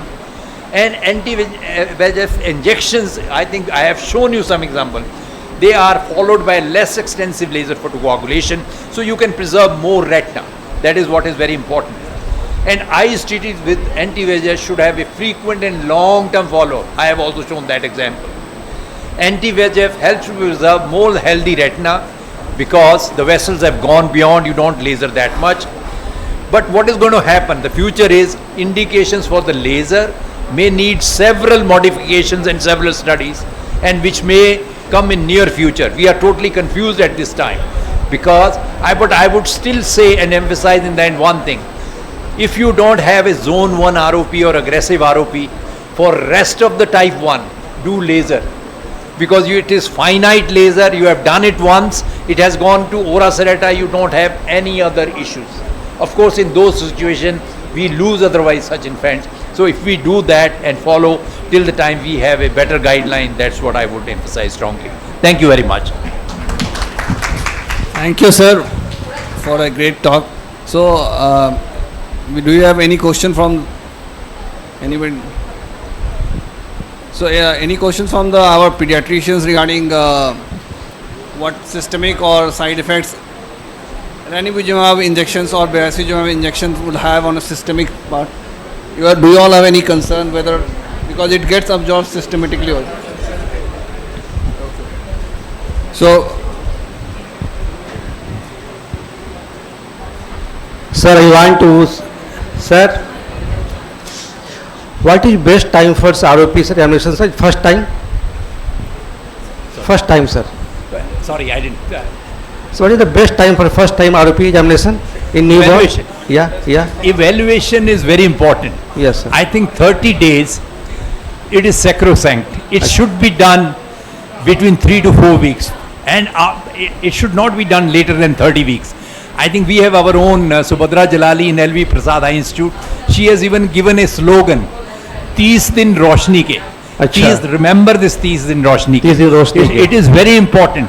Even if the child is very sick, they can examine inside the incubator with the same technique which I described long time back. There's no issue. They can even treat inside the incubator. Even the injection can be given inside the incubator. Okay, sir. So I think that's very important. And if we find the problem is, I think very well mentioned, sir, that 800 SNCUs, these are the fertile grounds for ROP now. From where we are getting very severe ROP.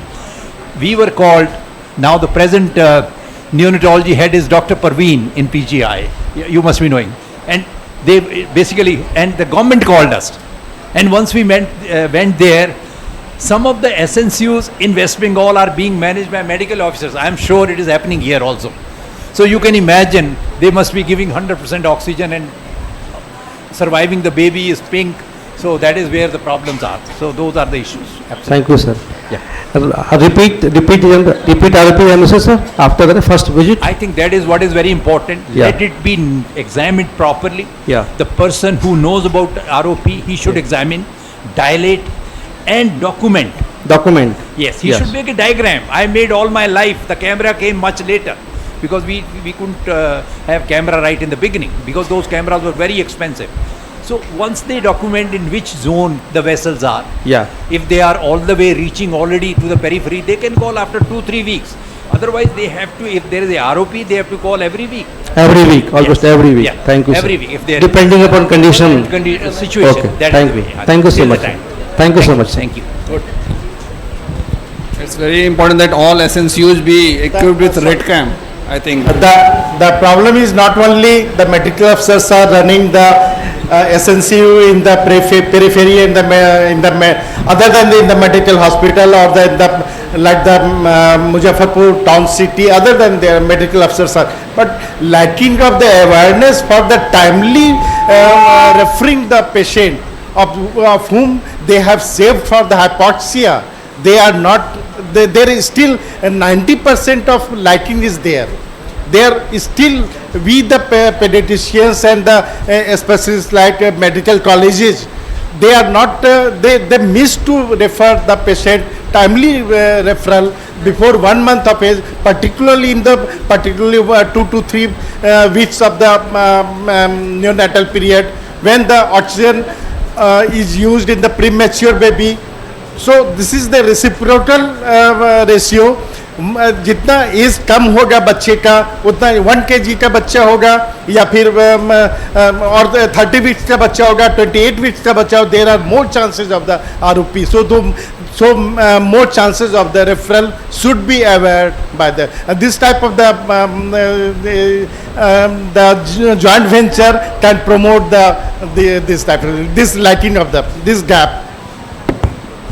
So moving on to the next talk, which is also very paramount, is the surgery of ROP. Dr. Pramod Vinde sir. Sir is the director of Vitreoretina services at Nayandeep Netralaya, Chennai, and I am blessed to be his student. And he's taught me few tips of the tricks, and with his blessings we have started surgical ROP services at RIO IGMS Patna also.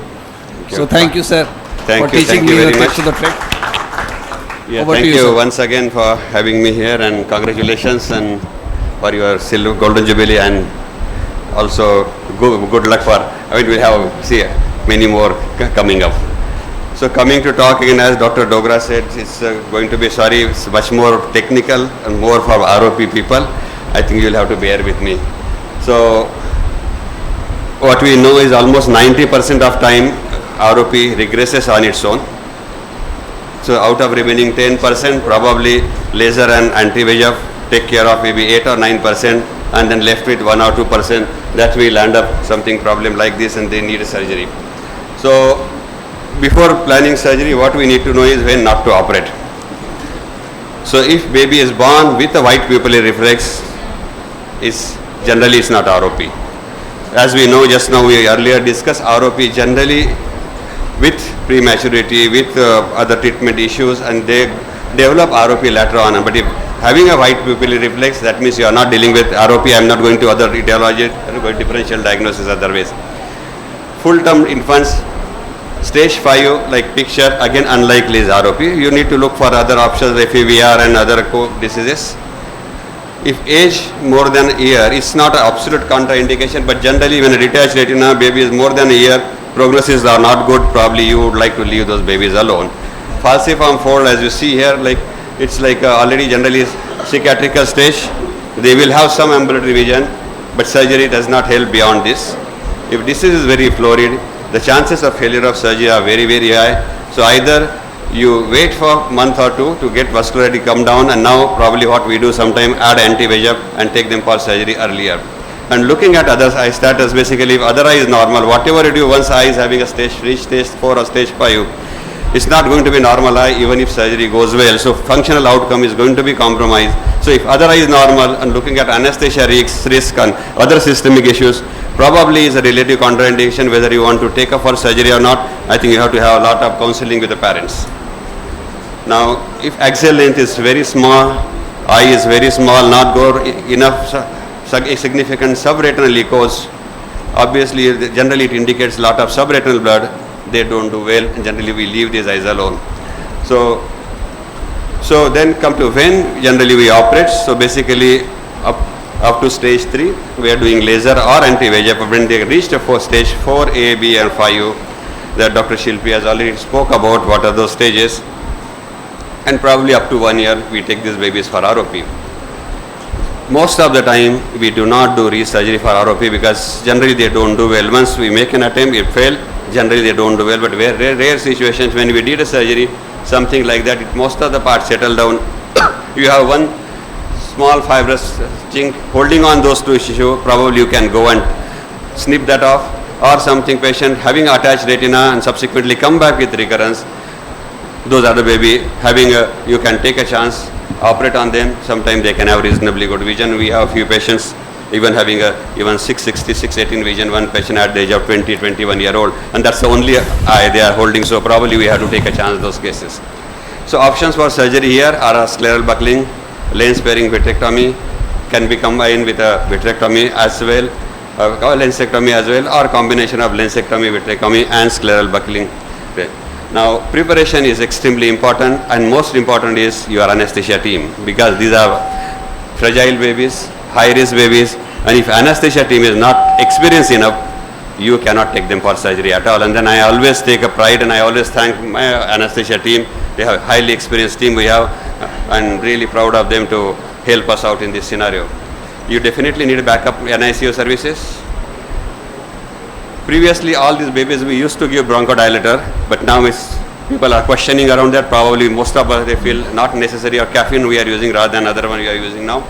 And I just use the word high surgery trolley, just comparison, because most of us, particularly having a group practice rather thing, baby is small, you put on the trolley and your microscope doesn't reach for focusing, if particularly have a roof mounted microscope. Or people like me, not too tall, but sometimes you sit, you have to go so down, by the time you finish surgery, your back is gone. So those preliminary things are equally important when you plan these surgeries. So scleral buckling, generally we indicate only when you have peripheral traction. Posterior traction, obviously you need a vitrectomy. Technique is similar to the adult, there is no change, but what we need to look at is sclera is extremely thin. Palpebral fissure is very, very narrow. Muscles are thin, and sometimes you try to pull too much, muscle can give way or sclera can just perforate. And when you put a buckle, these are the eyes, adding buckle and small eye, there is a high risk of developing ocular ischemia. And because entry chamber is already shallow, and when you put the buckle, it push the lens iris diaphragm up, and they can go into acute angle closure glaucoma as well. And anesthesia related risk, obviously they go into apneic spell. So at least next 24 hours, critical, you need a viral meticulous monitoring of this baby in a post-operative period. Coming to lens sparing vitrectomy, this is just to show one pre-op post-operative photograph. Probably this is the best outcome you get, and these are the eyes. Indicated surgery in a stage 4A, B, and selected stage 5 eyes. So again, conjunctival dissection is generally we avoid nowadays because of you are using a MI, small incision, narrow gauge instruments. Sclerotomy has to be made somewhere around 0.75 millimeter approximately. Meridian of the sclerotomy generally depends on pathology to be addressed, and you can choose not like a conventional sclerotomy standard location. Generally, we examine the fundus before surgery and decide from where you get a correct, good approach for a tissue to be dissected, and then accordingly you plan things. Two-step or angle incision, MIBS conventionally what we talk about probably doesn't work because sclera is extremely thin, so even if you make an attempt for all practical purposes, a single plane incision. And routinely we use a wide angle visualization system now to which give a good approach. So again, as I say, choice of gauge again depends on surgeon's experience and his comfort, availability of instrument as well, and type of pathology to be attended. Just showing the different way of doing sclerotomy. Here you ensure that infusion, because you are too close to the limbus, so chances of your cannula hitting lens and lens touch. So you actually loop the cannula and drape on fix on the drape. Long instrument conventional what you can land up sometime in a problem, and you see this case where I created a opening hit here, but fortunately it was through the posterior hyaloid and not hit the retinal reach, elevated anteretina. But unfortunately other case what we had here, we could not because retina is too anterior, and what you see here basically hit the retina, and probably once you create a break you lose these eyes. So generally, I mean, if you have a choice, you can use shorter instrument, they are available now. So they are, and because of they are shorter, they are stiffer as well. You have 18 millimeter instead of 31 or 34 millimeter of instrument, and they are stiff. So reduce the risk of retinal lens damage, and also anterior periphery can easily reach. But most of us probably do not have these short instruments available. So conventional instruments still can be used, but you do not go with a cannula and blade at the full length. Probably you can negotiate the sclera and choroid, and then once you are halfway through, push the cannula forward rather than pushing entire blade and pull the blade out. That way you can minimize the risk of damage to the retina and choroid. Also, sclera is having a low rigidity, pressure is low, and as you see here, when you try to make a sclerotomy compared to adult, here the way sclera is getting distorted. To ensure you are using fresh new instrument, because Indian scenario we do not have choice, we have to reuse the instrument. But so particularly these cases probably always use like a new instrument for particular cases, and because sclera is thin, so there are chances when your surgery goes on instrument in and out, there are chances instruments are popping out, coming out. As you see, this canal also coming out. So intermittently you have to look at, push this instrument back again, and sometimes you are working in a dark room, you miss this one. So ensure that you push it back again so that it won't just slip off. Of course, wide angle visualization system helps. This is just photograph to compare, show you the same eye when you see through our Landers lens and a wide visualization through the biome using, so that way comparison. So it's easier for us you to get a orientation is far better in these eyes. And if you do not have biome, you can always, these smaller contact lenses are available, they also still give a reasonably good view. Now these eyes have a low pulse pressure. So when you have a conventional 25 or 30 millimeter of IOP, you intend like other person, what you see here is, as you see, pulsation, and sometimes you can land up in a arterial occlusion. So always use a low pressure while during your surgery. So this is just a conventional way what we approach, address the tractions. This is a fibrous tissue behind the lens. You cut this, you cut the anterior posterior traction, and that is what you do vitrectomy in this stalk going back posterior up to the retina. And once you finish this one, that's what take care of the anterior posterior traction. But what you have other additional tractions which membranes extending from disc to this ridge here, from ridge going to the periphery. So what you need is a transvitreal membrane from one ridge to other side ridge. You need to each individual tractional force you need to address separately, then only it work well and you get a reasonably good outcome in this eyes. So this is this to the ridge clearing off. Then you have from ridge here extending to aura somewhere in ciliary body area. So this entire membrane you need to cut, trim along the edge, and as eye is small, sclerotomies are small and close to lens, there is a risk of hitting the lens. So you change your hand when you approach the other side rather than going to the same side, so minimize the risk of touching the lens. Vitreous is generally clear in these eyes, PVD is not there, and it's easy to leave a lot of vitreous behind. So tricot helps you in these eyes. So stain with tricot, and that way you see a lot of vitreous left over and you can do a good clean job. And if you are lucky enough once in a while, this eye you see, I could induce the PVD, but once you induce the PVD, which generally happen probably in 5 to 10% cases, most of the time you can't, but once you induce PVD, these are the eyes, they do extremely well, have a very good functional outcome as they grow. Bimanual vitrectomy, I won't go into, and this is just one of the cases having preoperative lot of fibrous tissue, and they are clearing as you see, patient did well. I don't go in detail here again, sometimes you have extreme peripheral proliferation, so even instead of trocar cannula system, you just enter directly through the blade so that you have that extra space, and whether you have peripheral area easy to reach with your regular conventional cutter. Coming to stage 5 surgeries, this is another most difficult part. Approach can be either through the limbus, as you see here, or through clear cornea here, or going through the sclera. So either way, depending on how anteriorly tissues are pulled, it can be 2-port or 3-port, and most of the time use 3-port because 3rd port here is always AC maintainer, which help you to better interrupt IOP controller, and that's why help you use a better hemostasis as well. And aim of the surgery here is basically not the settling retina. Pupil, you can either use iris tubes or cut the pupil if iris is too flabby or atonic, and depending on again where you get a cleavage plane, either you can start at the periphery dissecting the membrane and going towards the posterior pole, or start at the center dissecting across and descending towards the periphery. Aim here is again to relieve the traction and not reattaching retina what otherwise we see. So once you finish peripheral traction and go all around to clear this membrane, you are lucky enough to have some peripheral trough, so that will help you to clear this up. These eyes you cannot afford to have breaks. Once you create breaks, practically the eye is lost, and once you clear this peripheral traction and then you dissect towards the center, as you see that this is a persistent hyaloid system, stalk going posteriorly. This is, you have a large trough here opening and there are multiple retinal folds, and once you clear this area and this is end of your surgery, you leave the case here and allow retina to settle down on its own. So to conclude, vitrectomy forms an entire surgical intervention strategy. Scleral buckling still has a role in select group of eyes. Lens sparing vitrectomy helps to achieving potentially useful accommodative vision at a critical period of vision development. Intravitreal tricot offers the benefit of better visualization of vitreous and hence better release of the traction.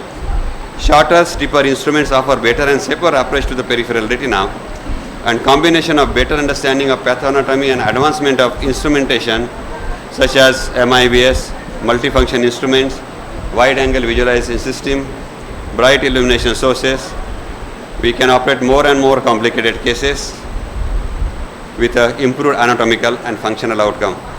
Thank you very much for patient hearing, and I also take this opportunity for all our pediatricians and ophthalmologists to our next Retina Summit, which is in July, and theme of our talk is retinopathy of prematurity. So 3 days we are discussing only ROP from 11th to 13th of July. Thank you very much.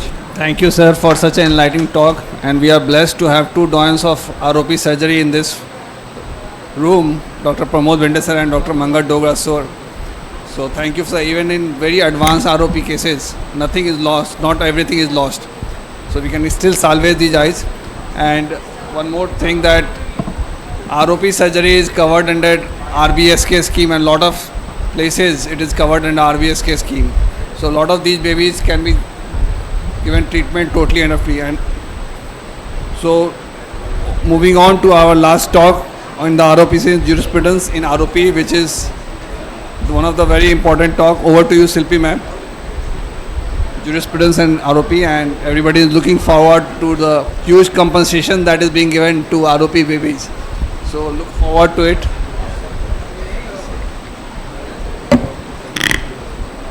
Thank you once again. I won't take a lot of time since I'm sure all of you are very hungry. So let's look at jurisprudence in ROP. If we look at all the medical lawsuits, ophthalmology lawsuits accounts for about 2.5% in the United Kingdom, 2.9% in USA, and just over 3% in India. Okay. So if we look at the data from NCDRC from year 2002 to 2018, there were about 942 cases of medical negligence were reported, of which 30 were related to ophthalmology, and more than 73% were actually proved. And compensation ranging from 20 lakh to over 10 million Indian rupees were awarded. Now, what is important here is the pediatric cases are generally more likely to be in favor of the plaintiff and usually very high monetary rewards. Now we'll look at some of the ROP landmark trials from the last decade. The first case here is from Mumbai in 2012, when a baby was born prematurely at a gestational age 28 weeks and birth weight 1280 gram, who was kept in an NICU for over 1 month, but ROP screening was not done. Accidentally, at 7 months of the age, baby was detected with bilateral stage 5 ROP by a family friend who was an ophthalmologist. So the case was filed against the treating pediatrician about failure to inform parents about ROP screening, as we were talking earlier, and a compensation of 5 lakh was awarded. So what did we learn from this case? The defending pediatrician said that they had advised ROP screening, but the parents did not take the baby, but they failed to produce any document to support this. So documenting the timely referral is very important, not just orally. And also in the medical records, the court found that ICE WNL was mentioned, which actually weakened their case, the abbreviation within normal limits. So this was a very casual checkup done. So details of the eye findings must be recorded too. The second case is from the Ludhiana in 2012. Again, this premature baby was in NICU for over a month. An exchange transfusion was done, oxygen was given, so had all the risk factors, but the ROP screening was failed, and at 4 months later, baby had bilateral stage 5 ROP, which rendered baby blind for the rest of the life. So the case was filed against the pediatrician about, again, the same failure to inform parents about ROP screening. Now, according to the medical records, one ROP screening was done at the 8th day of life, and just mentioned no ROP, nothing else in the notes. So this was by the court of law said as a deficiency in the service, because if there was no ROP, if there was avascular retina, the guideline says that the baby needs to be seen again in 2 weeks until the vascularization is fully mature up to the aura. So this is deficiency in service, and a compensation of 7.5 lakh was awarded. Now this is one of the landmark judgment given by the Honorary Supreme Court of India to a baby born in 96 who was rendered blind by stage 5 ROP in both eyes, and their decision held a tertiary care government hospital liable for this baby's blindness, and they were awarded 1.8 crore. Now again this baby was admitted and in the NICU over a month. Baby was attending OPD as a regular interval, and during a routine vaccination visit, stage 5 ROP was detected at 4.5 months. Now what is interesting here, this baby was actually taken to Nayandeep Netralaya and later to USA to Dr. Michael Tracy for the surgery as well, but it went in vain. So what is important, interestingly, how this baby was actually awarded only 5 lakh by the National Consumer Forum almost 13 years after the fight. But the parents went to Supreme Court and the compensation was augmented to 1.8 crore. So how did this give us an interesting insight into the mathematical model the court used to calculate the amount of compensation. It is called the principle of restitutio in integrum, which means that aggrieved person should get that sum of money that will put him in the same position as he would have been had he not sustained the wrong. Right? So then the compensation is calculated as all past medical expenses, future likely medical expenses, compensation for the mental agony and lifelong dependence of their child. Also annual interest and the inflation is also added to it. Right? Now the next case is from Delhi in 2016. This case was again a baby detected with stage 5 ROP at 8 months of age. This case was against the pediatrician as well as the ophthalmologist. For the pediatrician for negligent care of their premature baby and a casual improper ROP screening by the ophthalmologist. Right? According to the notes, now initially the hospital actually refused to provide medical records to the Delhi Consumer Forum. Later they provided the documents to the National Consumer Forum, which showed that in a scribble note in an illegible handwriting in the corner of the medical record, no ROP review in 2 weeks was written. No further details about who saw the baby, what were the findings, no ROP means was the vessel still in zone 1, zone 2, so no detailed findings. So the court claimed that this is a deficient evidence and the compensation of 64 lakh was rewarded. What did we learn? That not just pediatricians, ophthalmologists can also be liable for the lawsuit. And ROP screening findings, once the pediatrician initiates, that is their responsibility to initiate, but once the ophthalmologist has seen the baby, his liability is equal. So the screening findings must be meticulously documented, as we discussed earlier, the stage of the ROP, location, extent, whether there is plus disease, detailed anterior segment findings, and the fundus finding, as sir suggested. It's better to draw, even if you don't have a camera or a photographic documenting facilities. Now the last case is of these twins who were born in 93 and both unfortunately were detected of stage 5 ROP at 3 months of age. So this case was again against the pediatrician for alleged too much oxygen given and improper care of the twins. Because in the discharge summary, the details of the oxygenation was not mentioned, for how many days, with what method, whether the blended oxygen was given.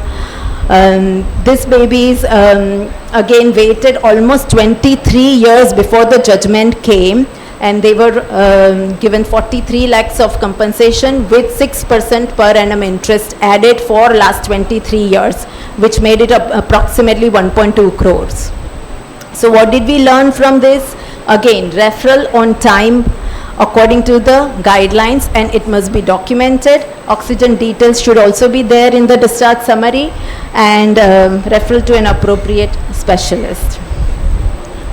So what are the weakest links in ROP screening? All those involved in ROP care always want to avoid litigation. So what can we do?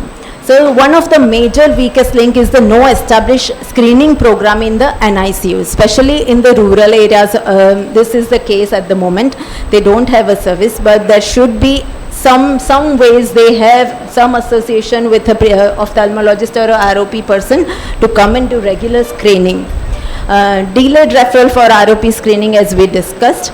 So the first two mainly falls under the pediatrician's responsibility.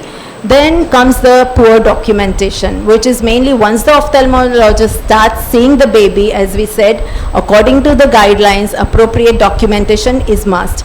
And clear counseling of parents about the implications of failed screening or missing the follow-up should be emphasized. So this is one of the example of a poor documentation. As you can see in the picture over there, ROP assessment, SLE, WNL, WNL. Again, no abbreviations should be used. Fundus they have drawn, they have written both eye, no ROP, then the no is scribbled there. And there is no ROP lesion drawn on the fundus picture. Just advised both eye anti-VEGF retinal laser. Follow up 2 weeks. This is a big blunder. If this goes in the court of law, this document does not stand a chance. So the documentation should include the gestational age, birth weight, other risk factors, time, at the time of examination, what is corrected age, pupil size, how the examination was done, whether with a ret chem or with the indirect ophthalmoscope, and findings, detailed findings of the stage, zone, clock hours plus disease, preferably in a drawing format. And the ophthalmologist doing the screening must be aware of the drawing scheme, that stage 1 is denoted by a single line, stage 2 is with the double line. If there is stage 3, there should be a new vessels drawn with the red color, likewise. So to summarize, how do we all involved in ROP care avoid litigation? So examination and document. Of course, to start the timely ROP screening before the 30th day of life, and once we examine, document everything thoroughly, date and time, method, no abbreviations to be used, and date for follow-up is mandatory to be mentioned in your records. Another important aspect is the good interpersonal skills. So parents or caretakers must be explained in detail about the disease and importance of a regular follow-up as advised, and consequences of the missed follow-up. Also your body language, empathy, active listening, it all helps. Once the baby needs the treatment, taking an appropriate informed written consent is very important, with the options of the treatment therapy, risks and benefits, everything needs to be told. And as we said, anti-VEGF, if we are using Avastin, which is off-label, it should all be documented on an appropriate consent form. And last but most important is the indemnity insurance. Ideally, we should take it through a medical group or organization, and it is suggested that it should not be less than 5 million. And also at an additional sum cost, we can take a premium to cover unqualified staff in our hospital. For example, if there is an OT assistant who is doing autoclaving, or there is a eye drops somebody put by some unqualified staff, so they should also be covered. Thank you.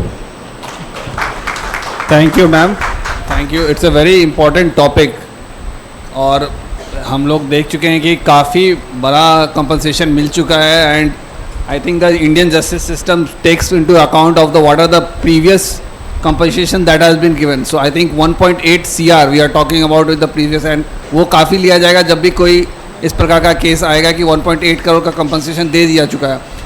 आप लोग document करते हैं oxygen sir? Oxygen supplementation हर जगह document होता है. तो इसमें 2-3 aspect आ रहा है, एक तो पीडियाट्रिशियन और एक ऑप्थेल्मोलॉजिस्ट का. पीडियाट्रिशियन जब भी लिखते हैं, रेट लिखते हैं 0.5 litre per minute, 1 litre per minute as a drug, ऐसा नहीं किसी लिख दिया ना, नो. यस. तो ये बहुत इंपॉर्टेंट चीज़ है कि everybody should document this. and same time we monitor the SpO2. तो every 3 hours या कुछ इसका नियम है कितना देर We करें? try our best. It depends upon the Our which type ICU, of the in our ICU, every 2 hours, we write down oxygen saturation along with oxygen at the rate of 0.5, 1 liter, 2 liter according to the requirement. What oxygen saturation, what was the rate of oxygen administration at that time is maintained every 2 hours on vital chart. Shilpi ma'am, हमारे पास काफ़ी patient आते हैं जो बहुत advance ROP and this just deny that they were not advise for ROP screening. So ये इस चीज़ से कैसे इस चीज़ से बचा जाए, मतलब So कि that's what happened in one of the cases. they just deny right? that we are not advised for So ROP. in that case, our documentation always helps. If you have given in return that ROP screening advised by so and so doctor and given the address or date, that always supports in the court of law. And also one good practice is if your baby was admitted in an ICU, before the discharge, you get the first ROP screening done. So you So are आप covered. Advice करती हैं कि अगर मान लीजिए कोई baby है वो 20 डेज के आसपास एक ग्रे जोन में 20 to 25 डेज पे डिस्चार्ज होने वाला है, Get और the उसका first ROP screening तो done पहला before screening करा discharge. दें. Yes. तो ये एक टेक होम मैसेज हो सकता है कि जो बहुत सारे ग्रे जोन में होता है जिन पे आप बोलोगे कि भाई डिस्चार्ज हो जाओ, घर पे जाके स्क्रीनिंग कराओ, हाँ. बेटर है कि वहीं पे स्क्रीनिंग कराओ. 25 डेज पे ही करा दो, कोई एकदम फॉलो नहीं करना है कि 30 डेज पे ही हाँ. स्क्रीनिंग कराना है. Yes. उसी समय So at least your job is over. Then the looking. Yes, of course.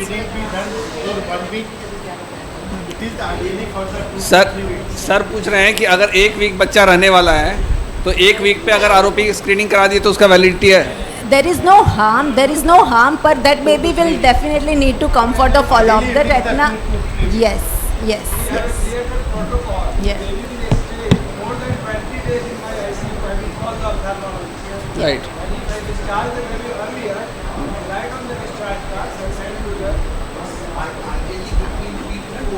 Yes.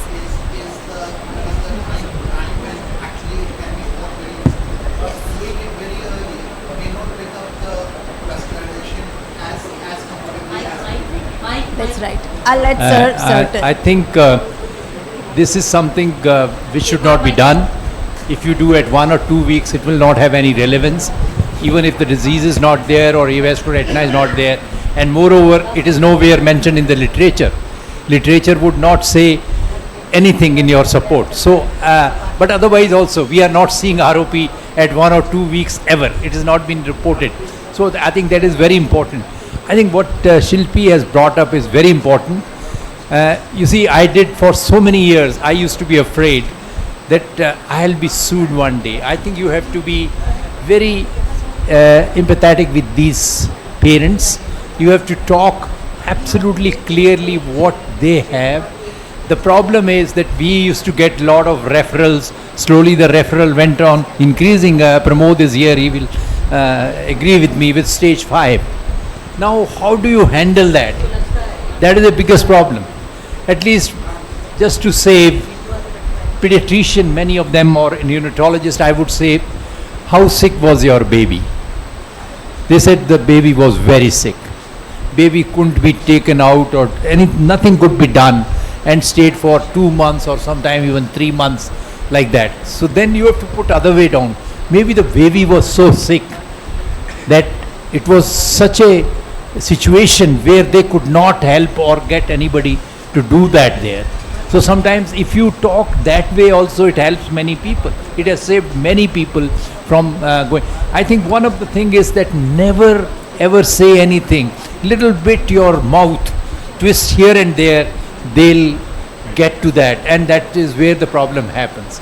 But what is very important is, I think if you, what was mentioned about document, it's not only when you write on the discharge card, many pediatricians, they'll write ROP screening at 1 month. This doesn't mean anything.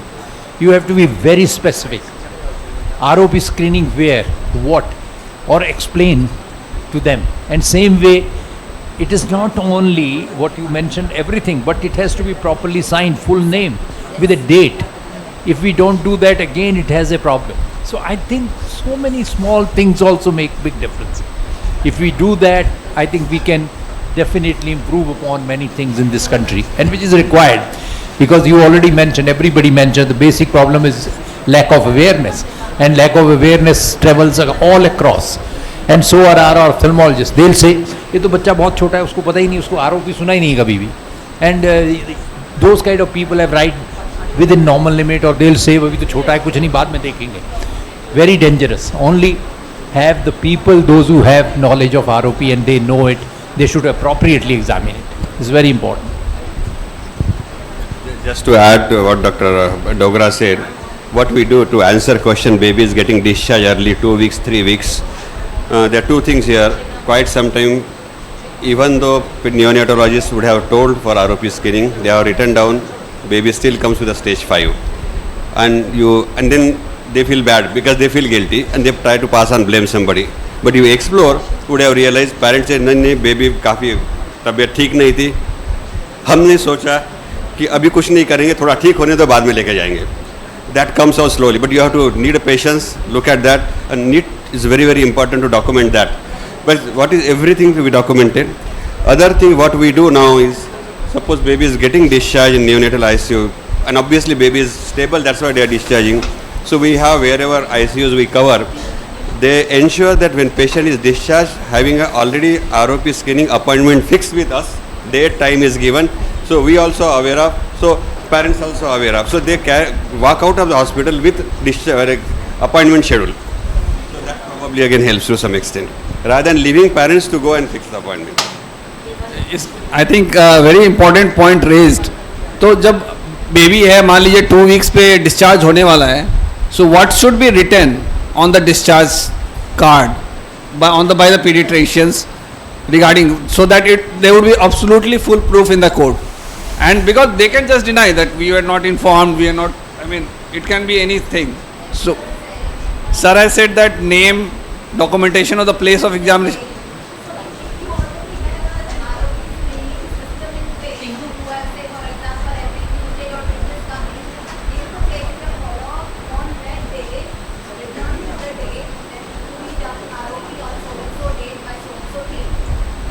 Yeah. जिनके पास नहीं है ma'am, हमारे पास बहुत जगह है जहाँ पे कोई सिस्टम ही नहीं है, बस उनको भेजना होता है कि भाई वहाँ चेक चले जाओ, उसमें क्या करें?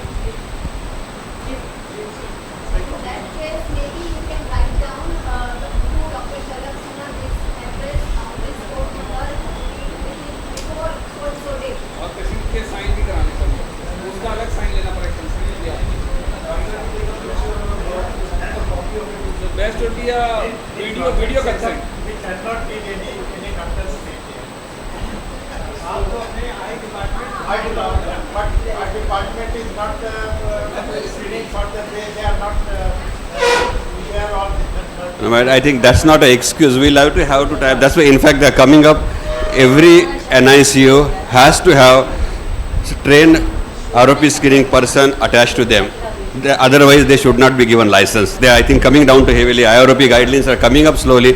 License will not be given to even open your NICU. So it's slowly coming to that.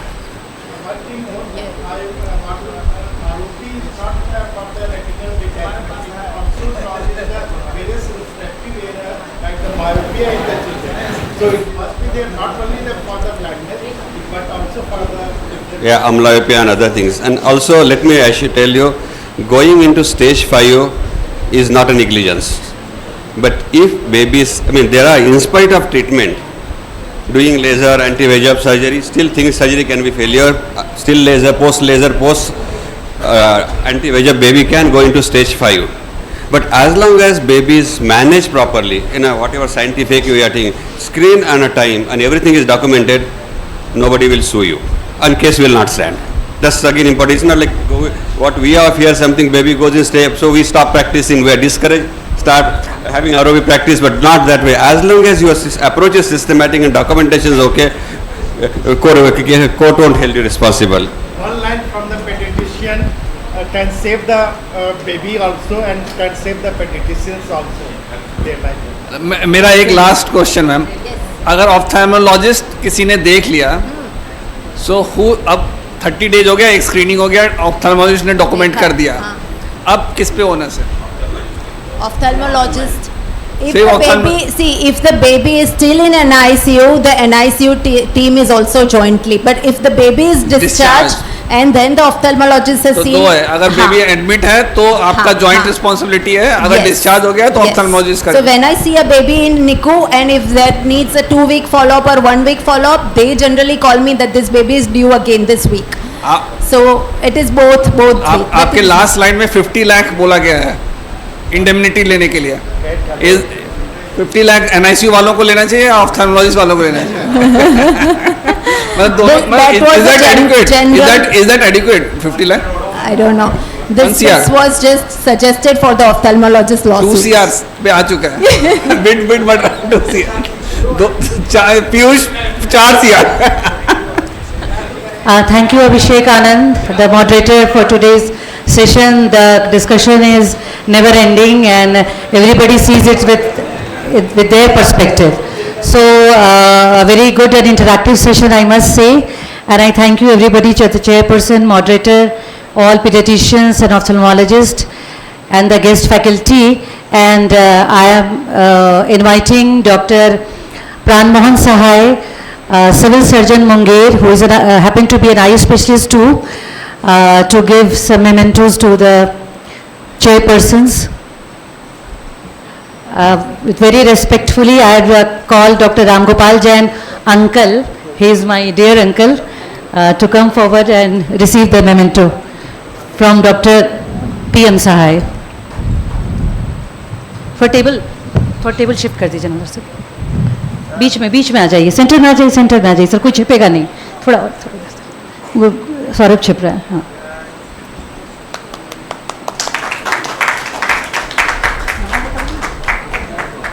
I would request Dr. J.P. Mandal, Professor SKMCH Pediatrics Department, and I would request Dr. Pran Mohan Sahai to felicitate him.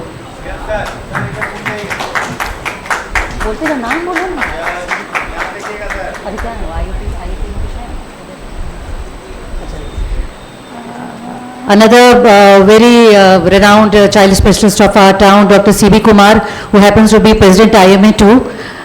Please come forward and receive the memento from Dr. P.N. Sahai.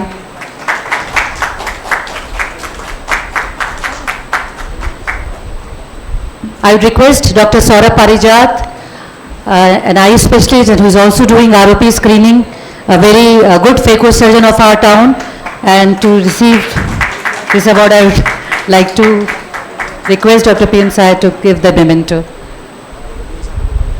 I would now request Dr. B.S. Jha, Superintendent, Southern Hospital, Muzaffarpur, who again happens to be a very renowned ophthalmologist of our town and a very good cataract surgeon.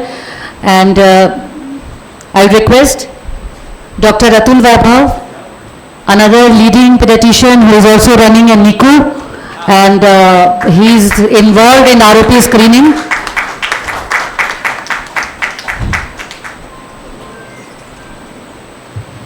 Now the moderator, Dr. Abhishek Anand, who is a very, very good retina surgeon. National level, he is being recognized as a good surgeon, VR surgeon. Dr. B.S. Jha to give memento to him.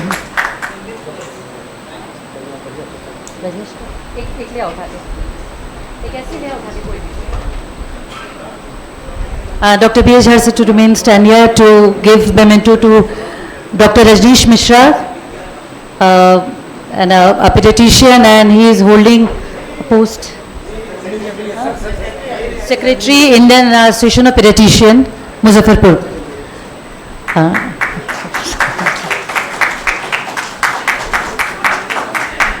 A very big round of applause for this session, a very good interactive session, I must say, and productive too. For the common listeners too, they know about ROP now, and please be aware if any child is born in your house and around your house, if he is or she is an immature child of 6.5 to 7 months, and if that baby is kept in NICU and ICU, so please advise them to get ROP screening done by a good retina surgeon. Please take home message for all of you sitting here. Now you can join for dinner. We have arranged a small but very classy instrumental musical program for all of you. So you can take your plate and come back to room and enjoy the music.